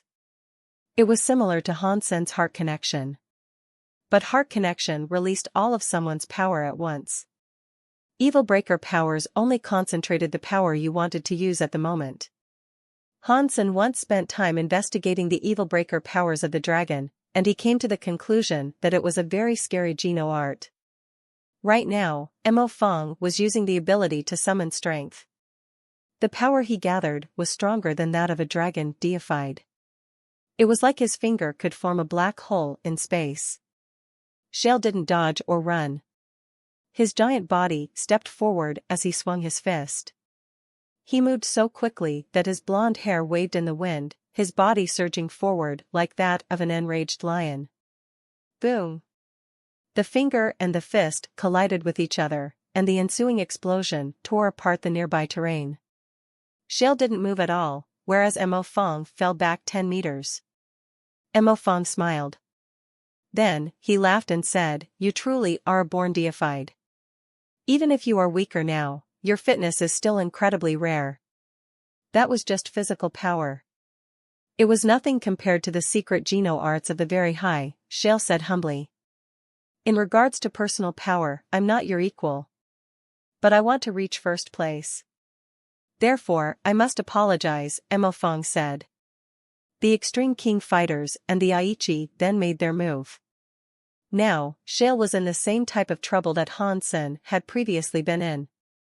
But Shale's situation was even direr. The primary difference was the swapping of Mo Fong for the Mantis Man. There was a big difference between the capabilities of those two. Mo Fong's strength was far greater than the Mantis Man's had been. It might have been an illusion, but with Mo Fong's participation, the cooperation of the others seemed to be far better than it had been the last time. It appeared unbreakable. Mo Fong is skilled with heart techniques. With his ability to command, he can control the other silkworms as if he was twiddling his fingers. He can allow 4 people to conduct group combat at their max potential. Shale doesn't have the power to suppress them, so it is clear that he is in danger, Exquisite said while looking at Shale down on the battlefield. While Exquisite spoke, Shale endured a few hits. Shale was born to a small race that didn't have any good Geno arts. Aside from his talent and level, his heritage was worse than Hansen's. The few good Geno arts he had were the ones he had learned during his stay in Outer Sky. It was impossible for Shale to defeat the 4 people surrounding him with his skill set. Shale might not have been less skilled than Hansen, but he lacked Hansen's range and diversity. He had been trapped by the areas unleashed by the Aichi warrior and the 2 Extreme King fighters, and his power couldn't reach Mo Fong. He was like a beast trapped inside a cage. No matter how much he struggled, he couldn't get out of the cage. And the people outside the cage were hurting him. Mo Fong moved his fingers as if they were 10 separate blades. Scary godlights were shining everywhere, and countless marks were being drawn across Shale's body. Mo Fong had a title. He was known as the 8-Hole Emperor. Someone who was known to be particularly empathic or sensitive was often called an 8-face exquisite or a 7-hole exquisite heart. Emo Fong's title was created as a combination of those two terms because he could use his empathy to affect others. He became known as the 8-hole emperor. He could do far more than just control 3 half-deifieds. He could easily exert influence over armies comprised of tens of thousands of troops. Such a feat would be easy for Emo Fong. What a powerful body. You seem stronger than the average, very high. 10 armor talents are very rare. No wonder you are so famous. Emo Fong had used his initial attack against Shale several times, but he could only shred the man's skin to leave behind minor wounds. He felt compelled to compliment his foe. Li Yuzhen and Li Shuicheng's hearts almost hopped out of their chests. Right now, they weren't even worried about Hansen beating Shale. It looked like Shale might not even last long enough to fight him. D***it. Li Shuicheng's face darkened in rage. He thought about what might happen if Shale lost the silkworm bout. He felt dizzy, and his body kept shivering. The very high that were banking on Hansen winning were very happy, by comparison. That kid Emo Fong isn't bad. Although his power is weak, I can't think of a single very high of the young generation that is a better commander. Good job. Get rid of Shale quickly. Haha. Emo Fong will kill him. And then, he will kill Han Senator. I like this story. Shale was incurring more and more wounds. If a half-deified was any weaker than Shale, they would have already lost this fight. But looking into his eyes, it was obvious that Shale wasn't scared. He wasn't going to retreat. His eyes looked like the eyes of a lion. He was excited as a bloodthirsty beast. It was like some sort of stimulant was pumping through his veins instead of blood. Emo Fong frowned. He realized how difficult it was to harm Shale. He could use an attack against Shale once, and after that, the same attack would no longer damage him. Emo Fong had to keep changing his fighting stance as he used one technique after another. To an outsider, it might look like Shale was being suppressed. Someone would have needed to look very close to realize how much Emo Fong was struggling. Even though the very high had thousands of Geno arts, with most coming from other races, Emo Fong hadn't practiced them all. If this continued for too long, he would have to start repeating his skills. Is that it? Disappointment welled up within Shale's eyes. The audience soon noticed that Shale was taking fewer and fewer injuries as time went on. In addition, his wounds were recovering at an abnormally fast rate. After a short while, almost all of his injuries had vanished. He has such frightening strength. How many races with hidden power are there, scattered across the universe? Li Qier murmured in surprise. Han Sen, Dollar, and now Shale, all of them were fierce. And yet, they weren't members of high races. In fact, their ancestry was barely even noteworthy. And yet, they all had crazy powers that even the very high had never seen before. Many of the very high were having similar thoughts as they watched the fight. The ordinary very high, the ones who hadn't practiced the very high sense, were quite average.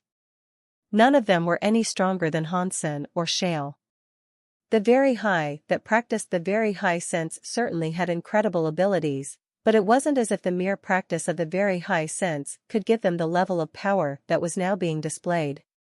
When their silkworms became deified, however, they would gain experience that would lend them a lot of strength and willpower. Such a process would dramatically boost their development. This was the case with Exquisite and Li Qier. Right now, they weren't as strong as Han Senator, they couldn't defeat him in battle. Exquisite had even failed to beat him when she was a level above him. But over time, they would learn everything they could as Hansen became deified, and it would propel them forward. Although they would not yet have achieved deified status personally, their minds would be as strong as Hansen at deified status. When Emo Fong realized that he would be unable to suppress Shale, a strange gleam passed over his eyes. He focused his full concentration on his opponent, and his third eye tore itself open. It became a Tai Chi yin-yang eye that shone with crystal clarity. The moment the eye opened, Mo Fong's entire presence changed. He hadn't become the lifeless, machine-like being that Exquisite turned into, but he still wielded a power that would make all who fought against him cower. The moment his third eye opened, the three half-deifieds that were following his mental commands suddenly lurched. Their eyes lost focus. They became puppets operated entirely by Mo Fong's will. It was like they were merely extensions of Mo Fong's body, dancing to his whims. The three half-deifieds felt sick. They had been selected as silkworms, yet they had ended up in this humiliating situation. It was very likely that their masters would end up picking new silkworms. The moment Mo Fong opened his very high eye, the situation of the battle was flipped on its head. Shale had regained the upper hand, but now he seemed to lose it again. The four silkworms were no longer a group composed of Mo Fong and the three other half-deified outsiders. It was now a group of four Mo Fangs. The other three Mo Fangs used their original powers, but their bodies were entirely controlled by Mo Fong's mind. Under that giant tide of pressure, Shale's eyes looked bright again. The fight became insane. The four Mo Fangs had different powers, and Mo Fong used them to make countless combination attacks. And now, Shale had no chance to fight back. Although Shale wasn't yet losing the fight, he couldn't find any way to mount an effective counterattack against his opponents. The fight continued, and Shale began accumulating wounds again. At this time, the fox woman quietly walked over to Han Sen, who was still in the middle of recovering. "Ah, Han Sen, Han Sen. You are finally in my paws." The woman lifted her hands and placed them on his back.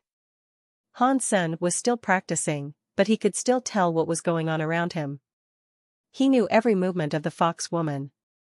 He was preparing to stand up and fight her when he heard a shout. That noise came from Shale's mouth, and it was like thunder rolling across the sky. Although Shale was still in combat with Mo Fong, he had been keeping an eye on Han Sen's situation. When he saw that the fox woman was making a move behind his back, his eyes flashed. He let out that lion's roar. Suddenly, Shale's body expanded to become twice as big. All of his muscles bulged, and a red ball of light manifested like a fire outside his body. The wavy blonde mane straightened in the fire. He looked like a lion-headed demon god. Shale was having a nasty fight against Mo Fong already, but now Shale's transformation forced Mo Fong to fall back. His abrupt retreat threw off his rhythm of attacks. Shale ran toward Han Sen and threw a punch at the fox woman. The fox woman was shocked. She teleported away, vanishing like a cloud and avoiding Shale's punch. "Shale, why are you going against me on behalf of our enemy?" The fox woman frowned at Shale. "I told you I would protect him for 10 hours. Anyone who touches him will become my enemy." Shale stood next to Han Sen, looking as cold as a demon god. Mo Fong stared at Shale in astonishment.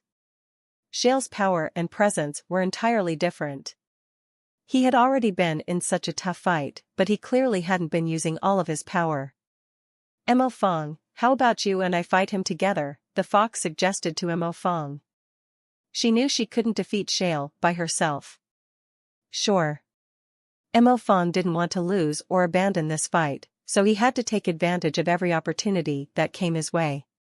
The fox woman didn't say anything more. Her body shone with a red light that solidified into a full set of red, metal-plated armor. It encased her body, leaving only her tail waving gently on the outside. That tail then split into 9. 9 fox tails were swinging in the air. The pink area then spread to enshroud the space all around them. Shale's body was suddenly ensnared by a pink chain that was barely visible in the haze. It tied up his body, and it looked as if he couldn't move. Without any communication, Mo Fong immediately guided his 4 bodies to attack Shale. All of the areas landed on Shale. When the 5 half-deifieds came against him, Shale reacted in utter rage. His eyes were on fire, and his body was like a volcanic eruption. Shale roared furiously, and a scary power exploded the binding chain. His fists were like a pair of fiery warhammers. They annihilated space and struck one of the Extreme Kings.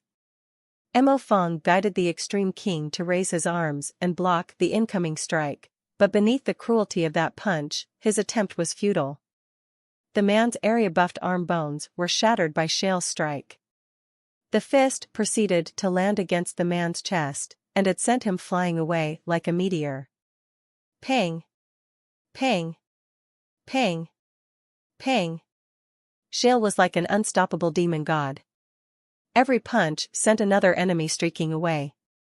Mo Fong and the other 3 silkworms he commanded hurtled through the air, and none of them had even been given a chance to fight back.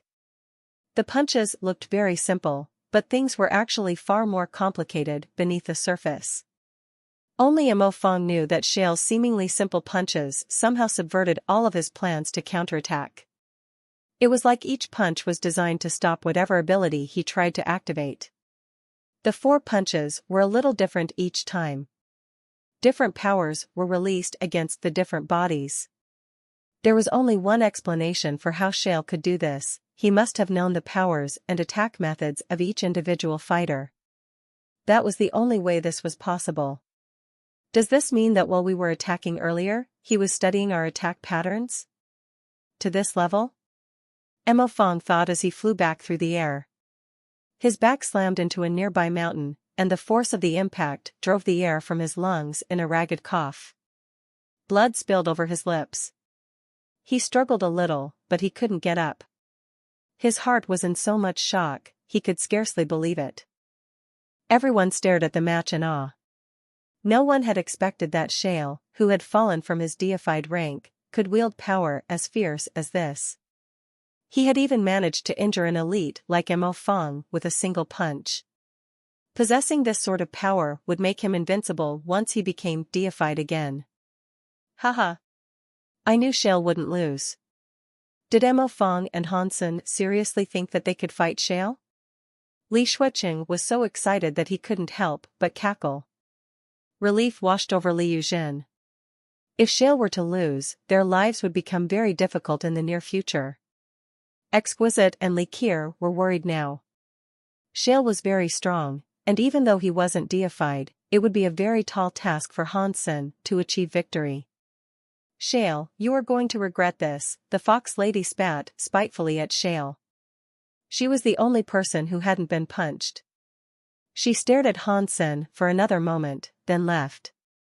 Shale's face was impassive. He returned to sit where he had been, and then, his body returned to its normal size. Seeing that everyone nearby had been chased off by Shale, Hansen felt safe once more. He took his time recovering, but after that fight, no one dared to disturb them again. The 10 hours went by fairly quickly. Once Hansen had returned to peak condition, he stood up and looked at Shale. The leonine man was still calmly sitting in the same position. He looked very peaceful with his eyes closed.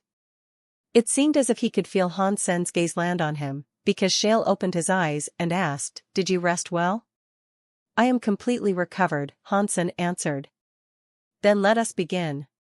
As Shale turned his full attention on Hansen, the red ball of light appeared around his body again.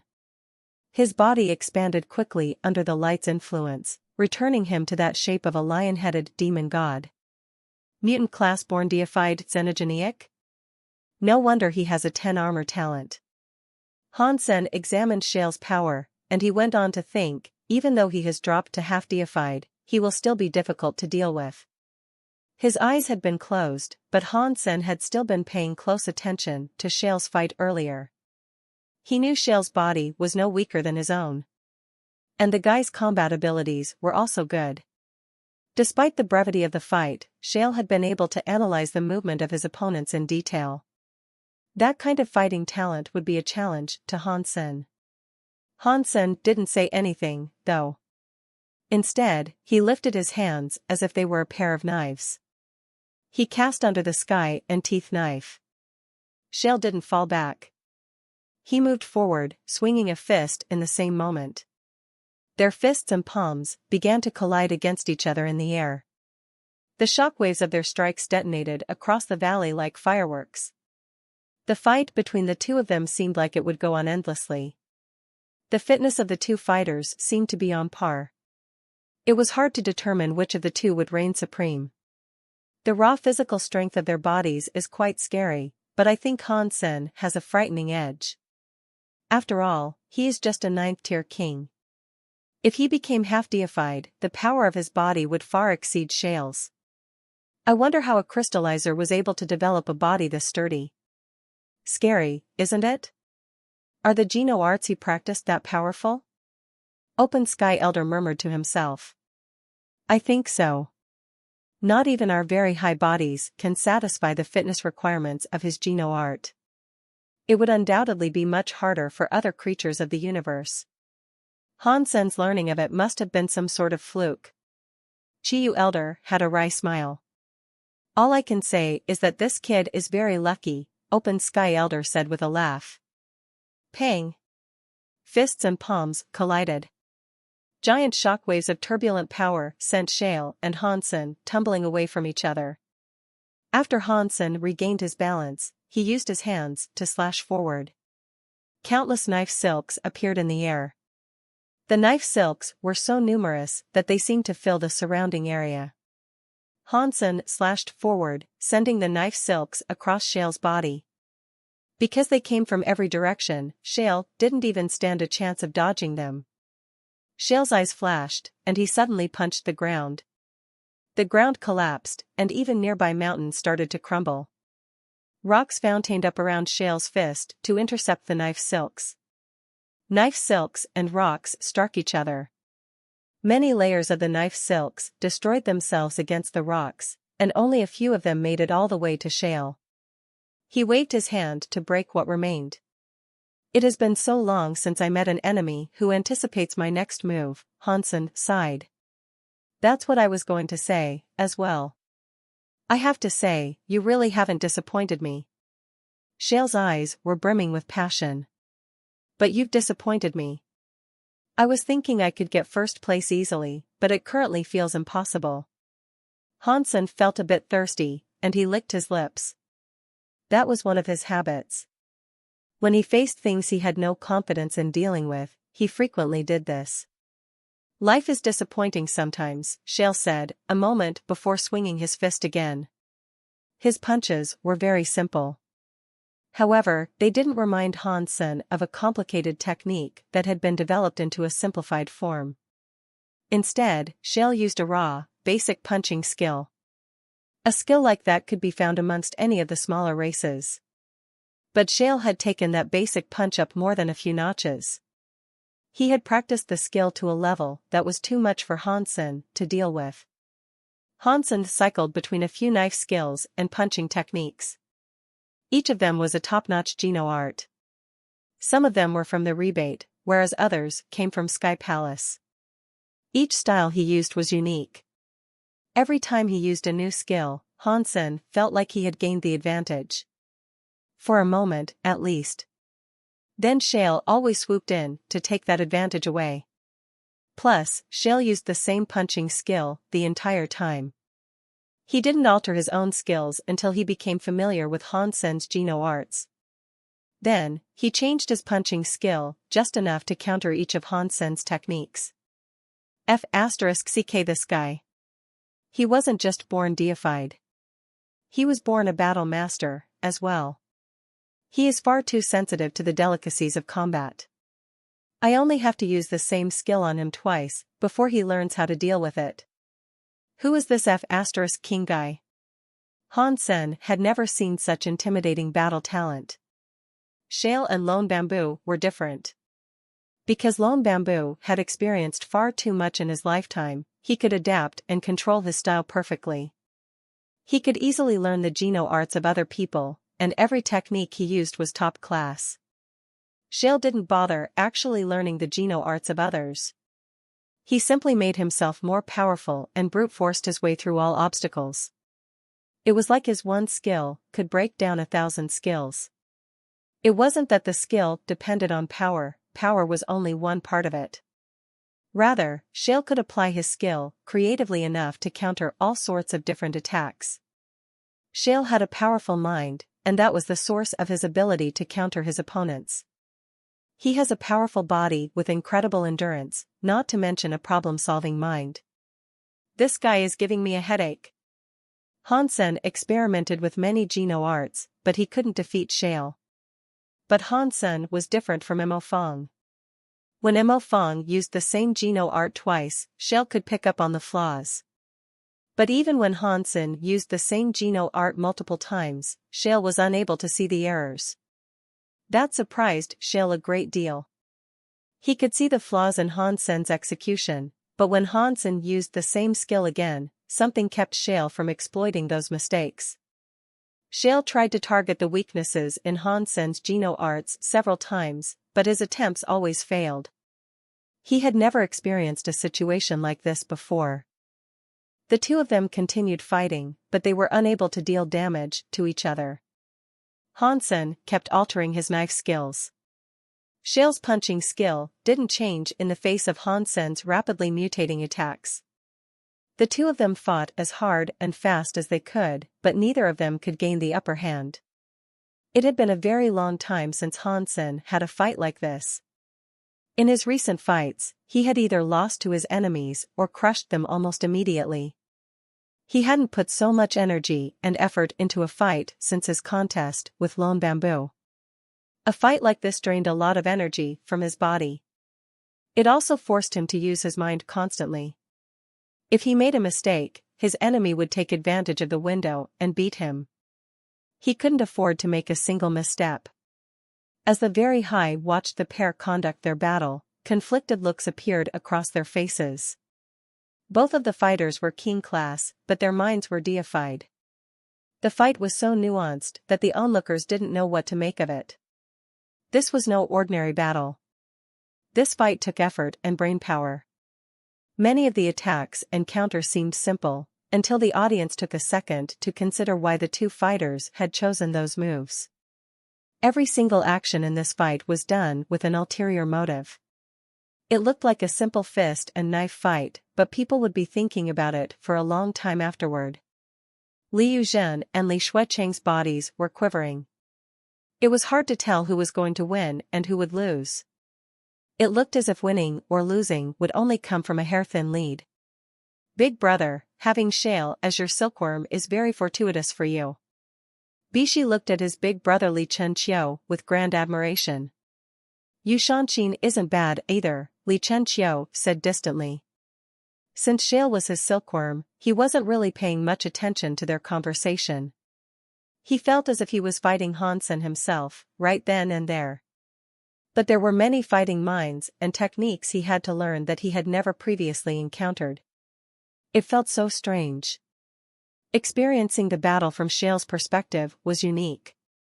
He felt like he was fighting himself, but at the same time, he could step back and examine Shale's choices with a critical eye.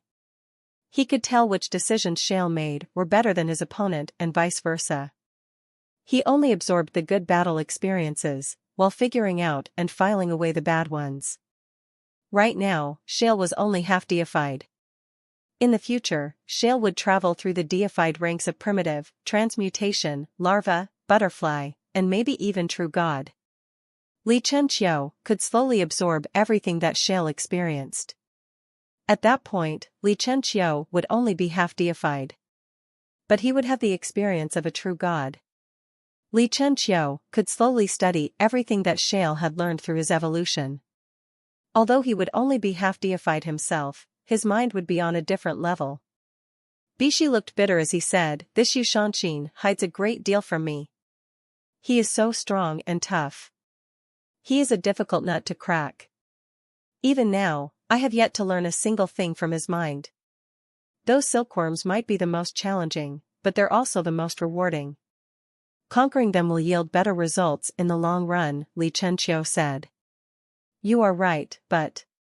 well, never mind. I bet Exquisite and Liqueur have the same problem," Bishi said. Exquisite and Liqueur did have trouble, but Hansen let them in when he fought. Like Li Chenqiu, they gained a lot of battle experience from Han Senator. Each decision he made taught them a lot. But while Hansen was a 9th-tier king, he had a scary power and a scarier mind. It made them so happy. Even if Hansen lost this fight, just getting to experience this battle would be more than worth it to them. One thing caught them off guard, though. Despite the intensity of the fight, they could sense that Hansen was deliberately hiding the true range of his powers. Is Hansen not using all of his strength? The possibility stunned them. He was already fighting at an unbelievable level, and yet he didn't seem to have tapped into the full potential of his power. That was a scary thought. Li Qier had always thought Dollar was stronger than Hansen, but she now found herself looking at the man with a complicated expression. Although he was fighting an elite like Shale, Hansen could still hide some of his power. This was no longer just an intimidating display of ability, it was out and out frightening. Although Hansen tried his best to close off his mind and avoid thinking about the Dongxian Sutra and his super god spirit body, Li Qier and Exquisite were still able to pick up that he was suppressing something. They would come to know that Hansen was hiding his true power, but that couldn't be avoided. In truth, Hansen's ability to suppress his thoughts at all in this situation indicated that the power of his mind was terrifyingly profound. In a fight like that, most people would need to constantly think about which Geno arts and powers they were good at. This guy is too scary, Li Qier said while she watched Hansen. He is rather frightening, isn't he? I don't think he will ever fail to surprise us. Every time we think we have seen it all, he goes the extra mile and does more, Exquisite said with a nervous smile. When she fought Hansen, she thought that she had forced him to cast many of his skills. But it now looked like Hansen had only used a fraction of his talent when he was fighting her. He was now bringing out more tools, but even more were still being kept hidden. We must dig into this man and unearth all of his secrets, Li Qier said. Her eyes were brimming with excitement. Li Qier had better potential than Exquisite, but she didn't focus on the very high sense. Her very high forget love wasn't as developed as Exquisite's, so she was prone to becoming more emotional. Exquisite only coldly said, "There is no rush. We have 4 years. He will reveal his secrets to us in time. It doesn't matter that he has managed to hide it all for now." Open Sky Elder looked a bit gloomy, and he said, "The smallest move could determine how this plays out. Either one of them could win at this point. Hansen is strong, but he is just a 9th-tier king. He is ranked lower than Shale. If they were in the same class, Hansen would have a 70% chance of winning." Chiyu Elder shook his head and said, "No, it doesn't work like that. Shale is half deified, but his will is deified. Hansen is just a 9th-tier king, and yet, he is holding his own against a powerful half-deified. That means his talent and potential are scarier than Shale's. Does that mean the 11 armor talent test was legit?" Open Sky Elder wondered with a frown. "It is hard to say. If he isn't doing this well because of his talent, then it is hard to imagine what Hansen has that is letting him fight Shale." Chiyu Elder looked at Hansen, his face conflicted.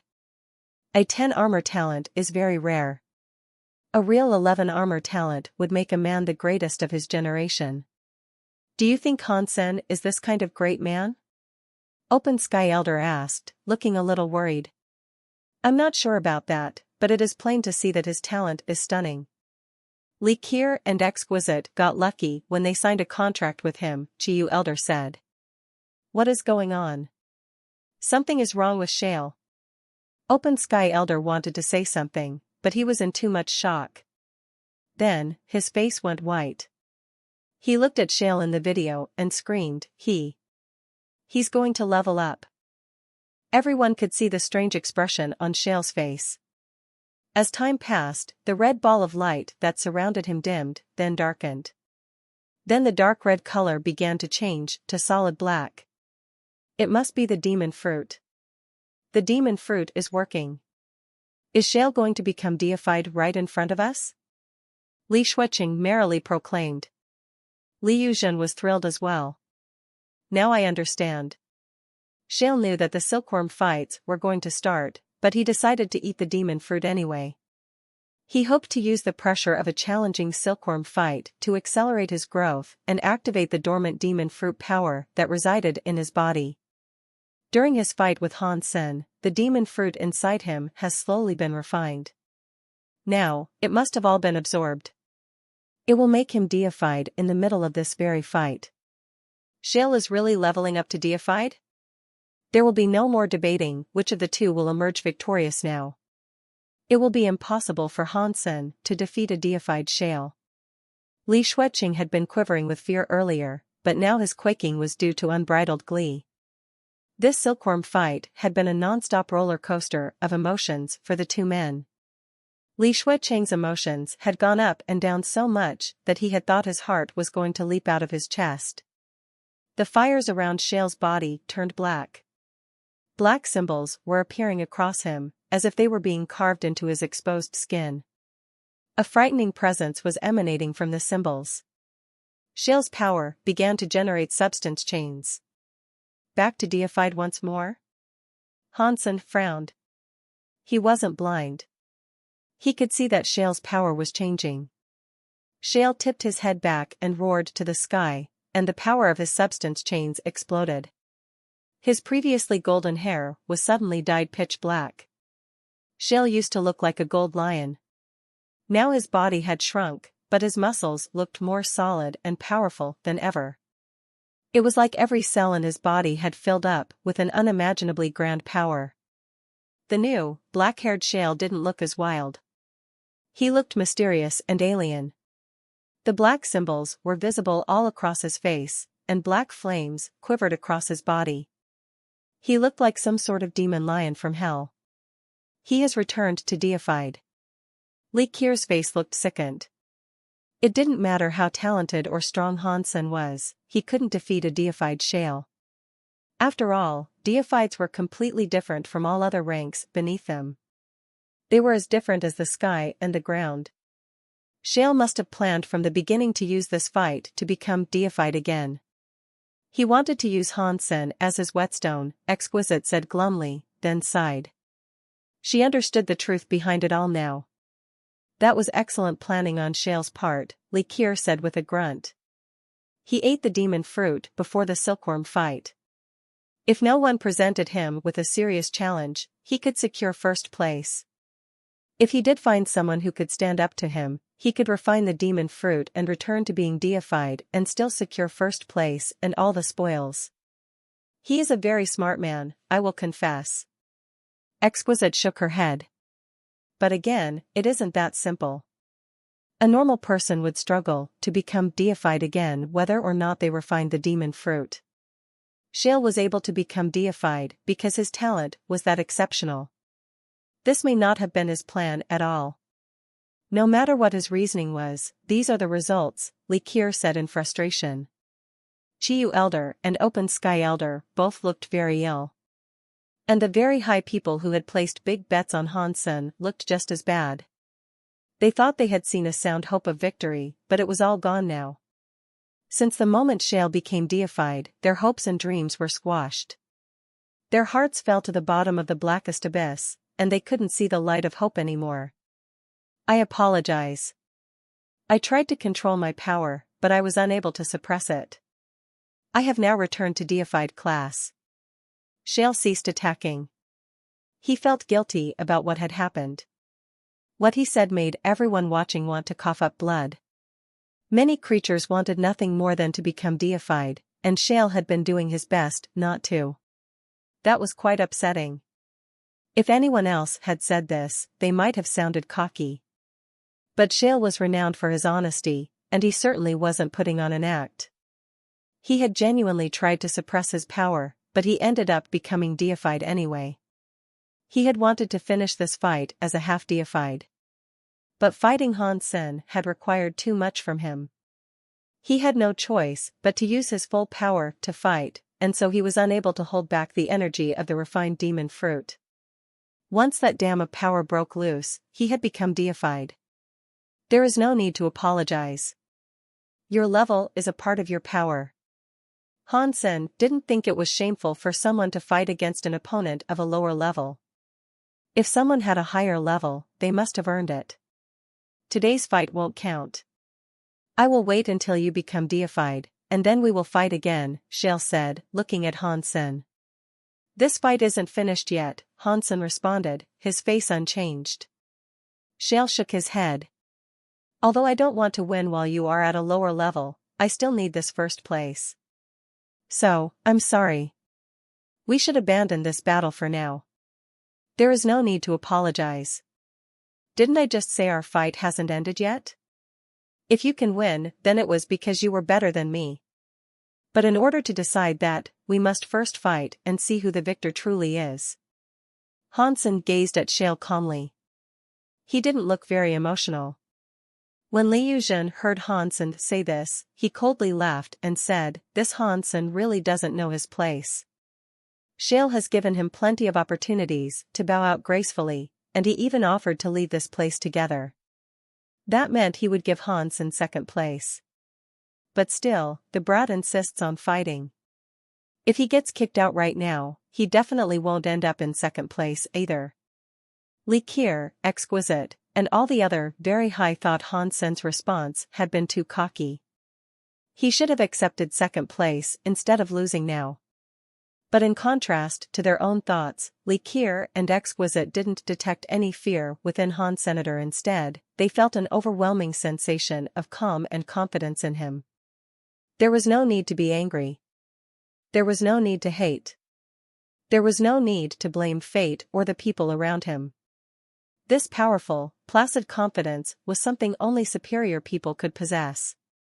But now Hansen is a ridiculously dire situation. Why is he still this confident? Exquisite and Li Kier thought that Hansen had no reason to be so self-assured, but his confidence was so strong that it affected them anyway. They began to feel like they should trust in Hansen. "Come on. Keep going. I will fight you.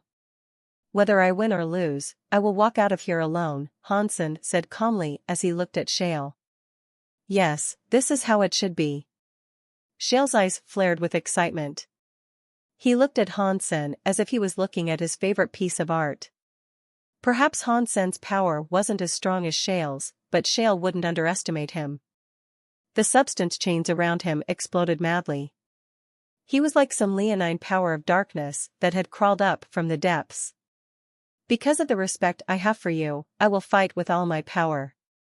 Shale's voice was like thunder as he swung his fist at Hansen. The fist leapt forward, and the shadow that trailed behind it looked like a raging lion. Hansen didn't even have enough time to dodge. The scary lion shadow had already washed over him.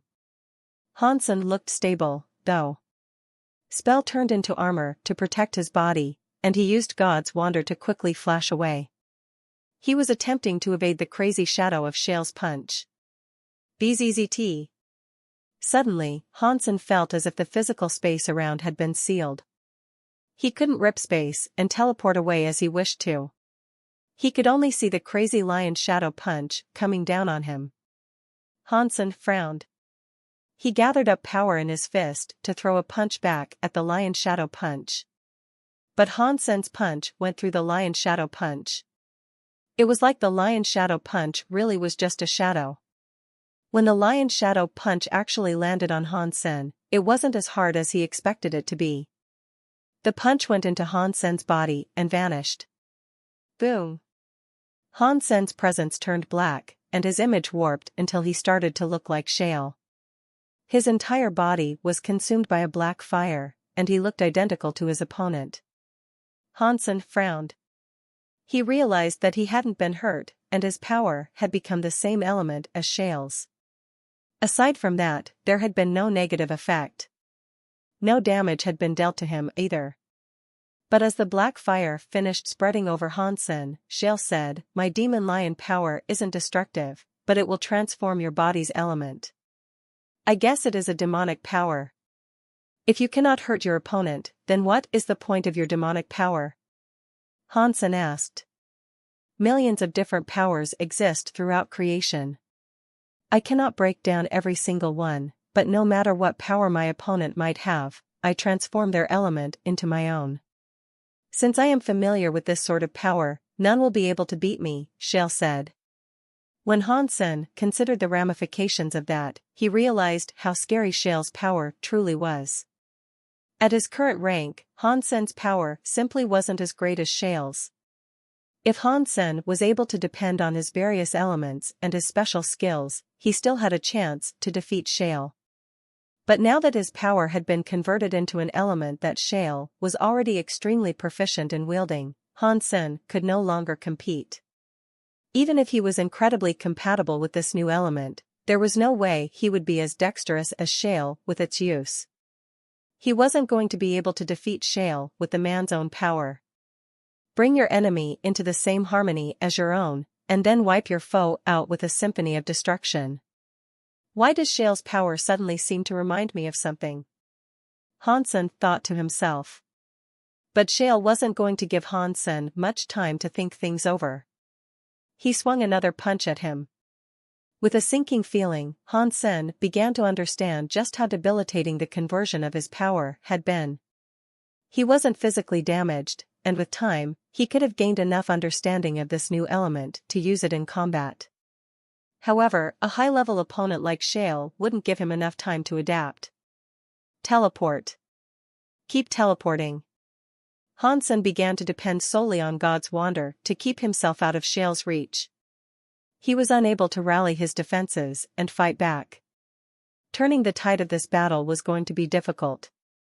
Han Sen wasn't familiar with his new power at all. He had no idea what the power inside him could even do. He didn't know what its features were. No matter which Geno art Han Sen tried to use, he could only cast power in Shale's strange element. Han Sen is going to lose, it seems, Li Shuiqing said. His eyebrows painted him as a very happy man. Everyone now knew that Han Sen didn't have a chance. He was beneath Shale's level, and he was both weaker and slower than Shale.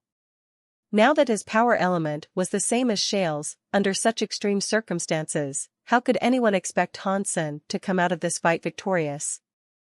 This would have been true of any person of Han Sen's level who found themselves confronted by a monster like Shale. Even if another deified creature went up against Shale, they wouldn't be able to defeat him if they were forced to use his element. Shale's demonic power was quite mysterious. Copying the powers of an opponent wasn't exactly rare, but his power was able to force his opponent to copy him. It was a little unfair, truth be told. Open Sky Elder had a wry smile. Chiyu Elder shook his head. There is a reason for Shale's fame. This is why he is called the best against those of the same level. Every power has an element it is weak to. No matter how unique an elite's power is, there is always some other power that will suppress it. But Shale's demonic lion power ignores that universal truth. His ability is scarier than anyone can imagine. Han Sen focused his entire mental power on developing familiarity with the power Shale wielded. But time was too short. He could have used this new power in basic combat applications, but fighting someone like Shale was next to impossible. Pang! Han Sen was too late teleporting away this time. Shale's punch struck his arm, and spell turned into armor to protect him. But even so, Shale's strike still almost shattered the bones in his arm. Han Sen could use God's wonder, but so could Shale. And Shale was quite skilled with the technique. Han Sen kept teleporting away, but he couldn't shake the opponent on his tail.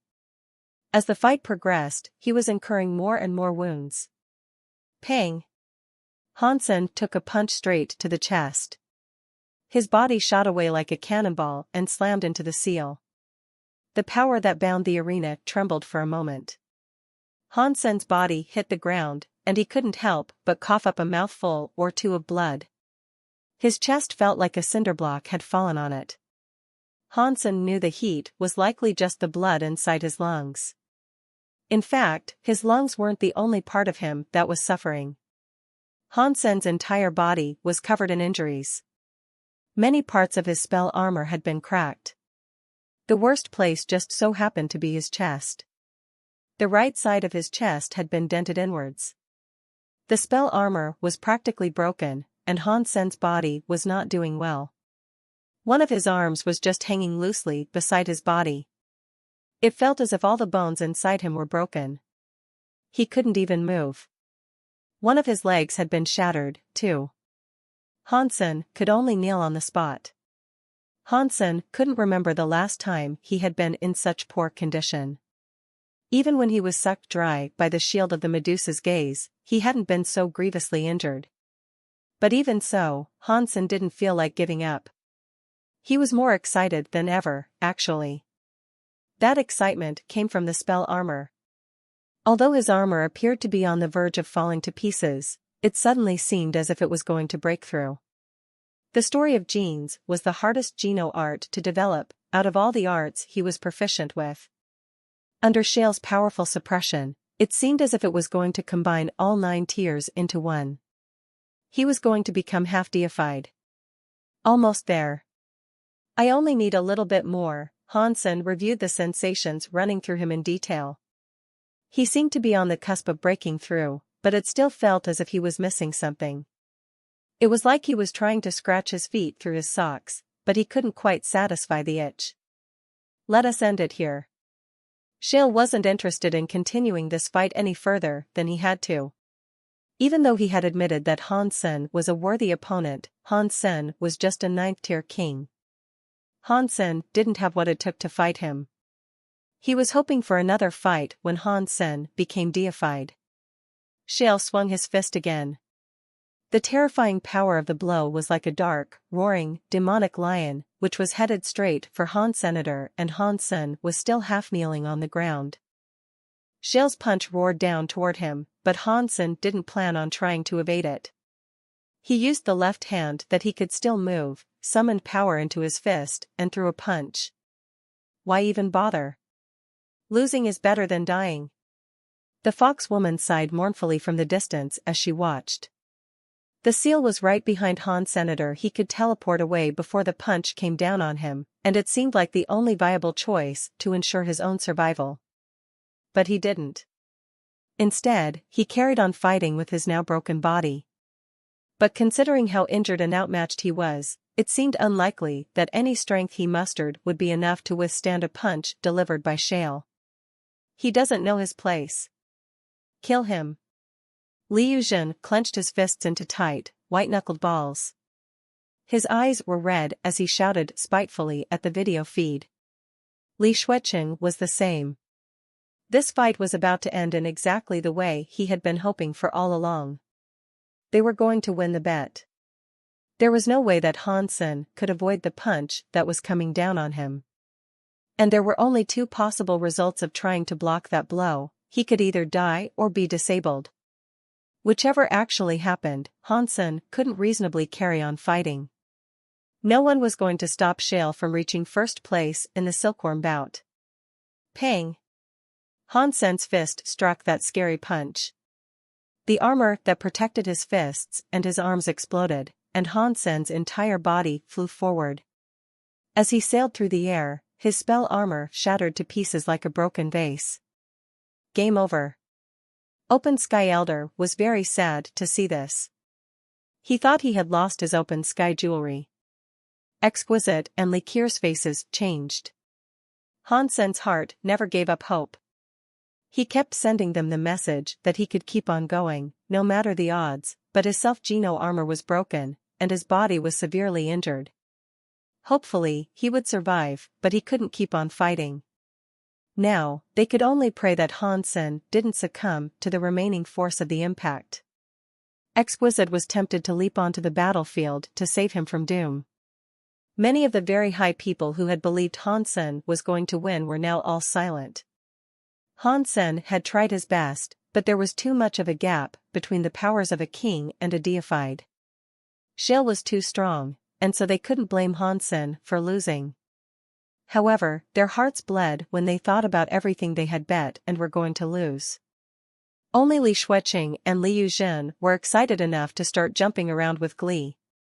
They almost hugged each other. After this fight, they'd reap a bounty of rewards. The resources they were about to receive might support them all the way up to the deified butterfly class. And on top of that, they'd also lay claim to priceless treasures of untold might. Pang! Han Sen's body slammed against the seal again. Liu Zhen and Li Shuiqing were ready to start clapping, but they suddenly froze in place. They weren't the only members of the audience who were staring in shock. Everyone was. After Han Sen's body hit the seal, he didn't fall to the ground. He just remained where he was. He was floating. That broken body of his was releasing a weird shockwave that they could barely detect. Then, his form became shrouded in bright light. But when they looked closer, they could see that it wasn't a bright light. It was a cloud of white powder like dust. And the white powder was gathering around Han Sen's body. In the blink of an eye, a white set of armor had wrapped itself around Han Sen's body.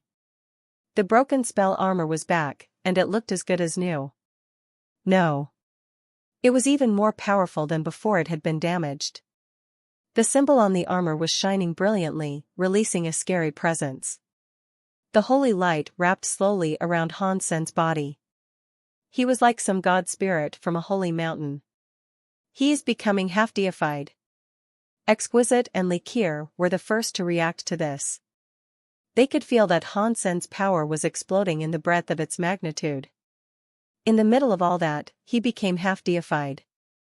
This guy is too much. Many of the very high who were watching the fight looked absolutely stunned.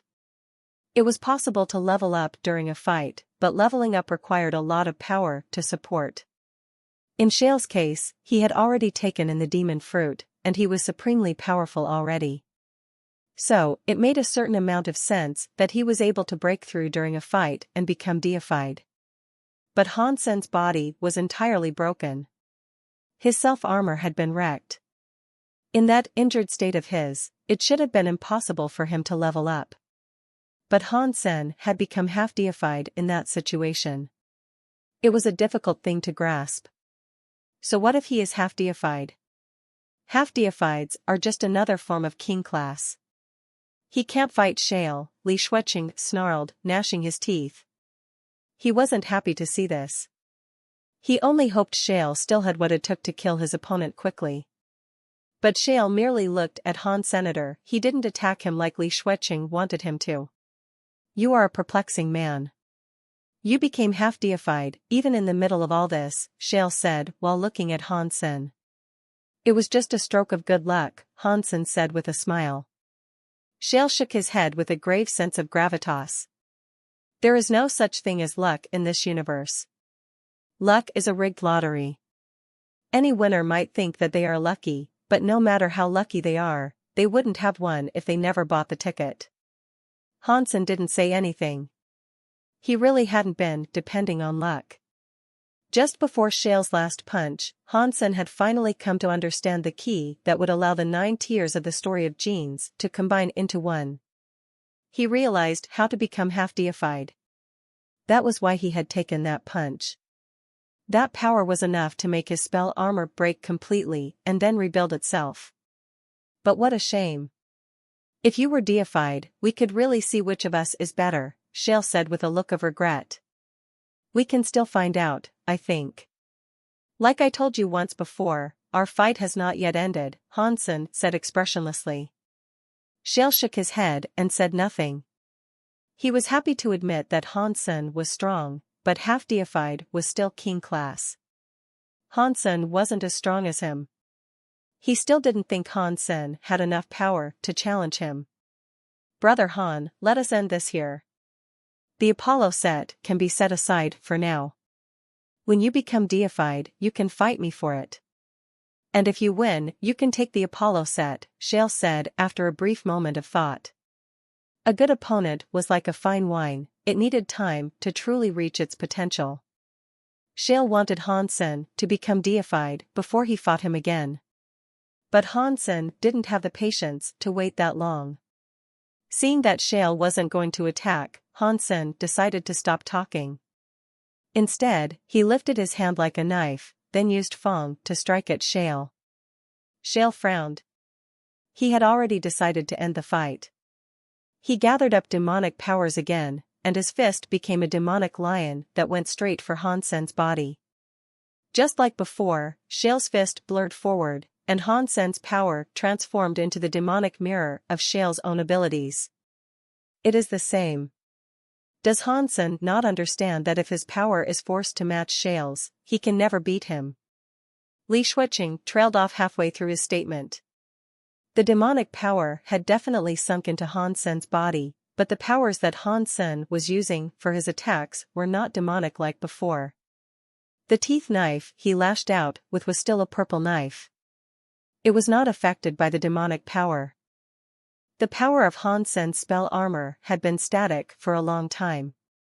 Earlier in the fight, it had been unable to block Shale's demonic attacks because the man had simply used too much force for it to repel. But now, the spell's 9 tiers had been combined and condensed into one. Its power solidified, and that new density allowed the armor to ignore the difference in power between the two fighters. Its energy could no longer be converted to the demonic element. Shale was a bit shocked by this twist. He used his demonic powers a few times more, but try as he might, he was unable to change Han Sen's element. He had realized that Han Sen had discovered a way to fight back against the demonic power he wielded. Han Sen is somehow holding off the demonic power. That is a bit unexpected, Open Sky Elder said with raised eyebrows. Although the demonic powers no longer change him, he is still a half-deified, going up against a deified. There is a large gulf in power. It will still be an incredibly difficult fight for Han Sen if he seeks victory, Jiu Elder said. Even so, as small as it may be, he stands a chance. Open Sky Elder put all his hopes on Han Sen's newfound opportunity. Although Shale's demonic power had lost much of its effectiveness, Han Sen was still suppressed by his opponent's might. There was still a staggering difference in their power levels, and Han Sen's Geno arts had only been reinforced to a half-deified level. It still wasn't going to be enough for Han Sen to fight a deified elite. Under constant pressure from Shale, Han Sen had to keep changing his movements. He teleported and dodged, keeping Shale from landing a fatal blow. Han Sen still didn't have enough power to engage Shale directly. Every move Shale made carried dangerous strength, but Han Sen was managing to keep him from hitting his target. Exquisite and Li Kier could feel the calmness in Han Sen's heart. Every time they saw Han Sen on the brink of death, he would surprise them and turn out no worse for wear. They were on the edge of their seats, and the rest of the audience was even more nervous. Han Sen was walking a tightrope. If he wasn't careful, he would fall into a bottomless abyss. Although his situation looked perilous in the extreme, Han Sen was holding on. Beneath Shale's oppression, he was able to avoid further injury. The cons of Shale being from a smaller race are finally coming to the surface. Li Chenqiu sighed in his heart. Shale was very talented, and he could challenge all sorts of Geno arts and perform miracles with his ordinary punching techniques. With his demonic powers, he could go against any deified elite at the same level. But now, his demonic powers weren't working. That meant the simplicity of his punching techniques might not cut it. No matter how good a driver someone might be, that skill would still only allow them to drive a car. Even the best driver in the world wouldn't suddenly develop the ability to fly planes. Shale's punching skills were so simple. He could only use ordinary methods as he tried to win this fight. He didn't have the power to simply end the fight in a moment. He definitely had an advantage, but he had been unable to take Han Sen down. If Shale could practice in outer sky for a few more years and learn many more top-class Geno arts, with his power and talent, he could definitely defeat Han Sen, Li Chenqiu thought to himself. He went on to think, this Han Sen is strong. Any ordinary half-deified would find themselves completely outmatched by Shale. They couldn't fight him. Within a repetition or two, Shale would analyze their skills and break them. But Han Sen's skills have been repeated many times, and yet Shale still cannot break them. Li Chenqiu could sense everything that Shale was feeling. Although the fight had changed dramatically, Shale was still determined to do his best to crush Han Sen. But Li Chenqiu could see that there were many moments Shale was certain he would get Han Sen, but each time, he failed to lay a finger on his opponent. Li Chenqiu began analyzing Shale's mind. He finally discovered why Shale was unable to break Han Sen's skills. Shale needed to see a Geno art to see through his opponent's flaws. And Han Sen's use of Geno arts was not flawless. There were too many flaws, to be exact. When Shale tried to make use of these flaws, he soon learned that the flaws were traps deliberately laid by Han Senator. They didn't do much harm to Han Sen's use of a skill, but they were enough to trap his enemy and provide Han Sen with some breathing room. Every technique had flaws.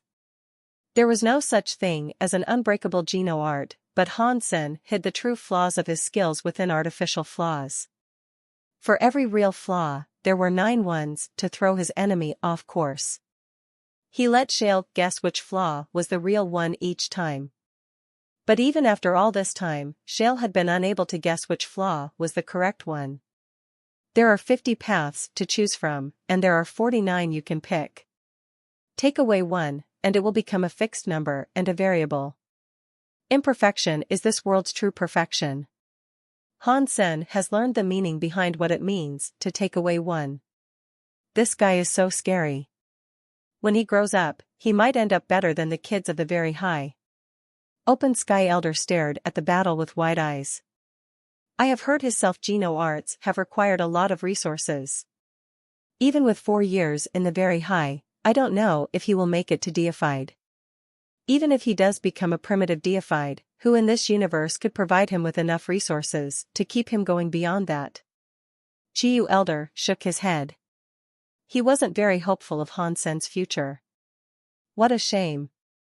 If he was born as a very high, he might have been another Li Chenqiu.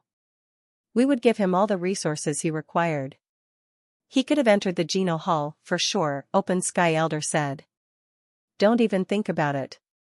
You know Old Stubborn won't let an outsider become a true child of ours, Chiyu Elder said with a wry smile.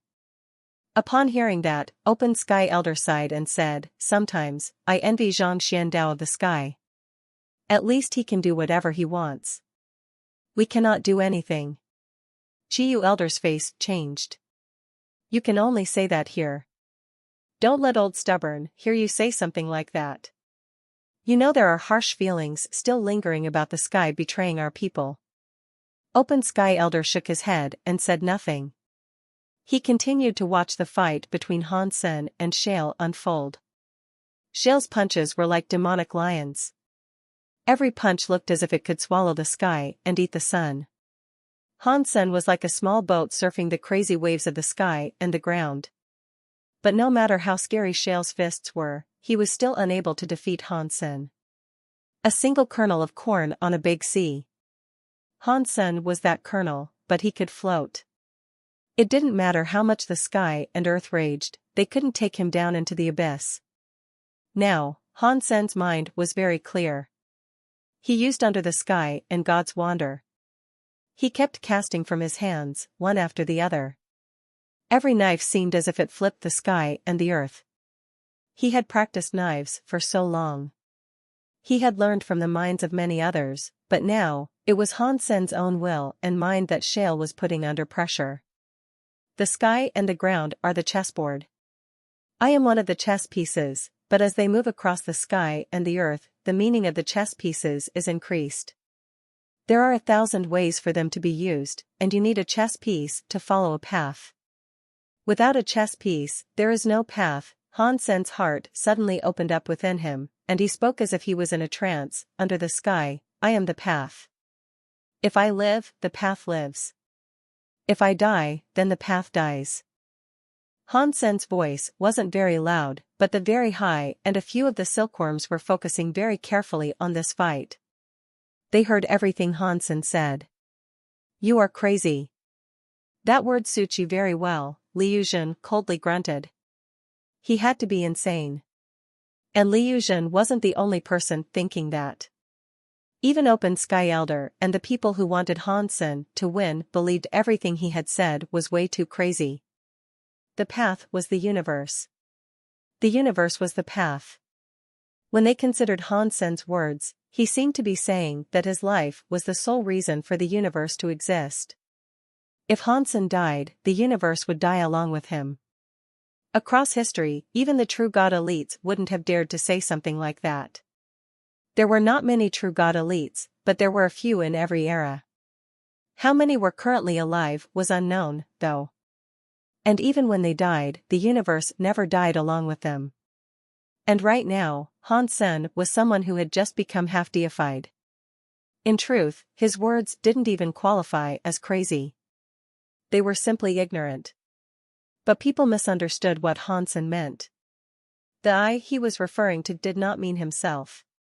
He was referring to everything. Everyone was like a chess piece. They were controlled by the strings of fate, but without those chess pieces, the chessboard was meaningless. It didn't matter how good a chessboard was, it was a dead object.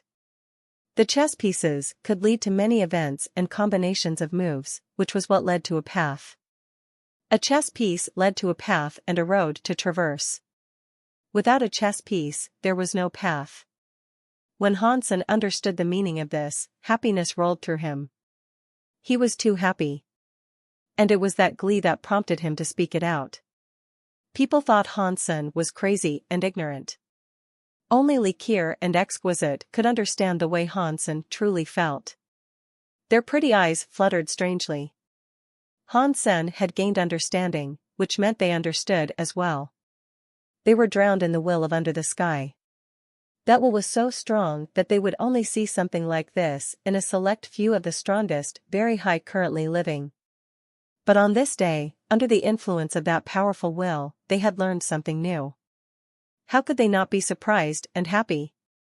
This understanding is already beyond what a normal deified could manage. Li Qier had a very complex look on her face. She was happy, but she also couldn't believe what she was witnessing. Han Sen was only a half-deified, and yet, he could understand the entirety of that will. Han Sen had self-learned all of this. And his under-the-sky knife skills were supremely strong now. Before, he only used knives. But now, the knives were infused with his own understanding and knowledge. It was like he had given life to a concept. Before, although Han Sen hadn't been injured by shale, he had seemed to be on the brink of disaster. Han Sen had only been hanging on by a thread, and he could have been killed at any moment. But now, all of a sudden, things seemed different. Han Sen was still suppressed by shale, but the audience sensed that he was more relaxed than ever. Even within this danger, he seemed to be oh so relaxed. He didn't feel nervous or crushed. Han Sen used his hands like they were knives. The knife skills he deployed had a solid feeling to them. And it made people feel as if he had set things up like this, deliberately. But now, Han Sen could use his skills at will, with almost casual ease. It was like every attack was unleashed randomly, yet he continued to fight with the exact same precision, and sometimes even more. The sky and the ground are a chessboard, and I am the chess piece. Every breath and every sense are a path. Han Sen was totally drowned in the will of Under the Sky. As his knowledge of it deepened, his attacks seemed to become even more random. But at the same time, it seemed like the universe itself was guiding his movements. As attacks rained down on him, there was a sinking feeling in Shale's gut. Yes, he was feeling terrible. Although Han Sen wasn't putting him in any serious danger, Shale felt as if everything had gone horribly wrong. He couldn't tell what precisely had gone wrong, but everything about the fight now seemed off. The mountains were wrong. The rocks were wrong. Everything was wrong. It felt as if the world around him was now working against him, while Han Sen was moving smoothly between sky and earth. It was like everything was working to assist Han. Senator Shale didn't know what to do. Isn't this sky and men combined together, a technique from the very high sense? Li Chen Qiu and the others who studied the very high sense looked at Han Sen as if they were seeing a ghost, with their eyes wide open. By practicing the very high sense, one could practice sky and men combined together. By connecting the skill with the universe, the sky, and the ground, a practitioner could use it to borrow the power of the universe. But that power was only available to those who practiced the very high sense. Only they should have been able to do what Han Sen was doing. Exquisite could only barely scratch the surface of learning it. She wasn't fully proficient with sky and men combined together. Hansen had never studied the very high sense, but the knife skills he got from the textless book had achieved the same effect as sky and men combined together. How could Li Chenqiu and the others not be shocked? Even those who practiced the very high sense found themselves shuddering. Despite his emotional detachment, Li Chenqiu was stunned. "This kid is so weird," Open Sky Elder mumbled. He and Chiyu Elder hadn't practiced the very high sense, but they were behaving as if they had never eaten pork and were now seeing a pig run. They had experienced a lot over their lives, and even if they hadn't practiced the very high sense personally, they knew a lot about it. Right now, Hansen's knife skills resembled the very high sense and sky and men combined together. They were shocked. But Hansen didn't think that much about it. He was submerged in the aura of his knife mind. In this universe, every blade of grass, block of wood, mountain, drop of water, and even specks of dust and bacteria, they all seemed to harness a meaning in his eyes. It was like it all had some kind of connection with his knife skills. Everything in this world is a chess piece. Every chess piece can be used in a certain way. And you combine all these pieces to compose a game of chess. The chess piece that isn't connected is actually connected. Every chess piece can affect the entirety of the game. And what I need to do is become a chess piece that can change the course of this game of chess. Hansen kept trying to understand. I don't need a special power. I only need to use my power in a place that requires me the most. If I go swimming, I would be a fish. If I went into the sky, I would be a bird. I would go along with the universe, the sky, and the earth. And I will help the sky, the earth, and the universe.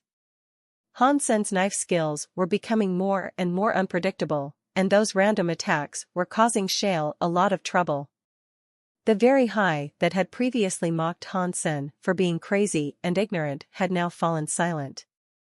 Hansen should have been at an incredible disadvantage, but right now, he didn't seem to be struggling at all. Instead, Shale's attacks were the ones that seemed stiff. They didn't seem so smooth anymore. How very interesting. He's used Under the Sky to create sky and men combined together. Those very high elders are going to go crazy with jealousy. As Yu Shanqin watched Hansen's remarkable knife skill, the corners of his mouth rose. His smile was strange and unreadable. Li Shuiqing and Li Yuzhen's faces were turning green. They felt like they were going crazy. Their eyes were full of red, bloodshot lines, and they clenched their fists tightly, unaware that their nails were digging into the palms of their hands. They were like two madmen as they watched Hansen make battle. Impossible. This is impossible, they felt as if they were going to suffocate. A half-deified was fighting a deified and was no worse for wear. It made them feel more and more nervous about how things were going to turn out. They were afraid that the unthinkable might actually happen, and they might lose their bet. No way. There is absolutely no way that a half-deified can defeat a deified in combat like this. Plus, this deified is the one and only Shale. Our fears cannot come to pass. I am positive Shale will win, Li Yuzhen hissed slowly, gnashing his teeth. It was like he was speaking to himself as much as to Li Shuiqing. His eyes remained glued to the screen in front of him. Shale's eyebrows were furrowed slightly. Although he was still in charge of the situation, he did feel as if there was something wrong. Every move Hansen made seemed to be guided by the hand of God. Shale had difficulty repelling even the most casual slash that Hansen directed toward him. Ordinary strikes were more effective than should have been possible. Regardless of how much he analyzed Hansen's techniques, Shale didn't understand what was happening. Shale wasn't someone who was willing to just lay down and let himself lose. So, when he felt that something was wrong, he made the best decision he could. The hellish flames around his body roared high, and he ignored Hansen's attacks and rushed toward his opponent. No matter how dexterous you are with your skills, your power is no match for mine. My power will crush you and your skills alike. I can summon enough force to break your techniques. Shale was like a demon god. He carried scary substance chains with him as he thundered forward to suppress his foe. Hansen's knife slashed at him, but the substance chains crushed it. Hansen was unable to break through the substance chains to damage Shale's body. Hansen didn't panic, though. His body floated from side to side like a cloud. Shale had gathered an immense amount of raging power, but he was unable to hurt Han's senator. It was like watching a little boat go up against a big wave. The big waves were going wild, but they couldn't flip the boat that effortlessly surfed from crest to crest. Hansen was like a holy man that could ride the wind. His body was brimming with the energy of his knife mind. Shale continued to bump Hansen around, but he couldn't ruffle Hansen's clothing.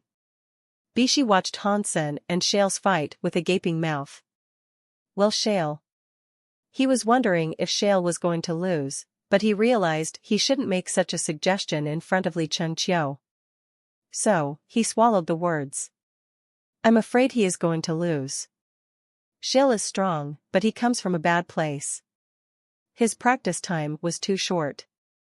If there had been another 3 years to train him, perhaps he wouldn't be in this situation, Li Chengqiu said coldly. Bishi nodded. That kid Hansen is lucky, eh? But by the way, his knife mind really is something quite special.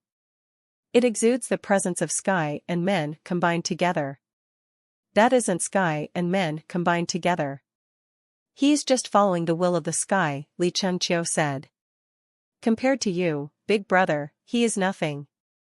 But compared to ordinary people and creatures, his will is disturbingly impressive, Bishi said after a moment.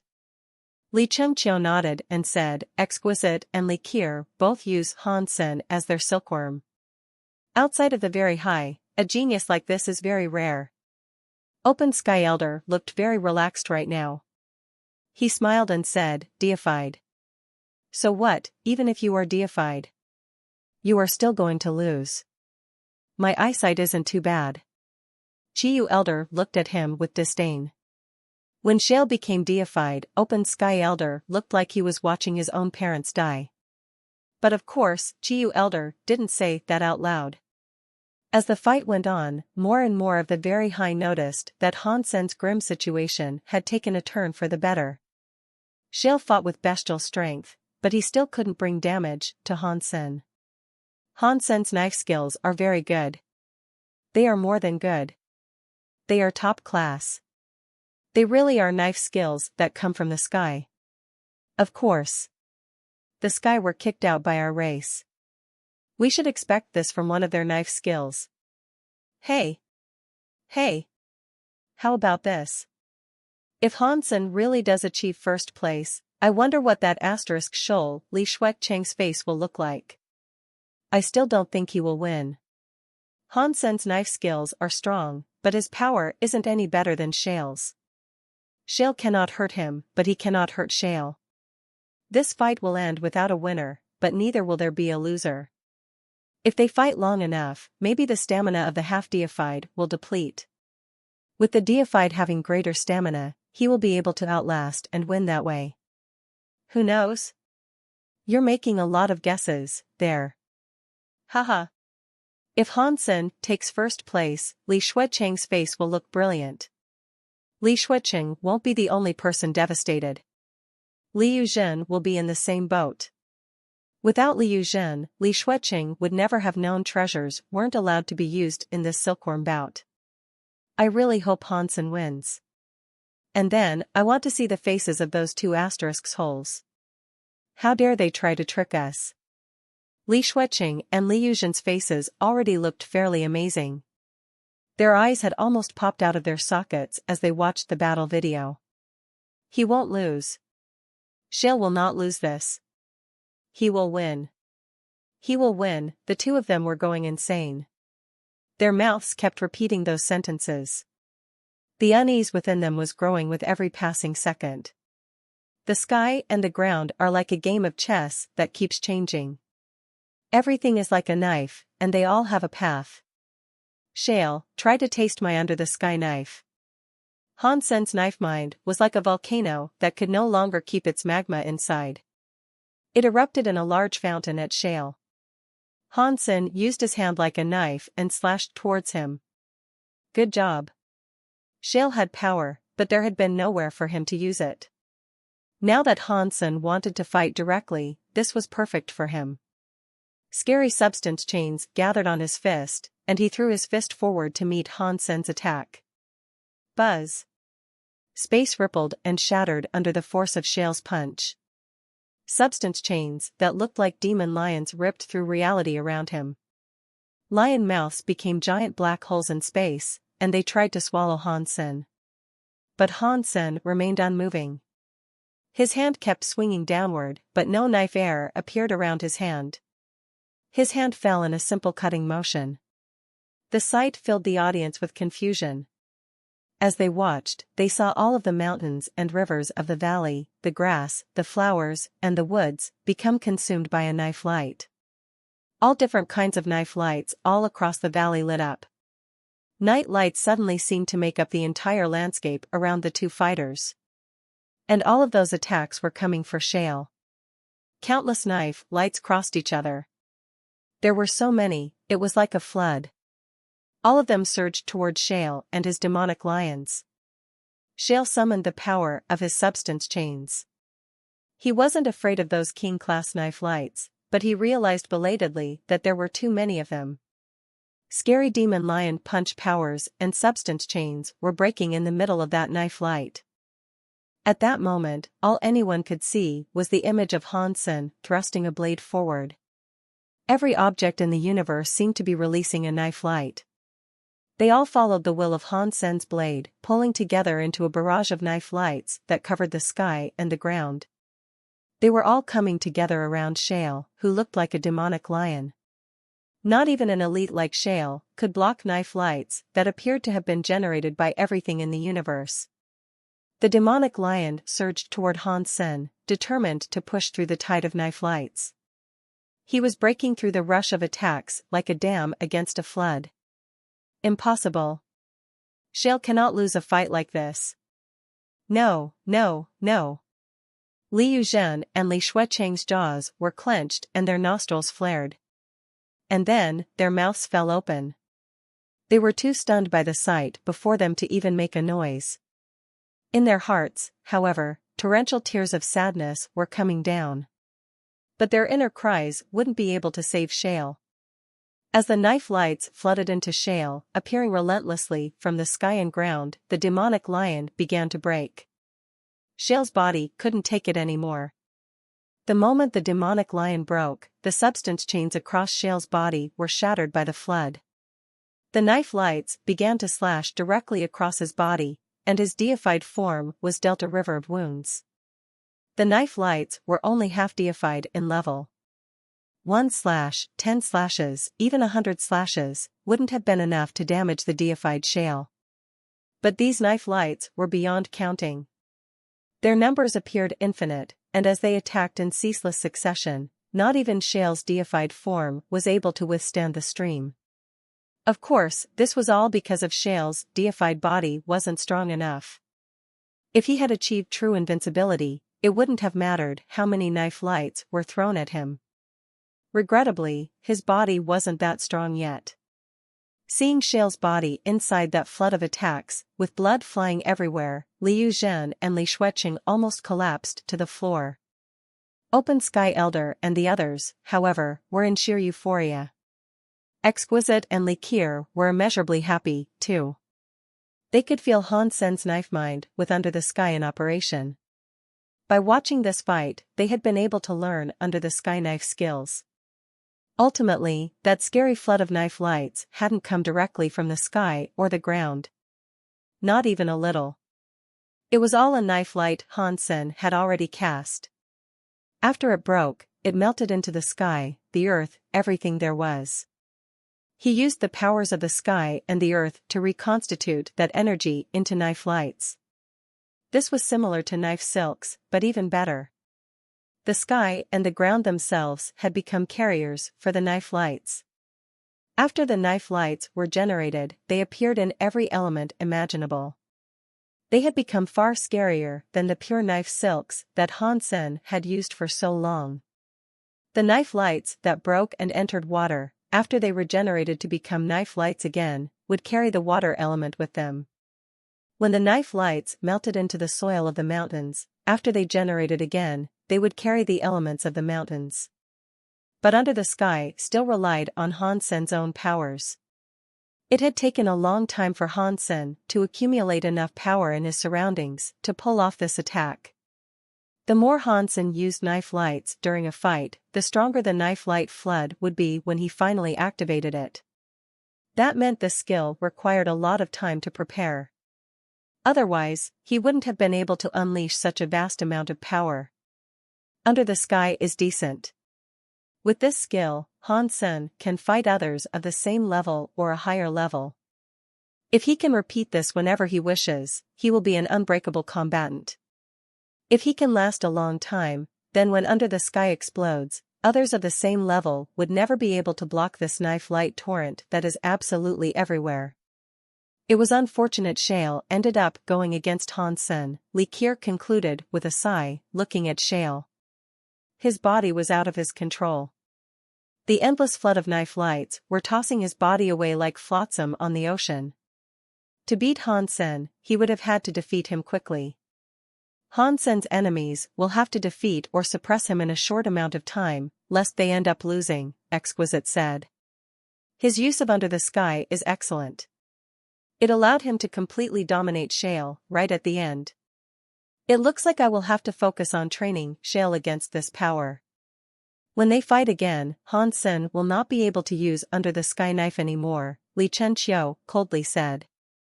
He didn't get emotional about Shale's failure. Instead, he analyzed precisely why Shale was losing, and how he could further perfect Shale as a warrior. Han Sen slashed and then stopped. He didn't allow the flood of knife lights to rip Shale entirely to shreds. He raised his hands, and the knife lights everywhere shattered. They rose and disappeared. The valley was returned to the sound of silence. You win. Shale stood up. He could still fight, but he was now willing to concede to Han Senator. After standing up, he teleported to someplace beyond the seal. He knew Han Sen had dismissed the attack halfway instead of using its full power. If Shale had taken the full force of those knife lights, he would have been torn to pieces. So, continuing to struggle was pointless. Li Shuiqing and Liu Zhen were kneeling on the ground. Their eyes were frozen, and they could scarcely believe the result. They couldn't accept it. What do? We have to pay back a huge debt, and the Open Sky jewelry. The minds of the pair were struggling to work. Just one knife skill was enough to mimic sky and men combined together. This Han Sen is fantastic material. It is a shame he is just a silkworm and not a genuine heir of the very high. Open Sky Elder was delighted that he had won the bet, but he couldn't help but feel that Han Sen's low status was a terrible shame. After the fight with Shale, no other silkworm dared challenge Han Senator. They fought each other and eventually departed the valley. In the end, only Han Sen remained inside the seal. When all the others had left, the seal was lifted. At the same time, a square, bronze chest appeared. It descended from the sky, carried by warm light, to land beside Han Sen. Han Sen grabbed the bronze chest and opened it. Inside were the 7 pieces that comprised the Apollo set. Han Sen didn't bother pretending to be humble about all this. He put on the Apollo set immediately. There was a helmet, an upper chest piece, a lower torso piece, a pair of gauntlets, and a pair of battle boots. 7 deified treasures now clad his body. The chrome of the armor made Han Sen look like a mirror man. When Han Sen put on the last piece of the armor, a giant, silver pair of wings appeared on Han Sen's back. They really did make him look like Apollo, shining in the sky. Many of the silkworms looked at Han Sen with great envy, but Han Sen actually had the audacity to complain. What kind of crap is this Apollo set? It's like I'm wearing a light bulb. This makes me stick out like a sore thumb. I'll be brighter than the sun itself. The enemy will see me coming from tens of thousands of miles away. It's not like I'll be able to hide in the bushes when I'm wearing this thing. It's like a giant, bright, neon target. Although Hansen was complaining, the Apollo set did exude a powerful aura. That made Hansen very happy. His half-deified power wasn't enough to activate the full might of the Apollo set just yet, but it would still complement his current standing. It could already generate a few minor substance chains. And that was especially true of the Apollo wings that had appeared behind him. They gave Hansen a speed that could rival a primitive deified. He might have even been a bit faster than Shale. Hansen spread the Apollo wings, then teleported next to Likir and Exquisite. His speed was far greater than it had been before. This is similar to the power I gain when I use the Peacock Soul Robe. The Apollo wings don't give me as much speed as the Peacock Soul Robe, but the power of the Apollo set isn't fully activated yet. Once it is used to its full potential, I might be able to fight larva deifieds like Meng Lai. Hansen admired his Apollo set. He really loved it. The smoke and the fog were as heavy as rain. There was a garden that housed a lake, and Likir and Exquisite were sitting at a stone table nearby. They appeared to be in a state of confusion. Have you thought about Under the Sky's flaws? Exquisite asked, glancing at Likir. Likir shook her head. What about you? Exquisite shook her head as well. She frowned and said, for us, silkworms are a way of gaining new understanding. However, they aren't merely tools for learning. Our situation now is both good and bad. On the positive side, we're learning a lot from Hansen, and he's allowed us to feel what having a truly powerful will is like. He will help us accelerate our growth. But if we keep learning and following him, we will simply be copying his progress. We will be aping him, so to speak. And no matter how closely we try to replicate what he has done, we will never achieve what the true Hansen can accomplish. The path we tread must be one that leads to glory greater than our silkworms. We need to trailblaze a path of our own. But with the way things are now, that might be a very difficult prospect. Likir cut in quickly. Perhaps, but Hansen's will is too strong. At our level, we won't be able to pinpoint his flaws for our own betterment. The fact that we can confess something like that is terrible, without a doubt. He is supposed to be our silkworm. We are not supposed to be his. If Hansen leaves the impression that we cannot exceed his talents, then we are already limited by him, Exquisite said with a look of seriousness. In that case, what do you propose we do about it? Likir couldn't think of a way around this problem. If Hansen left an indelible impression of invincibility on their peers, then their achievements would be forever overshadowed by his own. That wasn't the sort of silkworm they were looking for. Hansen needs to lose once. A loss is the only way that impression of him can be erased from our hearts, Exquisite said. Even Shale lost to him. I highly doubt that any other silkworm will come close to rivaling him in the near future. Likir looked at Exquisite with confusion. She wasn't entirely sure what her third sister was implying. Why do you suggest it has to be a silkworm? Now that Hansen has achieved first place, he should be able to go to Jail Demon Hall. He can start practicing there. First, it will be a great help for his own abilities. Secondly, he will probably get crushed. Once that happens, he will lose his confidence and cockiness. Thirdly, it will break the image we have of him. We'll have a hard time viewing him as being so incredible if he gets defeated. That sounds like 3 birds with 1 stone, if you ask me, Exquisite said coldly. This is a brilliant idea. Now, let us go and register his application to enter Jail Demon Hall. Open Sky Elder earned a lot from Hansen, so I doubt he will refuse his request to go there, Likir replied merrily. Hansen and Bauer were still fishing at Underworld Lake. Likir gave an Underworld silk to Bauer, so Hansen no longer had to share his own. But Hansen was still feeling quite depressed. After he fished up the Shan Yellow Sutra, the only things he had pulled from the lake were utter trash. Rusted armor and broken weapons were a frequent sight. He had even collected bits of broken statues and the like. One time had been particularly bad. While he was fishing, he latched onto something super heavy. He had instantly assumed, based on the weight, that he had snagged something amazing. He spent half the day reeling it in. When he finally pulled it free of the lake, it was just a 3-meter-tall statue with shoulders and legs missing. Han Sen's lungs almost exploded. Bauer was sometimes able to fish up pieces of jewelry. Han Sen didn't know what they were for. And also, the entire time, the 16 pigs continued to follow Bauer around. They frequently munched on Bauer's snacks, but they didn't grow at all. They each remained the size of a fist. They looked small and cute, but as far as Han Sen could tell, they were completely useless. If they were not spending their days eating and sleeping, they were sleeping and eating. It was either that or following Bauer's *SS and running around everywhere. "Dad, come here. There is something coming." "It is so heavy," Bauer suddenly exclaimed. Han Sen quickly approached her, and he started tugging the string. It really did feel like something absurdly heavy.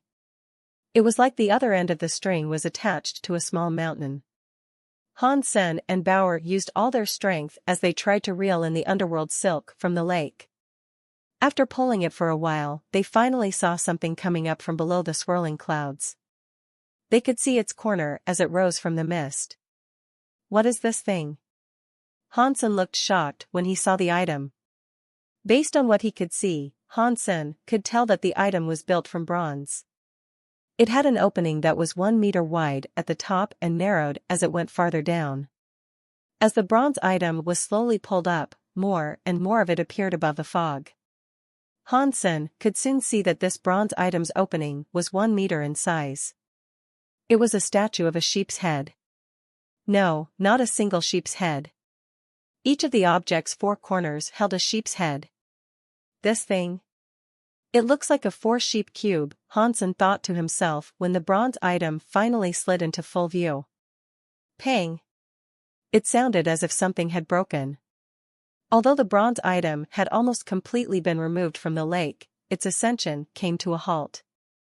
The underworld silk holding the statue had snapped. Han Sen watched the 4-sheep cube sink back into the mist of the lake. He didn't know if it was an illusion or not, but Han Sen could see the 4 sheep heads seemed to smile strangely at him as the object disappeared. Han Sen stared at the lake in confusion. The underworld silk had broken with ease, which was a first. Han Sen and Bauer had spent a long time fishing with underworld silks, and never before had this happened. Now, the underworld silk had simply snapped without them understanding why. He wanted to ask Likir and Exquisite, but they weren't present. Han Sen had nothing else to do except continue his mellow fishing experience. "It has been a few days. Mr. White should have some news for me. I should ask Likir to take me to the desert again," Han Sen said to himself as he continued fishing. He had a simmering sense of excitement regarding the Xian Yellow Sutra. Han Sen wouldn't even have to practice the strange Geno art. He only had to reverse his Blood Pulse Sutra to make use of it. How lucky was he to stumble on such an easy new Geno art.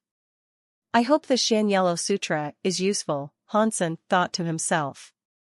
But then he suddenly heard Bauer shouting, "Dad, something is coming. Come and help me." Han Sen saw Bauer's small hand clutching the underworld silk. She seemed to be struggling. The underworld silk had latched onto something heavy that kept the line taut, just like earlier. Han Sen raced over to her and grabbed hold of Bauer's underworld silk to pull the next item up. Whatever he was bringing up now was heavier than the 4-sheep cube. Han Sen and Bauer fought against that immense weight. There was a power that was pulling downward, struggling against them. They were on the verge of losing the underworld silk or getting pulled into the lake themselves. The 16 little piggies came over, too. They all stood in a line to bite the underworld silk. Then they leaned back, pulling it like a big game of tug-o-war. "Put your back into it, comrades. 1, 2, 1, 2, 2 people and 16 small piglets were pulling the silk. They all shouted. After half a day, they finally saw something emerge from the lake. When they finally saw it, Hansen couldn't help but shout, "It is the 4-sheep cube again. We managed to fish it up again." Hansen was shocked. He thought about the 4-sheep cube that plummeted back down with the 4 eerie faces smiling at him. He looked closely at the heads of the sheep. He jerked back in surprise. The bronze sheep had their eyebrows lowered, and their eyes were half closed. They looked like monks that were meditating. They were no longer smiling as they were earlier. Are the expressions on the 4 sheep heads different? Hansen wondered to himself. Then, he heard a pang. The underworld silk snapped again. Hansen watched the 4-sheep cube quickly sink again.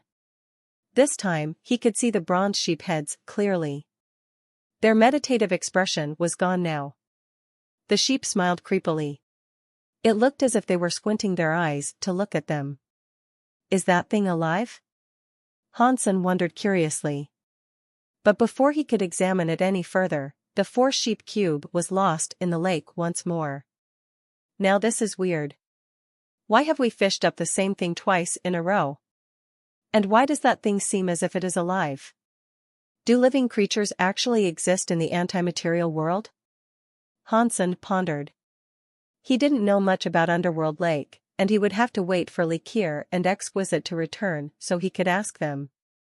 Many more occurrences followed that one, though. Bauer managed to fish up that 4-sheep cube a number of times. She could never pull it all the way up, though. The object would always detach and fall back into the lake. As for Hansen, he only ever managed to fish up useless garbage. The triangular symbol on the small jade figure lit up.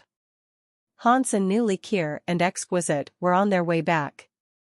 Not long later, he saw them appear via teleport on the shores of the lake.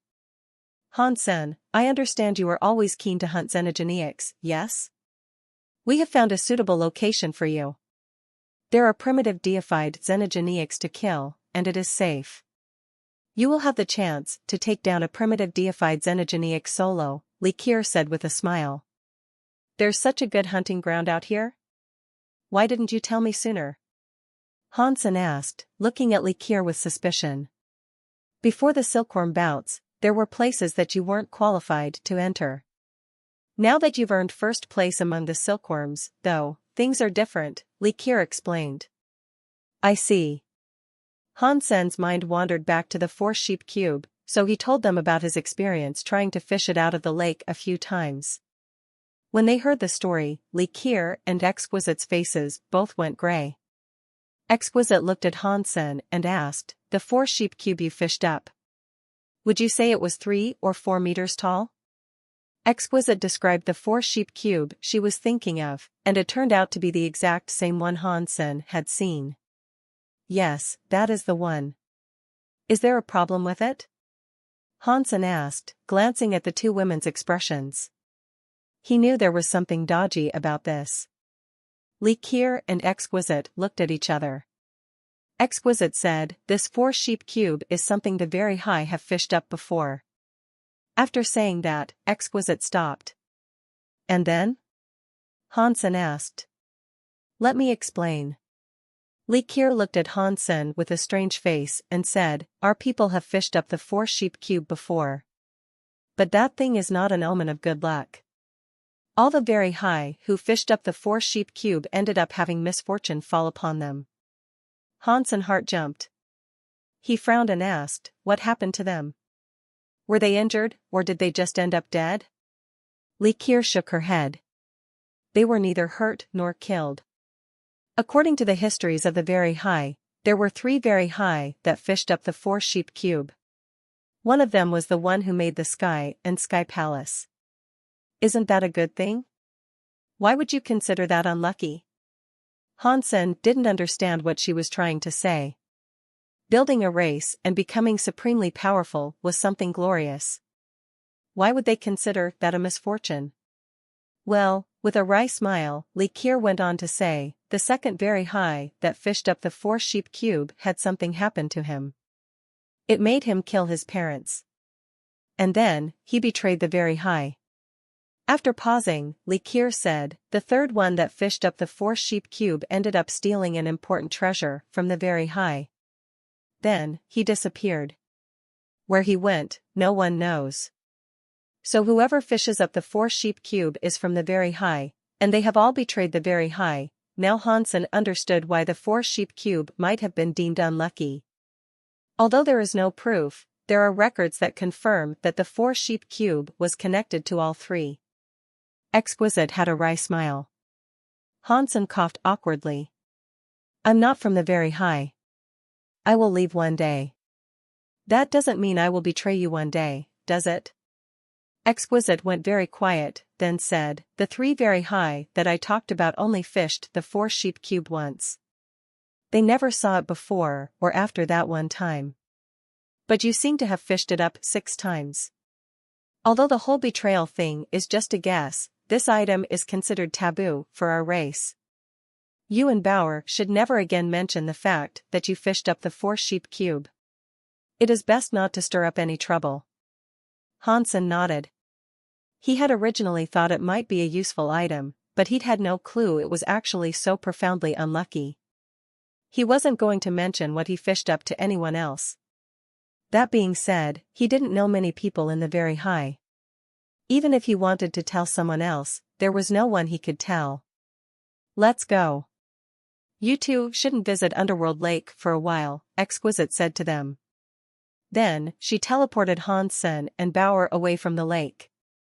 Hansen asked Likir about the place they were headed, a location known as Jail Demon Hall, and what sort of xenogeniacs he would be able to kill. He learned that the place used to be a mere cave, but the very high built a palace atop it. Calling the structure a palace was a bit misleading, though. In actuality, it was more like a prison. A xenogeniac had lived in the cave beneath Jail Demon Hall for a long time. The creature lacked the power to escape its prison, but after a while, it learned how to create a doppelganger that could enter the palace above the cave. The doppelganger was a primitive deified. Now, every so often, the very high had to go to Jail Demon Hall and kill the doppelganger to make sure that the xenogenic stayed contained. Likir and Exquisite had already filled out the paperwork that would allow them to hunt in Jail Demon Hall. Now that his request had been granted, Hansen would be given the chance to solo a deified xenogeniac. A primitive class deified xenogeniac, huh? I can test the strength of my Apollo set this way, and earn a deified xenogeniac gene as well. That is 2 birds with 1 stone, Hansen thought happily. The Peacock King Beast robe and the 6-core snake bow were items Hansen didn't dare use while Likir or Exquisite were around. He didn't want them to realize that beast souls and treasures were different. His new Apollo set would do a great deal to help Hansen keep his secrets. The 4 of them went to Jail Demon Hall. There, Likir pulled Bauer to the side so that Hansen could enter Jail Demon Hall alone. The rest of them would wait outside. Hansen wasn't suspicious. He thought they just wanted to get more of his battle experience and knowledge, and that was why they had asked him to go and kill the doppelganger xenogeniac. He pushed the door open and entered Jail Demon Hall. Jail Demon Hall had been built for that xenogeniac. When Hansen entered it, he couldn't feel the restrictive effects. The hall's architecture was incredibly strange. The floors of an ordinary hall were usually flat or subtly sloped as they led up toward a stage. Inside this hall, however, all 4 sides of the hall led down a series of broad steps to a 10-meter-long stone platform at the bottom. The stone platform was covered in symbols that Hansen had never seen before. Although he had no clue what they meant, he could sense a strange power coming from the runes.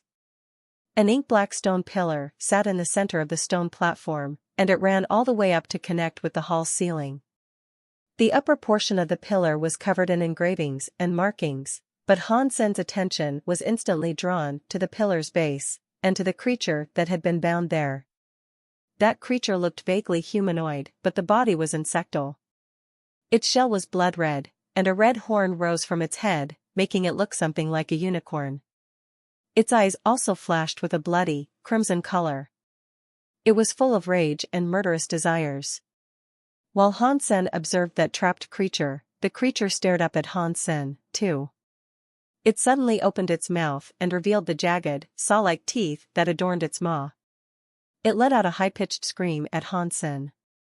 It began to thrash around violently, and when it moved, the markings across the stone pillar lit up. The chains attached to the pillar also began to glow. They tightened their grip on the creature, making it harder for the furious being to escape from the stone pillar. It really is a primitive deified. Upon seeing the red substance chains appearing around the creature, a delighted expression crossed Han Sen's face. Outer Sky had many xenogeneics, but most of them were very frightening.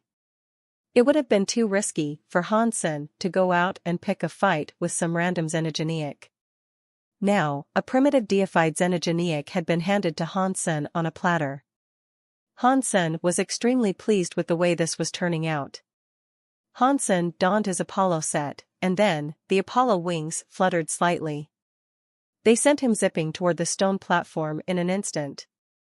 He turned his hand into a knife and slashed at the xenogeneic bound to the stone pillar. Han Sen was still using Under the Sky, but with the extra strength that the Apollo set was giving him, a frightening substance chain knife air was unleashed as he activated the skill. His attack was like a sunlight blade as it came down against the xenogeneic's neck. The xenogeneic hissed like a viper, and its red substance chains exploded like a volcano. It broke free of the restraints of the stone pillar, and its talons flashed toward Han Sen like red blades. Catcha! Han Sen's knife air was as strong as the strike of an ordinary primitive deified, but against that xenogeneic's claws, Han Sen's attack didn't stand a chance. Before Han Sen could even attack, the creature had brushed aside his attack and rushed within striking distance. The hand knife and the claws collided. The claws left deep cuts across Han Sen's gauntlet. 3 bloody scratches across his hand before to ooze blood. Fortunately, Han Sen was able to react quickly. He abandoned his attack and then teleported away. If he hadn't reacted instantly, the creature's blow would have amputated his hands. Why is it so strong? Han Sen wondered in shock. He had just finished teleporting away when the xenogeneic was in front of him again. Its claws came down on his chest, cutting straight through the Apollo armor like it was made of butter. The wings of the Apollo set flapped. Han Sen quickly retreated, putting more distance between himself and the xenogeneic. But there was a glow of bloody light around the creature's body, and it came for him again like a rocket. Its speed was unfathomable, and again, its claws were digging into Han Sen's chest. The red substance chains became claw-like lights, and they carved 5 grooves deep into Han Sen's chest. His ribs were almost visible through the wounds. Is this guy really just primitive? Han Sen muttered in consternation. He used Under the Sky and teleported rapidly as he attempted to get ahead of the xenogeneic. But it was a futile endeavor. The xenogeneic seemed to predict every movement Han Sen sought to make. Han Sen had only just moved away when the xenogeneic was in front of him again. Han Sen screamed, his voice strained. A talon had perforated his stomach.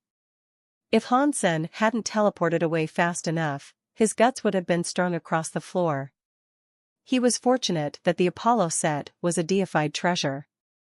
But even so, beneath the sharp claws of that malevolent xenogeneic, it seemed no stronger than wet tissue. It didn't have the defensive properties that a deified set of armor should have given him. Han Sen had no idea what to do. Although he was fighting a primitive deified, it was only a doppelganger. His true opponent, the real body controlling the creature before him, was a scary, true god deified. This body was just a doppelganger, but it was undoubtedly the best that a deified could be at primitive class. It was in a whole different league than Shale, who had just become a deified. Even more frightening, its will and its movements were true god class. Han Sen was very proud of his will and power, but before a true god, his capabilities were measly. He was borrowing power from the Apollo set so he could fight at a deified level, but he still couldn't endure the xenogeneic's attacks. Every very high that came to defeat this doppelganger would usually encounter a larva deified for them to kill. Transmutation class deifieds would still take a long time to kill. Exquisite and Likier had told Hansen this was only a primitive deified. They hadn't told him how scary the creature was, though. Once Hansen realized how powerful it was, he knew he shouldn't push his luck and continue trying to fight it. He used his teleportation abilities to escape Jail Demon Hall. The attacks he had already survived had left him bloody and injured. If he kept going, there was no doubting the fact he would end up dead. Is that Xenogeniac really a primitive deified?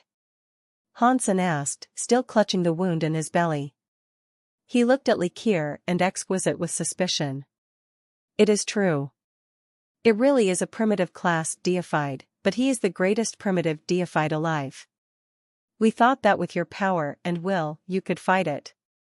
That is why we signed you up to take it on. I can only suppose we were too hasty, Exquisite said, making sure that her voice sounded quite serious. Her facial expression was a carefully crafted mask of disappointment. In her heart, she was actually thinking, it is good for you to suffer failure every now and again. We don't want you getting too cocky in the future. Likier provided her own sort of comfort. She smiled and said, losing here is perfectly understandable. After all, you aren't yet deified. Not being able to beat that fiend means nothing. How about this? We will find weaker deified Xenogeniacs that are easier for you to defeat. Hansen knew Likier and Exquisite wouldn't be lying to him about this stuff. If they said that the Xenogeniac was a primitive deified, then it probably was. That Xenogeniac really was strong. Hansen paused, observing Exquisite and Likier. Then, he said, is there a time limit to kill the Xenogeniac? It will take 6 months for the Jail Demon Hall Xenogeniac to build up enough power to escape its prison. Usually, our people try to kill it within 3 months, just to be on the safe side. If it escapes and gets in contact with the other Xenogeniacs in outer sky, it might be able to save its true self, Likier said. If there is still time, then I will try to defeat it again. Hansen didn't want to just give up. Of course you can. If you are confident enough, you can try as many times as you want. But this doppelganger has already been here for a month. If you cannot kill it in the next couple of months, we will have to send in a deified elite that is strong enough to kill it. So, remember, you have a limited amount of time, Exquisite said.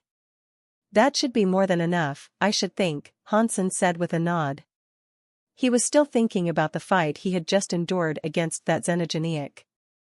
Hansen thought his fighting power was decent at this point, but that Xenogeniac had completely suppressed him in every way imaginable. Aside from the power gap between them, there were also important differences in the ways that the two of them fought. Now that he thought about it some more, he realized he had been completely suppressed. He had lost in the most embarrassing way possible.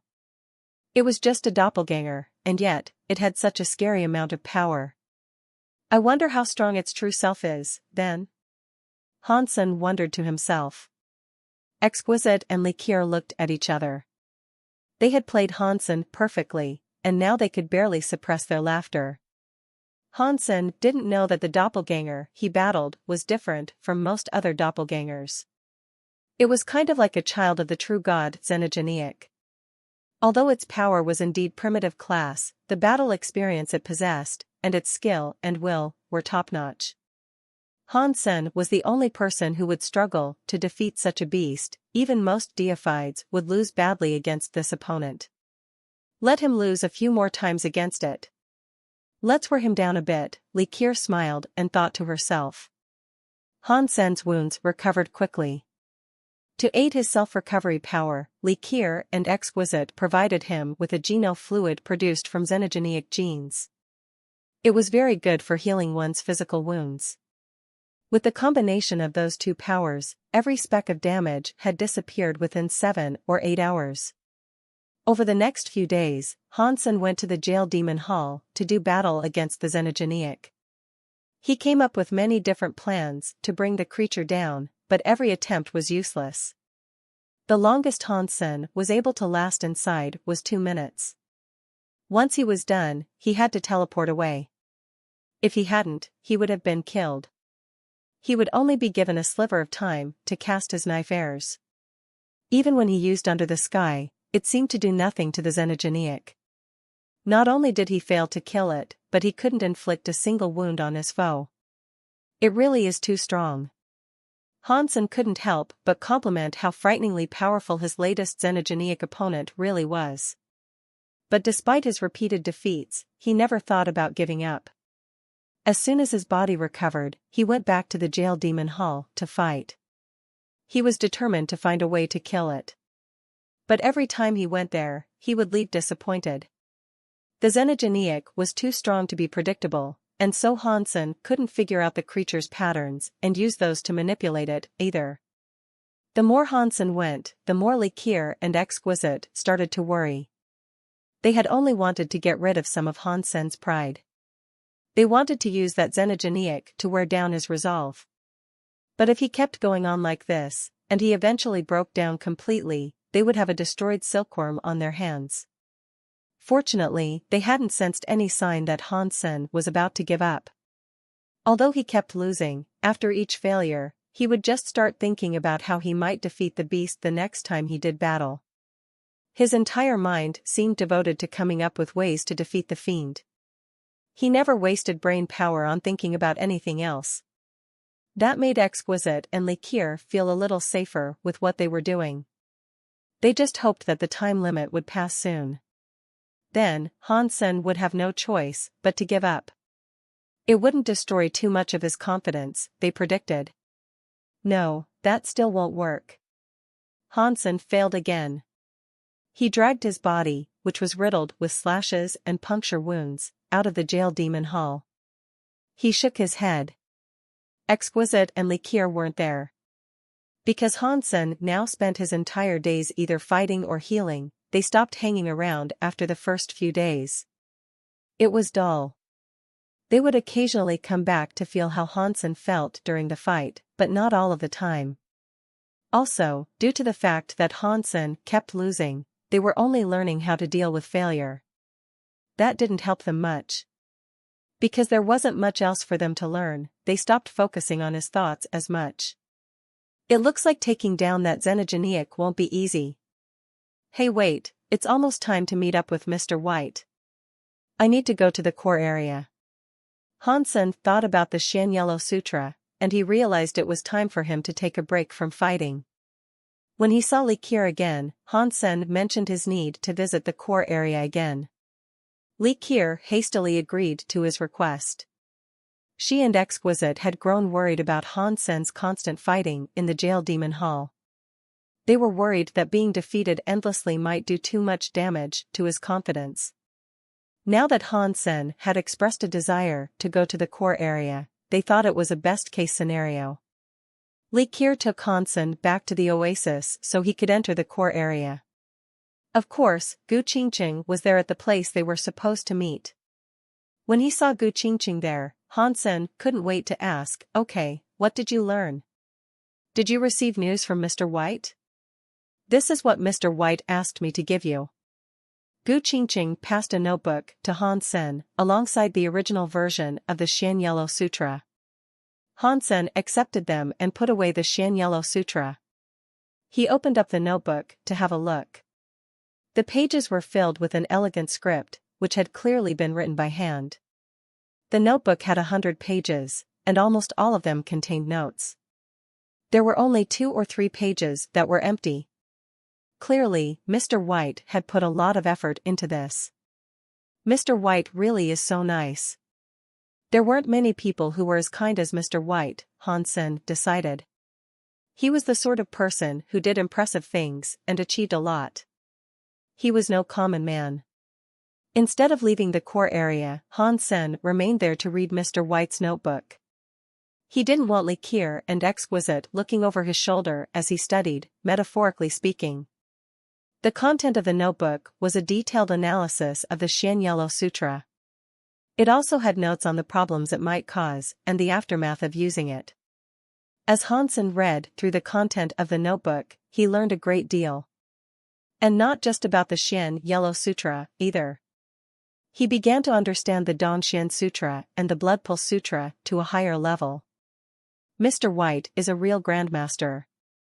Compared to him, I am just a peasant with some good luck and a bit of motivation, Hansen murmured, shaking his head as he closed the notebook. Actually, Hansen's compliment wasn't strictly accurate. Everyone's path to study was different. Mr. White had focused on acquiring knowledge. He knew so much, which put him on a higher plane than Hansen when it came to intellectual pursuits. But then again, Hansen wasn't the sort of person who focused on amassing huge amounts of knowledge, so it wasn't strange that Mr. White outmatched him in that area. Comparing the two men in such a singular way wasn't very fair. Hansen memorized everything that was written in the notebook, but he didn't want to destroy it. After all, Mr. White put in the time and effort to write it all out by hand. Take this back to Planet Eclipse and ask Zero to hide it. Hansen gave the notebook to Gu Qingqing so she could take it back. After Gu Qingqing left, Hansen tried to digest the content of the notebook. The more he thought about it, the more shaken he felt. Based on what Mr. White had described, if Hansen finished practicing the Xian Yellow Sutra, it would become a very scary power. Is it really possible to reverse blood pulse? Hansen was shocked. If what Mr. White told him about the Xian Yellow Sutra was accurate, it was terrifying. In his writing in the notebook, even Mr. White had admitted that his thoughts on the Xian Yellow Sutra were only theories. He hadn't tested any of these predictions in the real world. To find out how much power the Geno art would really have, Hansen would have to practice it. Mr. White did mention, however, that there were risks associated with practicing the Xian Yellow Sutra. The Geno art could theoretically reverse a person's bloodline, but doing so would be very dangerous. Attempting such a feat would have consequences throughout Hansen's body. If his body was unable to withstand those effects, the ramifications could be dire. Hansen was very tempted to learn it because of the scary powers that the Xian Yellow Sutra offered, but the risks were severe enough to make him hesitate. Since I don't need to practice the Xian Yellow Sutra and I don't actually need to use it, there is no point in me trying to reverse my bloodline. After Hansen came to this conclusion, he decided to put the Xian Yellow Sutra out of his mind. Now, he turned his attention back to the Xenogeniac in Jail Demon Hall. He had less than a month to go. If he was unable to kill it in that amount of time, then he would lose this opportunity. He would need to wait for the next doppelganger to show up before he could fight it again. How can I kill it, then? I will have to wait until Likir and Exquisite are somewhere else so I can try to kill it with a different Geno art. That's my best chance, Hansen thought to himself. When he left the core area, Likir was there waiting for him in the oasis. Why are you back here so soon? Likir wasn't worried like she had been the last time. She was actually surprised to see him return so quickly. In truth, she had been hoping that Hansen would stay in the core area until the Xenogeniac in Jail Demon Hall was killed. I was just meeting up with a friend. I don't have much time. I need to kill that Xenogeniac in Jail Demon Hall, so I couldn't stay there for very long, Hansen said. You're really going to keep trying, aren't you? You're planning on returning to Jail Demon Hall, Likir said to Hansen. Why shouldn't I keep going there? It is rare to tackle such a powerful enemy, and it isn't as if I have to worry about my safety. This is the perfect opportunity for me to hone my skills, Hansen said with sincerity. Likir looked at Hansen, her head tilted slightly to the side. She could sense that Hansen was speaking the truth. No matter which race they came from, ordinary people would struggle to maintain their drive and dedication in the face of such overwhelming failure. Most people could only have their dreams crushed so many times before they gave up. Hansen had failed many times already, but he hadn't been broken down. His resolve was strong, and he clearly intended to keep on going. That sort of personality had its upsides and downsides, that was for sure. Likir opened her mouth to say something, but no words materialized. She didn't want to destroy Hansen's positivity. whatever. There is only a month left. With his unbreakable determination, it shouldn't bode too ill for him, Li Qier thought to herself. After returning to Jail Demon Hall, Han Sen continued to challenge that xenogeniac every day. And every day, he kept failing. After 2 weeks had passed, Li Qier and Exquisite rarely visited anymore. He had failed far too many times, and he had yet to learn anything new. There was no reason for them to spend time watching such pointless fights. While he was occupied doing his own thing, the girls wanted to practice the knife skill under the sky, which they had learned from Han Senator. Although their mental access to Han Sen's personal experience made it easier for them to cast the powerful skill, they were still having difficulty getting anywhere close to the talent Han Sen had with the skill. He is very talented when he fights. This kind of knife skill and knife mind are very rare to see. He should be a great help for us when practicing the very high sense, Li Qier complimented. It is a shame he isn't one of the very high.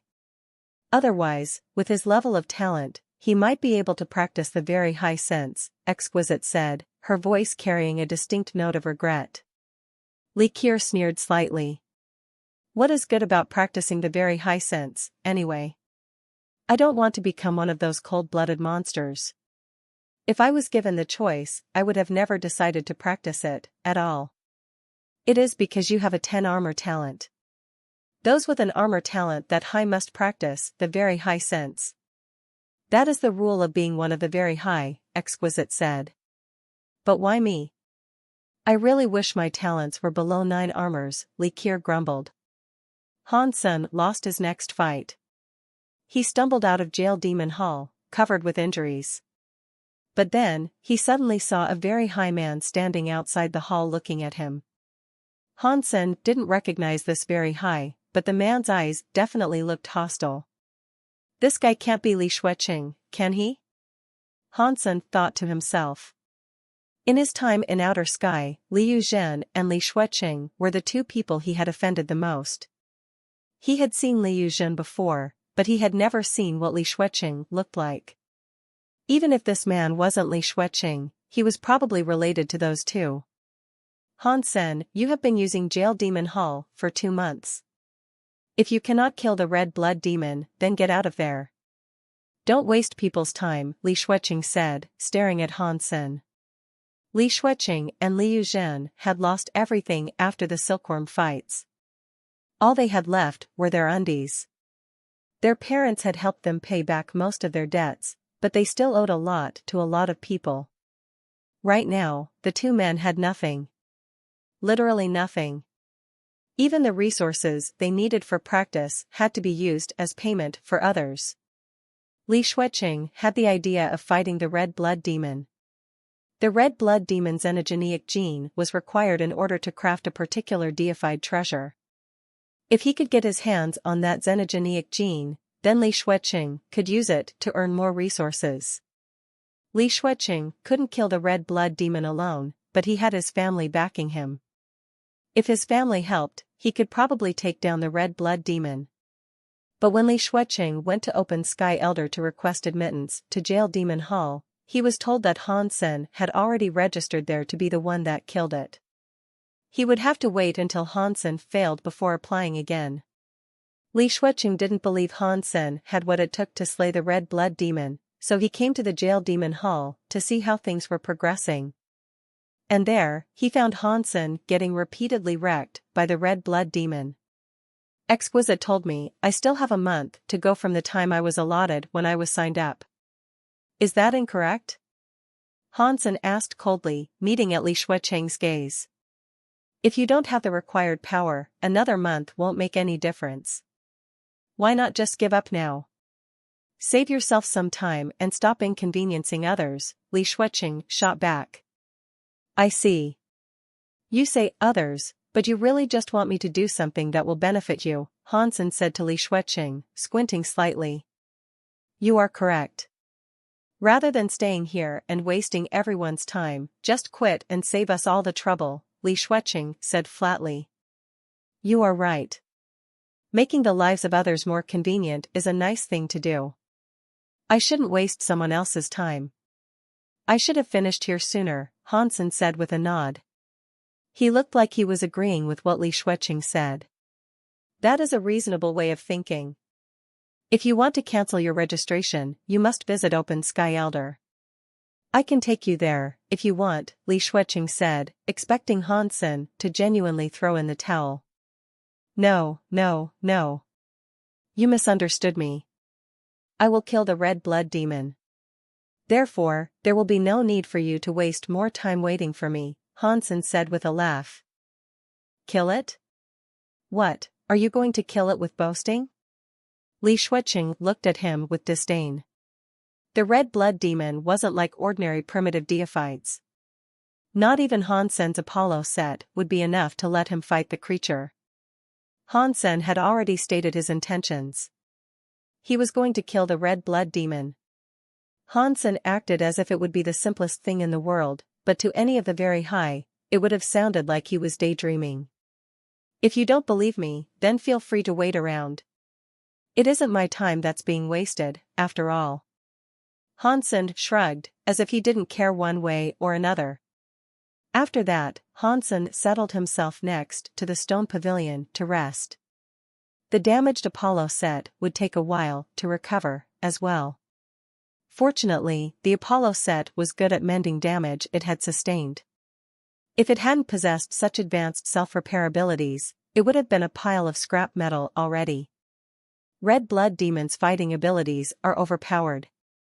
If I was already a primitive deified, killing it would be easy.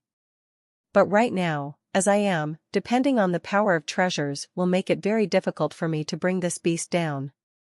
Hansen kept thinking about how he fought before. He was trying to find a way in which he might kill the red blood demon. Because Exquisite and Likir had been focusing on practicing under the sky, they hadn't been visiting Hansen very often. Hansen thought that he was right on the precipice of his chance to succeed. He just needed to find a chance to fight the red blood demon when they were not around. Then, he could use whichever Geno art or beast soul he fancied. Li Shuiqing frowned. The very high were very strict about their rules. Even though he was one of the very high, he couldn't circumvent the rules. If Hansen wasn't going to give up, Li Shuiqing really would have to wait another month. If Hansen couldn't kill the red blood demon before the time limit, Li Shuiqing could register for permission to enter and slay the fiend. But Li Shuiqing was being hung to dry. He was in a rush to get as many resources as possible, so he didn't want to wait a month. He rolled his eyes. He walked to the stone pavilion, looked at Hansen, and said, "You said you will find a way to kill the red blood demon, right?" "That is correct," Hansen said with a nod. He had been fighting the red blood demon for a while now, and he hadn't really gotten much out of it, other than a general understanding of the red blood demon's capabilities. "Very good," Li Shuiqing said, nodding to himself. Then, he turned around and left. That surprised Hansen. He wasn't sure what the man meant by that. Hansen had thought Li Shuiqing would hang around and annoy him for a while, but the man left without another word. Hansen thought about the expression he had seen on Li Shuiqing's face, though. It was unlikely that the man would give up so easily. Li Shuiqing left Jail Demon Hall to seek out Liu Jin. You know that Hansen has been in Jail Demon Hall trying to kill the red blood demon, right? Li Shuiqing asked Liu Jin. So? Does it matter whether I know this or not? Liu Jin was annoyed by just hearing Hansen's name. He had lost so much on his wager during the silkworm fights. Although his family had paid off much of the debt, he still had a lot he needed to repay. Paying it all off would be incredibly difficult. At this time, Liu Jin was in no mood to wonder about what Hansen was doing. Just thinking about how to pay off all of his debts was enough to make his head explode. I was going to ask for someone's help to kill the red blood demon and gather more resources, but Hansen registered to kill the red blood demon before I did. I need to wait another month before I can register, Li Shuiqing explained what had happened. What is that supposed to mean? Liu Jin didn't understand why Li Shuiqing was bothering to tell him all this. The very high were strict when it came to the law. The two young men had no choice but to abide by them. If Hansen had already registered for permission to hunt, then as long as he didn't concede, no one could go there and attempt to steal his kill. As far as I know, he has been in the jail demon hall for a while. He has been fighting the red blood demon every day. I don't think he can actually kill the red blood demon. I think he wants to use the red blood demon to practice his fighting skills. I think he will keep going until his time there is up, Li Shuiqing said. Is there a problem with that? Many of our people do the same thing. Li Yuzhen still didn't understand what Li Shuiqing was talking about, but he knew the other man had to be hinting at something. Upon hearing Li Yuzhen say this, Li Shuiqing laughed. But there was something sinister in the sound of his laugh. He said, "You know that many students of our race have done this in the past. Why have fewer attempted such a thing in recent years?" That is because, Li Yuzhen trailed off halfway through his response. He now understood what Li Shuiqing was getting at. He looked at Li Shuiqing with shock and said, "You want to use the glitch in Jail Demon Hall to kill Hansen? That isn't very nice. If the rest of our people find out, it will be considered a huge crime. We might end up being exiled to confinement on a small and empty island.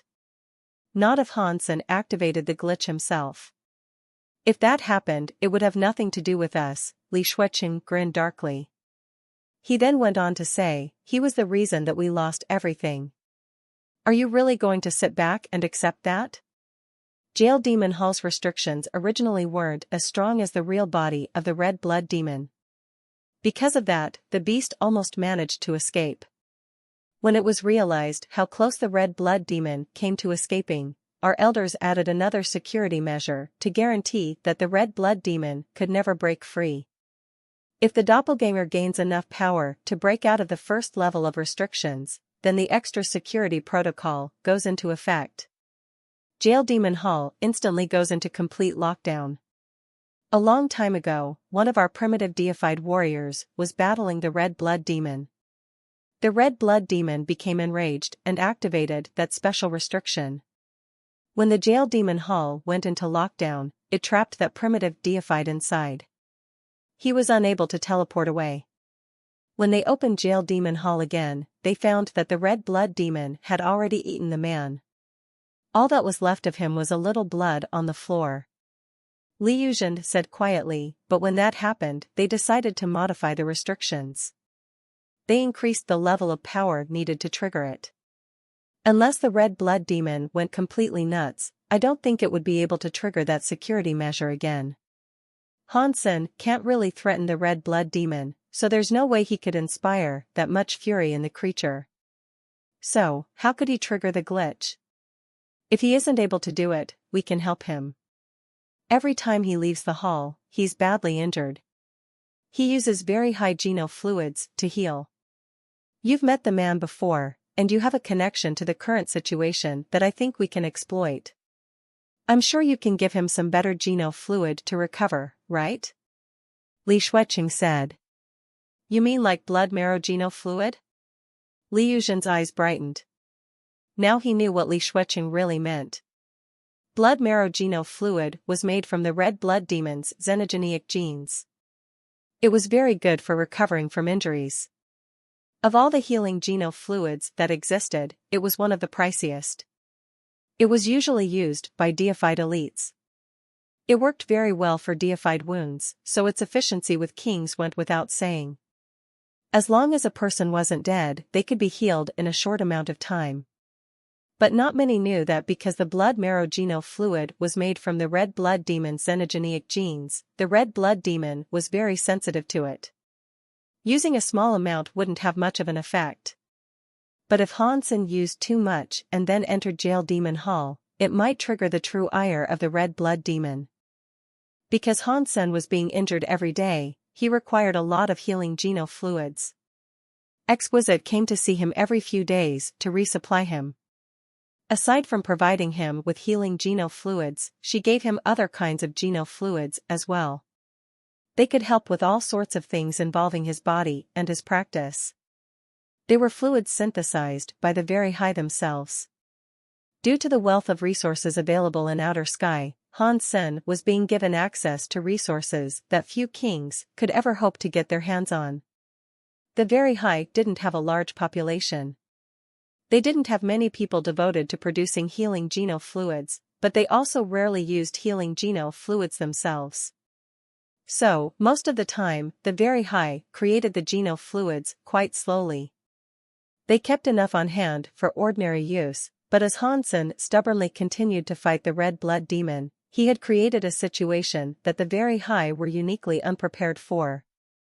Within a month, Han Sen had almost cleared out their geno fluid reserves. If he wanted more, he would have to wait for more to be created. That meant one every few days. Why are there no more healing geno fluids? Han Sen saw the geno fluids Exquisite had brought him, and he noticed they weren't the same geno fluids he usually used. Rather than the healing fluids that he really needed, these other geno fluids would merely reinforce his genes and physical power. Even if there was a whole warehouse full of healing geno fluid, it wouldn't be enough to support the amount you keep consuming, Exquisite said. She pointed toward a box with 6 red geno fluids and went on to say, "This is a high-class healing geno fluid. They only offer it to deified fighters. Since there are no more of the weaker fluids available, you are being gifted these. Do not go through them willy-nilly. If you use up these, you won't be granted any more for the next 2 weeks." Exquisite didn't know that blood marrow geno fluid had the xenogeneic genes of the red blood demon in it. After all, few people knew exactly what was inside a medicine when they took it. The red blood demon's xenogeneic genes were just one element of these fluids. They weren't even the primary ingredient. Even if Exquisite had known the xenogeneic genes were in the fluid, she wouldn't have known about the potential side effects in this situation. Li Yuzhen and Li Shuiqing knew about this, because one of their elders had used a large amount of blood marrow geno fluid before going into the jail demon hall to kill the red blood demon. The red blood demon had instantly gone into a fury. Luckily, the man had been a larva-class deified. Despite the red blood demon's rage, he had been able to kill it. Only a few people who were close to that elite knew about this. Exquisite and Li Qir didn't know much about that elite, so they didn't know how taking the geno fluid would affect the monster inside the hall. Li Yuzhen and Li Shuiqing wouldn't have come up with this plan if the creature's reaction to the geno fluid was generally known. Hearing that there was an even better geno fluid that he could use, Han Sen was more than pleased. If he could recover faster, he could spend more time fighting the red blood demon. Although he was unable to beat the red blood demon, he was honing his talents as he fought the creature. That was because the red blood demon had been continuously suppressing him. Han Sen had gained a huge amount of experience by being so determined. This kind of wound really hurts. Han Sen looked down at his chest and saw his exposed heart, which had come close to being shredded. He had a wry smile. If Han Sen had lacked his impressive abilities of recovery, such a strike would have likely killed him. Opening a blood marrow geno fluid, Han Sen quickly gulped it all down. He felt a warm sensation race through his body. A numb, itchy feeling passed over his wounds, and Han Sen's injuries began to heal. He watched in amazement as his wounds sealed closed. This is good stuff. No wonder this is considered a superior item usually reserved for deified elites. The effects are 10 times stronger than what I was using before. Han Sen grinned widely when he saw the wounds heal so quickly. His wounds would have taken half a day to heal previously, but now they took less than an hour. But the Apollo set hadn't recovered yet, so Han Sen had to keep waiting. Without the Apollo set, his body wouldn't last. Han Sen didn't waste a single second of his free time, though. He practiced very real body and God's Wander for a bit. Those 2 geno arts were very beneficial for him to practice with. They could be used at any time. When the Apollo set had finally recovered, Han Sen decided it was time to enter Jail Demon Hall again. But to Han Sen's surprise, the red blood demon was sitting on the stairs staring at him when he entered. It didn't attack him as soon as it saw him. What is this? Han Sen wondered. It seemed odd that on this random day, the red blood demon's temper had improved so much. While Hansen wondered what it was doing, the red blood demon's body flashed with a bloody light. Its bug wings opened. The strange horn on its head flashed with a crimson that looked like a sun. Holy sh*t. What is going on with this guy? Why has it suddenly exploded with a scary power like this? Hansen was very confused. He had fought the red blood demon for a very long time now, but he had never seen it so enraged. And it had suddenly gained a frightening amount of power. Before Hansen had time to consider his situation, he saw the red blood demon's evil-looking crimson eyes light up like light bulbs and turn to stare at him. Hansen didn't say anything. He just wanted to teleport away from Jail Demon Hall. Hansen couldn't fight the red blood demon at its normal power level, but now, it was a raging version of itself. For all he knew, this thing could destroy his body in one punch and cripple him, leaving him no chance of teleporting away. But the moment Hansen ripped space open to leave, he saw all of the markings across Jail Demon Hall light up in a single, brilliant flash. The whole of the Jail Demon Hall was covered in a holy light. Pang! Hansen bounced out of space and almost hit the ground. He descended into a nice roll, which was how he managed to maintain his balance. What is this? Why have Jail Demon Hall's restrictions flared up and sealed the entire structure with me inside? Hansen's face changed. He looked around frantically, and he found that wavy beams of light covered every surface of the hall. The whole building was sealed up tight, and there was no getting out now. Hansen realized that he was in a scary and dangerous situation. Jail Demon Hall was sealed, and he couldn't use God's Wander to leave. He was trapped inside with the beast. Furthermore, the red blood demon had become far more dangerous than usual. When Hansen had fought the red blood demon previously, he could only last a few minutes. But now, the red blood demon was in a scary mode. Thinking of this, Hansen turned his attention back to the red blood demon. The red blood demon's eyes were giving off red light. It looked like a small flashlight, the beam of which landed on Hansen. What is this? I thought we were friends. I'm just taking a break here, you go and do your stuff. No need to worry about me. Hansen forced a smile at the red blood demon as he spoke. The red blood demon actually smiled back at Hansen, but that smile sent a chill down his spine. The jagged, razor-like teeth that lined its maw were particularly menacing to see. It was like a demon that could destroy and devour anything. The next second, the red blood demon let out a strange screech. Its body was like a red shadow, and it was coming straight for Hansen. Hansen's eyesight couldn't read its movements either. He saw the flash of a red shadow, but the red blood demon remained where it was. Then, another red blood demon appeared in front of him. Its sharp claws were already digging into his chest. Pang! The talons of the red blood demon tore through Hansen's body, and it exploded like a water balloon. The next second, the water that had separated began to gather up again. It reformed Hansen's face, but before the water finished reconstituting Hansen's body, the creature spread its claws again. Once more, it swung at Hansen. The red substance chains that went with the attack erupted like a volcano. Hansen was shocked. He had used his original Water King body to escape that first strike, but right now, his body still hadn't coalesced. If he was hit again, all of his cells that had been turned into water would become nothing. Even the original Water King body wouldn't resurrect him a second time. Hansen could no longer afford to hesitate. In a moment, his body glowed pure white as he entered his super god spirit mode. The volcanic-looking red substance chains went right through him, passing harmlessly through his shadow. But just as Hansen started using his super god spirit body, some strange power knocked him back out of it.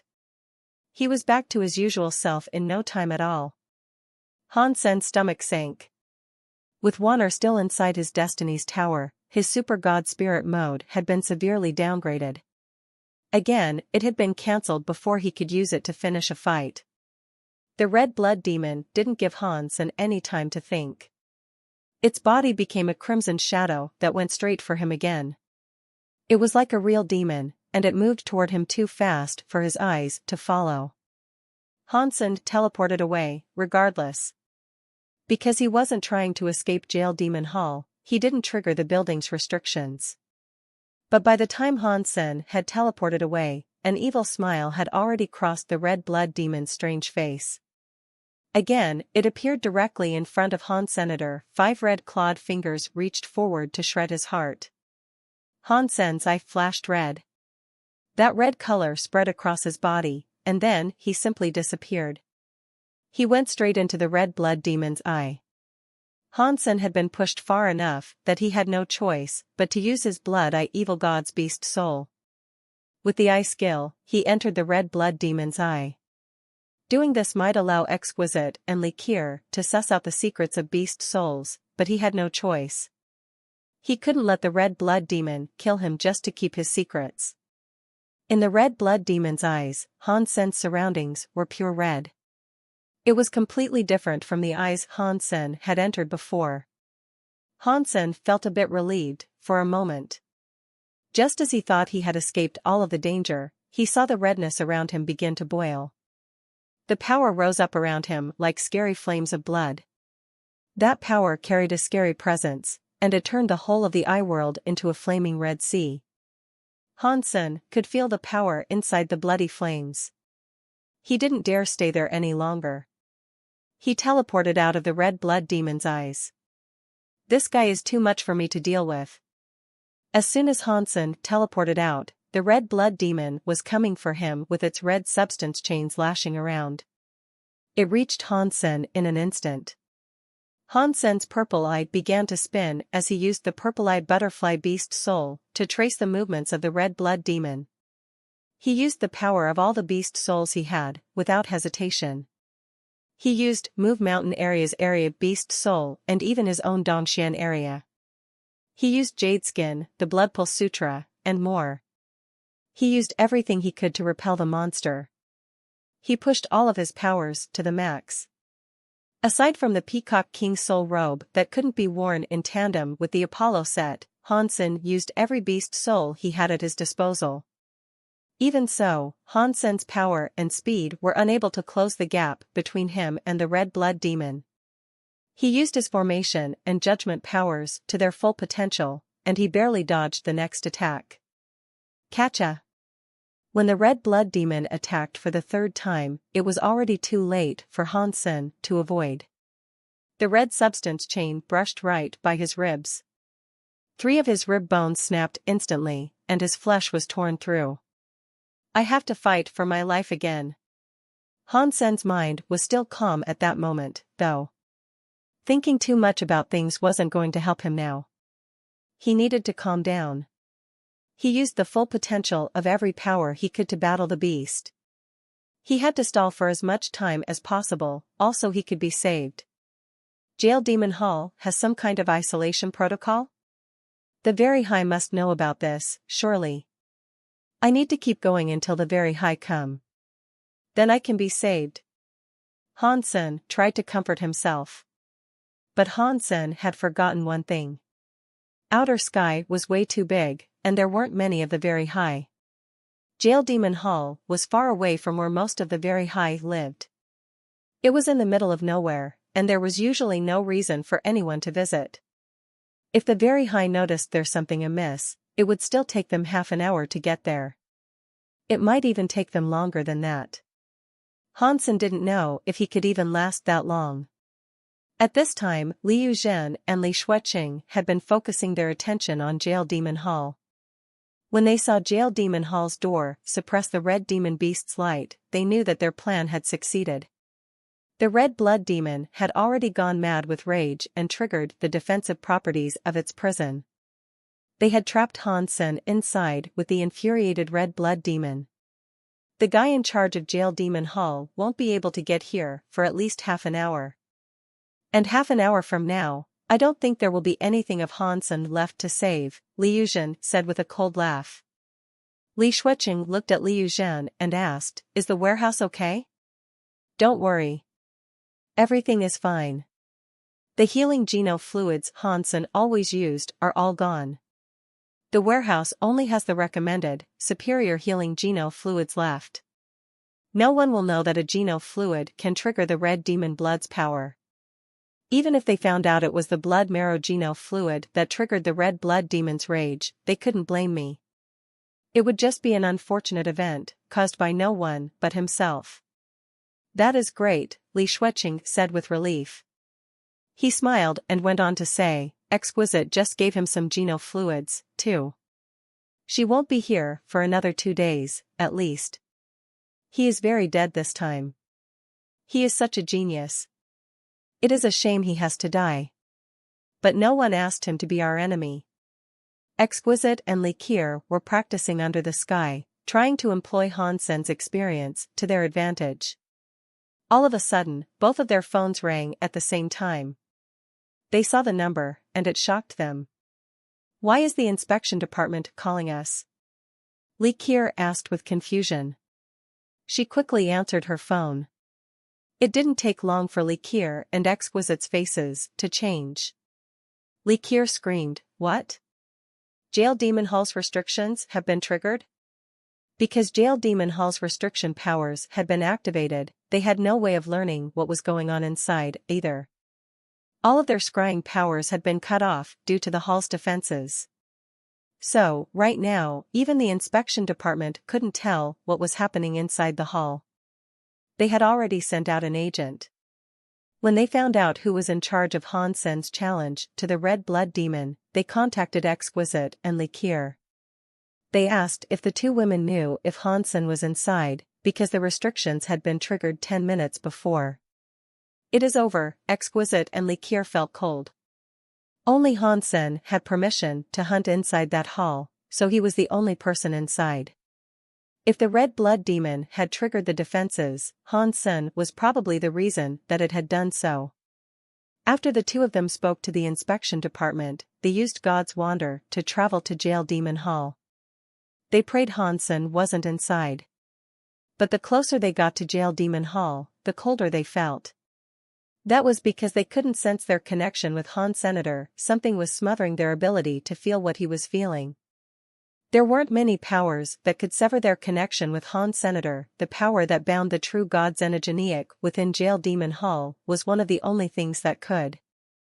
There was an 80% to 90% chance that Hansen was trapped inside Jail Demon Hall. He could even be dead already. Every second inside Jail Demon Hall was a desperate scramble as Hansen attempted to cling to life. Thus far, he had only been inside the hall for 1 minute, and his body had already incurred 7 or 8 wounds. Those wounds were so deep that bones were visible inside them. D***. This isn't the way. Hansen felt terrible. His power was no match for the monsters, and the skills he had were losing their effectiveness. I have to try this out. As Hansen teleported away, he used the moment's reprieve to pull out a piece of gear. It was a peculiar bottle. The handle was the tail of 2 sirens. It was the holy item siren bottle from the sirens in the Extreme King. Hansen tapped on the left side of the siren bottle, but before he could take the next step, the red blood demon was in front of him. Its sharp claws were like knives, and Hansen was unable to avoid them. He immediately summoned the shield of the Medusa's gaze to block the red blood demon's scary attacks. Although Hansen couldn't use the power of the shield to attack, it still had amazing defenses. The red blood demon's claws came down on the shield but failed to deal any damage to it. The scary power blasted Hansen and the shield away, though. Pang! Hansen's body slammed into the back wall of the hall. His entire body felt as if it had been shattered. It was almost too painful for him to stand back up. Hansen got control of his pain and teleported away. The next moment, the red blood demon was right where Hansen had just been. The red substance chains lashed out against the wall and made the spells flash. The siren bottle that had fallen to the floor was glowing weirdly. It displayed the face of the Siren Virgin. Siren Virgin, I'm in trouble. Help me get rid of this guy. Hansen quickly shouted at the Siren Virgin when she appeared. Hansen had just said that when the red blood demon's talons flashed toward him again. Hansen flapped his Apollo wings and, through careful judgment, decided to veer left. He managed to evade the attack. But the red blood demon's body flashed again. Those claws were right in front of Hansen once more. Hansen tried his best to dodge, but a substance chain still connected with his shoulder. The blow opened him deeply enough to expose pale white bones inside his flesh. The red blood demon, the Siren Virgin said in shock when she saw the red blood demon. It's good that you know this, creep. This is just a doppelganger, though.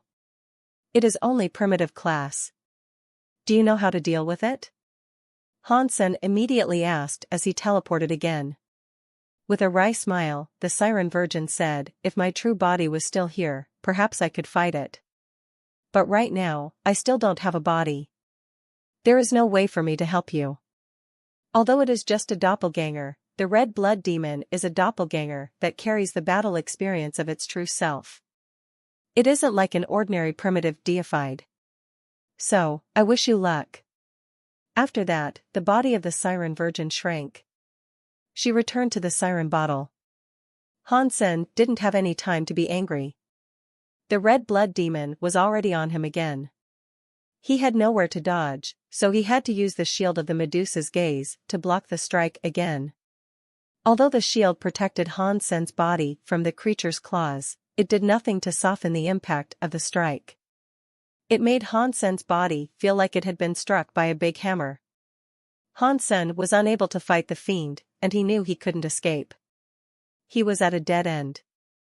I can't keep going on like this. If this keeps up, my body isn't going to last. Even if I find a chance to strike back, I won't have any strength left to do so. I guess I will just have to try this. Hansen gritted his teeth. The blood pulse sutra inside his body began to surge like mad, but this time it was different. The blood pulse sutra's path ran in complete reverse. This Geno art was no longer the blood pulse sutra. It was the Xian Yellow Sutra Hansen had fished out of the underworld lake. It was a different Geno art entirely from the blood pulse sutra. Hansen was desperate. He had to try every option he had before it was too late. If Mr. White's theory of the Xian Yellow Sutra was correct, perhaps the Xian Yellow Sutra was the last thing that could save Hansen's life. If someone else had attempted to practice the Xian Yellow Sutra, it would have been extremely hard. But to cast it, Hansen only had to reverse the Blood Pulse Sutra. He hadn't even needed to practice with it. But this was Hansen's first time casting the Xian Yellow Sutra. He didn't know what would happen after he used it. The Blood Pulse Sutra's power was gunning in reverse through Hansen's body. It made him feel like his entire body was covered in static. It made him feel as if his body wasn't coursing with blood, but with electricity instead. The tingling pain almost made Hansen, a man with a strong will, scream aloud. The Blood Pulse Sutra usually released a red aura. In reverse, though, that color darkened to a red that was nearly black. It was like old, dried-up blood. The red blood demon was unbothered by this change. Its eyes still looked murderous, and it swung its claws at Hansen again. It would be too hard for Hansen to dodge. His body was in so much pain that it felt like he was going to be torn apart. There was no way he could dodge the next strike. Hansen gritted his teeth to endure the pain and raised his shield to protect his body. At the same time, he punched toward the red blood demon. The red blood demon ignored Hansen's fist as the claws came down upon the surface of the shield. Hansen clutched the shield desperately. He moaned in pain. The reversed Blood Pulse Sutra released its power, and it felt as if his body was being torn apart. The pain he felt was too difficult to describe. Pang! The red blood demon's blow came down on the shield. Hansen's body flew away with the shield, but the Xian Yellow Sutra he cast also hit the red blood demon. Hansen hit the seal again, and he once more coughed up blood. But he noticed that his wounds weren't as grievous as they had been. Then, to his shock, Hansen realized that the Blood Pulse Sutra had become half-deified. It had finally completed a key step in its ascension, combining the 9 tiers to revert back to 1. He quickly looked at the red blood demon. He wanted to know if the Shan Yellow Sutra had worked or not. The results were disappointing. The red blood demon didn't look as if it had been injured. It looked the same as it always had. Its presence was oh so scary. Before Hansen could really get a good look at it, the red blood demon was already committed to another attack. Oh no, this is the end of the line for the great Hansen. The Shan Yellow Sutra didn't work, Hansen thought sadly. If the Shan Yellow Sutra didn't work, he would have to use the shield of the Medusa's gaze again. But with his body already injured, using the shield would probably end up sucking him dry again.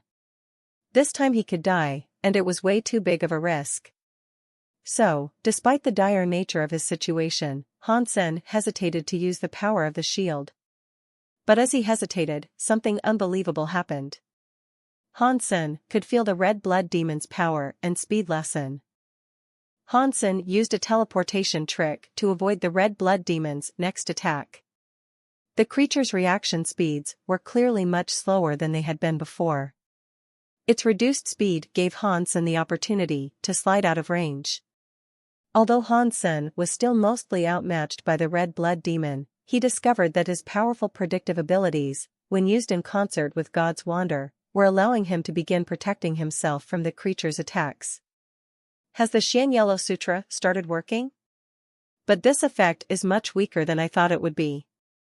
It has only made the red blood demon a little bit slower. Even though his thoughts were negative, Hansen was quite happy with this result. Although his enemy was only a little weaker, it was enough for him to keep going. He wouldn't be killed by the red blood demon, and that meant he could wait for the very high to rescue him. But as time went by, he noticed that the red blood demon's power was continuing to decrease. Its red substance chains became thinner, and many of them were starting to fray and break. What is going on? Hansen thought in confused excitement. If this was the power of the Shan Yellow Sutra, then it really was scary. It was even weakening the red blood demon's substance chains, which were the essence of a deified's power. The shine of the red blood demon's armor started to dim, and its body seemed to be changing. The creature started to expand. It was like watching a bodybuilder slowly being transformed into a fat man. The body became bigger, but the strength and speed of the being decreased. Hansen's fight was becoming easier and easier. He wasn't quite able to beat the red blood demon yet, but he was certainly able to protect himself. He didn't need to teleport away anymore, at the very least. While Hansen reveled in his sudden good fortune, he saw the red blood demon's blood-red substance chains explode like fireworks. Life force was leaving Hansen's enemy like the air from a leaking balloon. This cannot be a deified dropping to become half-deified, can it? Hansen couldn't believe his eyes. But judging from what he could see, that seemed to be what was happening. There was no other explanation that made sense. The red blood demon's entire presence was more like a king class now, and its power was insufficient to generate substance chains. It didn't look deified at all. Pang! Hansen was still holding the shield of the Medusa's gaze, and with it, he blocked the next strike from the red blood demon. Their powers were tied, and Hansen wasn't tossed away like he had been before. Oh, crap. The Shan Yellow Sutra is ferocious. It really did bring the red blood demon down from deified to king class. That is so scary, Hansen was crazily happy.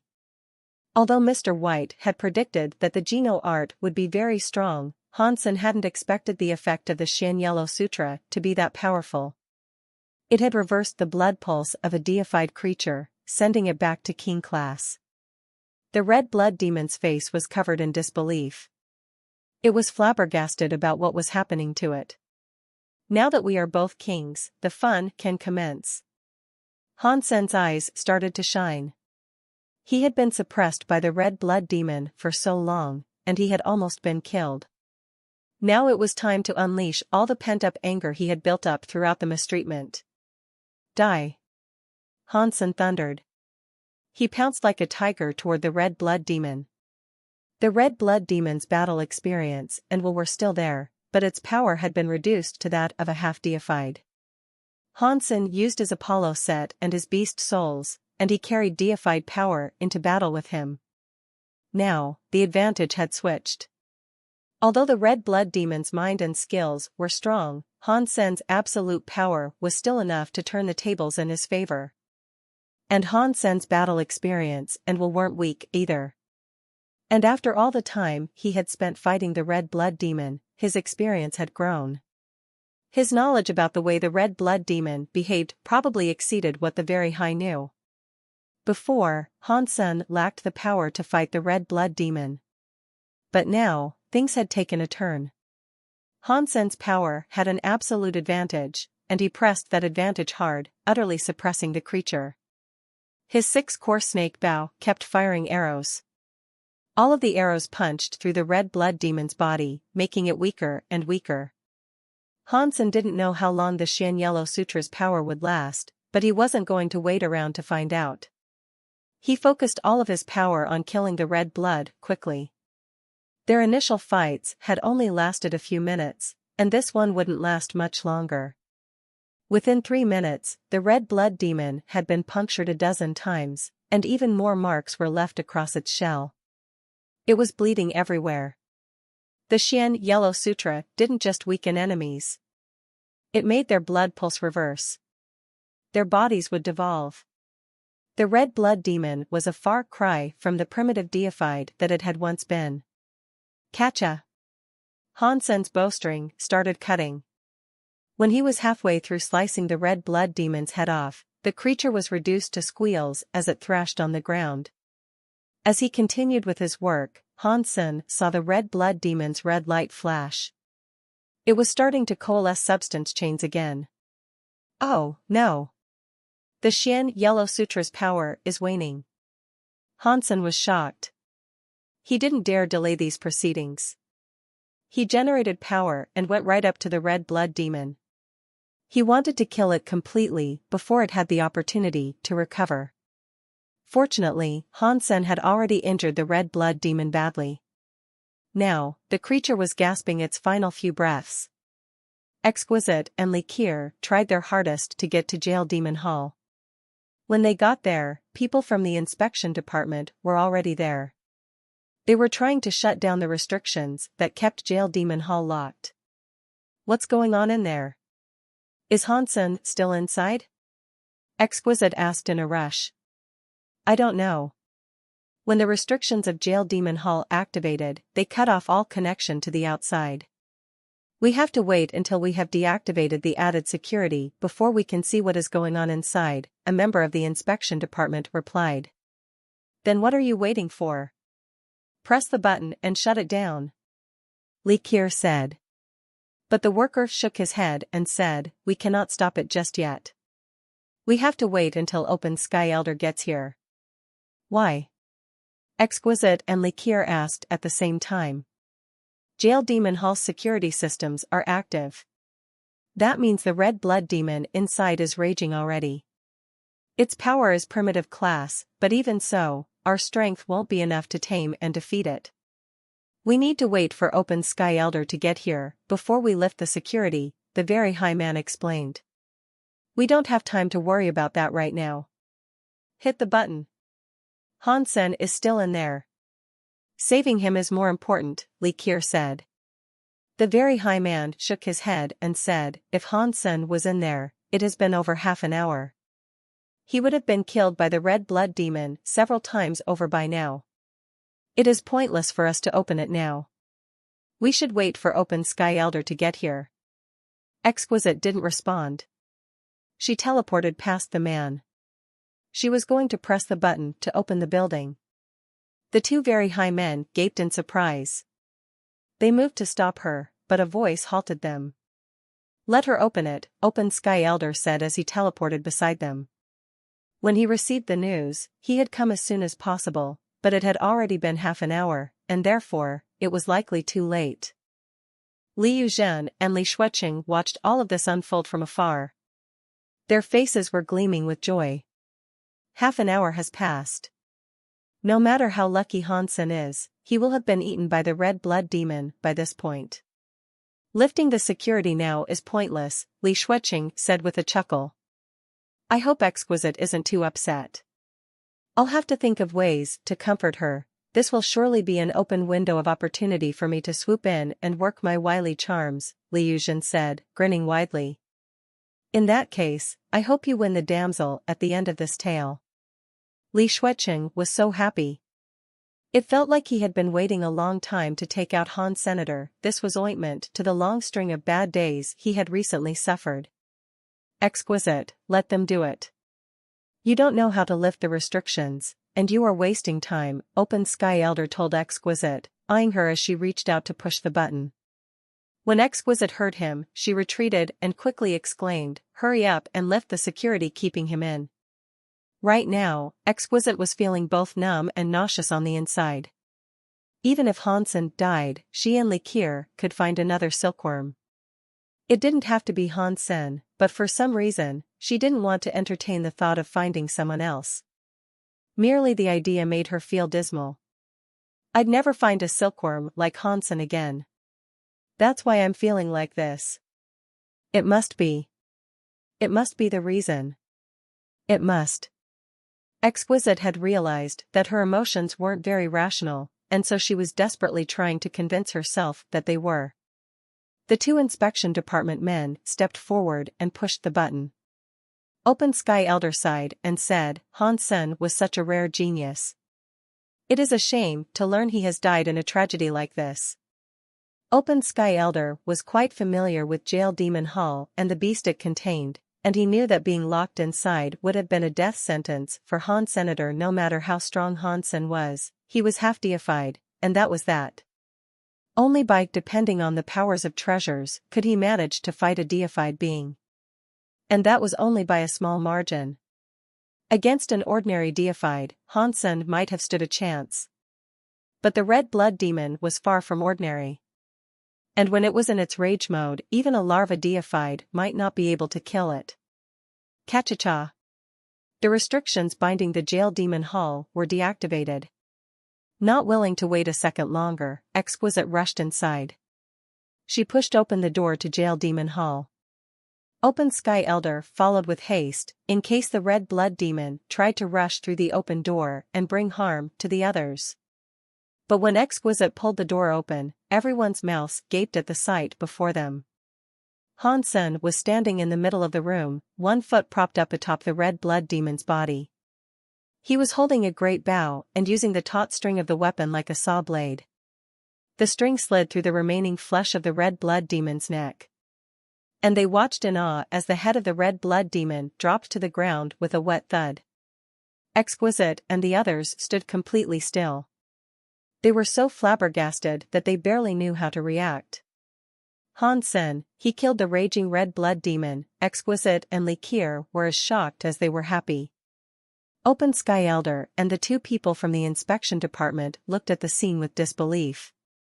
They had a firmer grasp of how strong the red blood demon was. Han Sen was just a half-deified, and he had managed to decapitate it completely. Even if Han Sen had some help from his Apollo set, this was an unbelievable feat. Li Yuzhen and Li Shuiqing, who watched all of this from afar, were just as stunned. Their eyes widened, and Li Shuiqing screamed aloud, impossible. How is that possible? How could Han Sen have killed the red blood demon? This is impossible. He couldn't believe what he was seeing. The raging red blood demon had been taken down by a measly half-deified. That was far beyond anyone's wildest expectations. When Han Sen had sliced off the red blood demon's head, he heard a familiar voice ring inside his head. Mutant deified Xenogeniac killed, red blood demon. Xenogeniac gene found. Obtained red blood demon beast soul. Han Sen didn't dare to let his mind dwell on his new acquisition. He threw the beast soul into his sea of soul without thinking about it. He had to control his thoughts very carefully to keep Exquisite and Likir from noticing that something was amiss. Are you okay? Exquisite asked, hurrying over to Han Senator. Although she could see that Hansen was fine, she couldn't keep herself from asking anyway. This is nothing. Just a few wounds and scrapes, Hansen answered, gesturing down at himself. It is great that you're okay. We were so worried about you. Why did the red blood demon go into a rage? Li Kier asked after rushing forward to see him. I actually don't know. As soon as I went inside, the red blood demon just went crazy. Its power exploded to obscene levels with no warning, Hansen answered. But Hansen didn't explain how he had managed to defeat the red blood demon. He just said he had been fortunate, and that he had to use all of his power to win. His victory basically boiled down to luck, though. Luck, huh?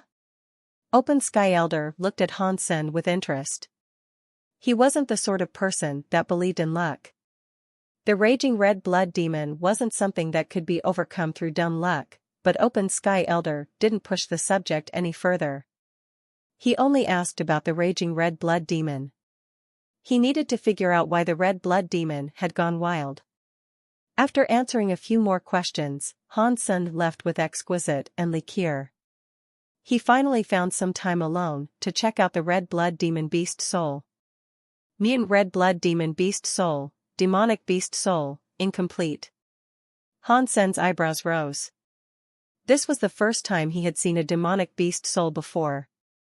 Also, like the Tianxia Peacock King beast soul, the red blood demon beast soul was an incomplete beast soul. He didn't know what additional strength the complete versions might offer. So, what exactly is a demonic beast soul, I wonder? Hansen thought as he summoned it.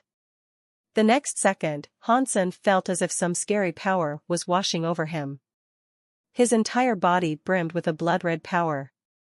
Crimson light started to leak out of his skin. Many substance chains exploded throughout his cells, changing him as they went. Soon, visible changes began to occur across Hansen's skin. Under the influence of the light and substance chains, Hansen's skin hardened like a shell. The red color coming from him looked just like the red blood demon.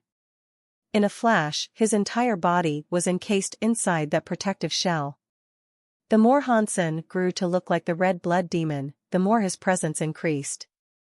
Red substance chains swirled restlessly around him. This is like a shape-shifting beast soul, but it is a bit different. Transfusion shape-shifting beast souls transform my body to look like the creatures that the beast souls originally belonged to. This demonic beast soul reinforces my body as well, however. I'm basically half human and half demon, Hansen murmured to himself, trying to get a sense for exactly how the beast soul worked. He was very pleased with his prize. Despite the change in Hansen's appearance, the demonic beast soul wouldn't turn him into a xenogeniac. He would have both the red blood demon's power and his own human power. In demon mode, I would probably have enough power to fight the red blood demon reliably. So even if I ran into the red blood demon again, I wouldn't have such a hard time. Hansen tried to explore the breadth of the beast soul's power. The demonic power it wielded was greater than Hansen had expected. He liked it more and more. But what does the incomplete part mean? Does that mean the Peacock King beast soul and the red blood demon beast soul can still be upgraded? If so, how do I make them complete beast souls? Hansen thought to himself. The incident in Jail Demon Hall had yet to be explained. Although it was suggested that the raging of the red blood demon might have been somehow connected to the blood marrow geno fluid, the inspection department came to no ultimate conclusion. And before the incident, no one had known that the bone marrow geno fluid could produce this sort of effect. The warehouse frequently offered that type of geno fluid when they ran out of the ordinary ones, so it all seemed like one giant coincidence. No one should have been responsible for what occurred. But Hansen thought things couldn't have been that simple. He firmly believed the event had something to do with Liu Zhen and Li Xueqing. Li Xueqing had visited him not long before the lockdown took place. The timing was too suspicious to be a coincidence. But there was no evidence linking the event to Li Xueqing, and that meant Han Sen could not do anything to the man. It is a shame that the red blood demon doppelganger will take another 6 months to regenerate. Otherwise, I could go and kill it again. Maybe that would help me figure out what an incomplete beast soul is, Han Sen thought to himself as he fished at Underworld Lake. Then he heard Bauer's voice shouting to him, interrupting his thoughts. "Dad." "I fished up the sheep head again," Bauer yelled as she pulled at the underworld silk. Han Sen looked toward her and saw that she was indeed pulling the 4-sheep cube toward her.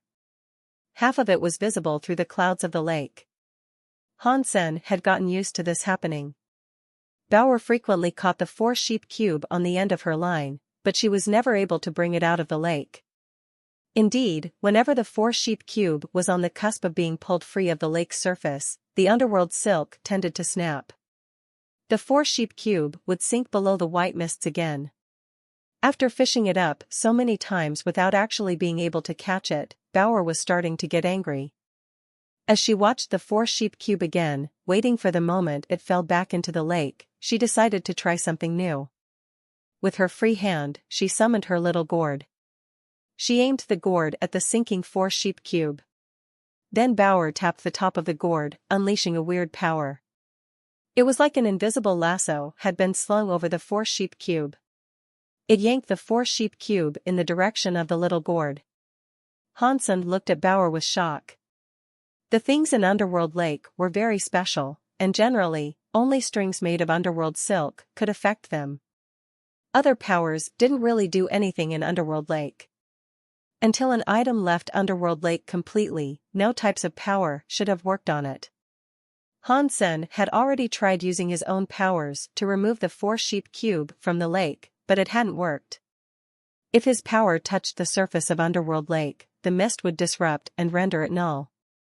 But the little gourd's power of suction didn't seem to be affected at all by the lake. It easily pulled the 4-sheep cube up and away. Unfortunately, Bauer didn't have enough raw power, and she seemed to be struggling to pull the statue free of the clouds. He didn't know if it was an illusion, but it felt like the 4-sheep cube was using its own strength to pull itself back into the lake. It was trying to return to the camouflage of the clouds. Bauer gripped her little gourd tightly, and the weight of the statue slowly began to drag her little body toward Underworld Lake. Han Sen's heartbeat sped up, and he teleported over beside her and grabbed hold of her. Han Sen sensed that a foreign power had wrapped itself around Bauer's body, and it was towing both of them toward the lake. What a scary power. Han Sen's face paled slightly. He didn't have time to think, so he simply summoned his Peacock King Soul Robe and used all of his power to remain still. His legs dug into the lakeside soil. It wasn't enough. Not even the powerful beast soul could prevent the malevolent force from pulling him closer to the lake. Han Sen's legs slowly tore a trench through the soil as he was dragged toward the lake. Han Sen and Bauer used all of their strength, and Bauer's face flushed a deep red. But she couldn't fight off that power no matter how hard she tried, and she was on the verge of falling into the lake. Han Sen was about to tell Bauer to put away the little gourd, but he suddenly felt a new power latch onto him from behind. The powerful force launched them backward, almost yanking the 4-sheep cube clear of the mist. Han Sen looked behind, and with much shock, he saw that it was the 16 little pigs. They had all lined up single file, with each pig biting the tail of the next one in line. The little pig in front was biting Han Sen's soul robe, pulling him back. Mysterious spellwork glowed on the forehead of each little pig, and a strange power was spreading amongst them. Han Sen was shocked. This level of power should have been far out of reach for a mere king-class being. Even after donning his Tianxia Peacock King Soul Robe, Han Sen had still been pulled toward the lake. But the 16 little pigs were holding on just fine. That was a bit weird. Han Sen didn't put too much thought into it, though. After all, he and Bauer had been putting all of their strength into the effort. Perhaps they had only needed a tiny bit more power, and it just so happened to be provided by the 16 little pigs. The little creatures probably weren't that strong. The 4-sheep cube was on the verge of being pulled out of the lake, and Hansen could see the faces of the bronze sheep above the clouds. They almost appeared frightened. Very good. Let's pull you up so I can see what the hell you are. Realizing that their tug-of-war with the 4-sheep cube was almost over, Hansen started to get excited. Every time they had failed to pull the statue free, the sheep heads had mocked him. That had always upset Hansen. The moment the 4-sheep cube was lifted from the lake, Hansen felt the tension on his hands loosen. Suddenly, Bauer and the little pigs were all flying backward. Pang! The 3 to 4 meter high 4-sheep cube came flying out of the clouds. It landed on the soil, one of its corners digging into the ground. Grass and soil sprayed everywhere, showering Hansen and Bauer. Ah, I finally got you out. So what on earth are you? Hansen merrily exclaimed. He lifted himself off the ground and approached the 4-sheep cube. Bauer and the little pigs came up to see it, too. Hansen, Bauer, and the little pigs surrounded the 4-sheep cube. After walking around, Hansen confirmed that the 4-sheep cube was an ordinary bronze statue. He couldn't sense any life force or power coming from it. It seemed dead and inanimate. Hansen looked at the 4 sheep heads, but their faces all looked the same. They had lowered eyebrows and half-closed eyes. They looked like frozen monks. They didn't seem to be mocking anyone. Weird. I swear I saw different expressions on their faces. Why aren't they changing now? Hansen used his purple-eye butterfly to have a look, but he couldn't see anything strange about the statue. The purple-eye butterfly's rewinding power didn't work on it, either. Is this thing dead or alive? Hansen wondered aloud, searching carefully for some sign of power from the statue. Despite its lack of response, Hansen didn't believe that the statue was an ordinary bronze object. Hansen reached out his hand to tap his fist against the side of the 4-sheep cube. The action produced a dong-dong noise. The statue didn't look damaged at all. When Hansen saw that, he became certain that this was no ordinary piece of bronze. With his power, even treasures made from king-class xenogeneic genes would break if he struck them. But the 4-sheep cube was totally fine. That meant the material was special. Bauer jumped over to the 4-sheep cube to get a better look. She said in surprise, "Dad, there are 2 fish." Fish? Hansen asked. He flew to the top of the 4-sheep cube and lowered his head to get a better view of the top of the 4-sheep cube. It was full of water, and there were 2 goldfish inside. They were black and white. Their heads were like those of a Buddha, and their tails spread like butterfly wings. Their bodies were really fat and round. Other than their black and white coloring, they looked a little like lion-head goldfish. They were swimming calmly around inside the 4-sheep cube, undisturbed by their rough exodus from Underworld Lake.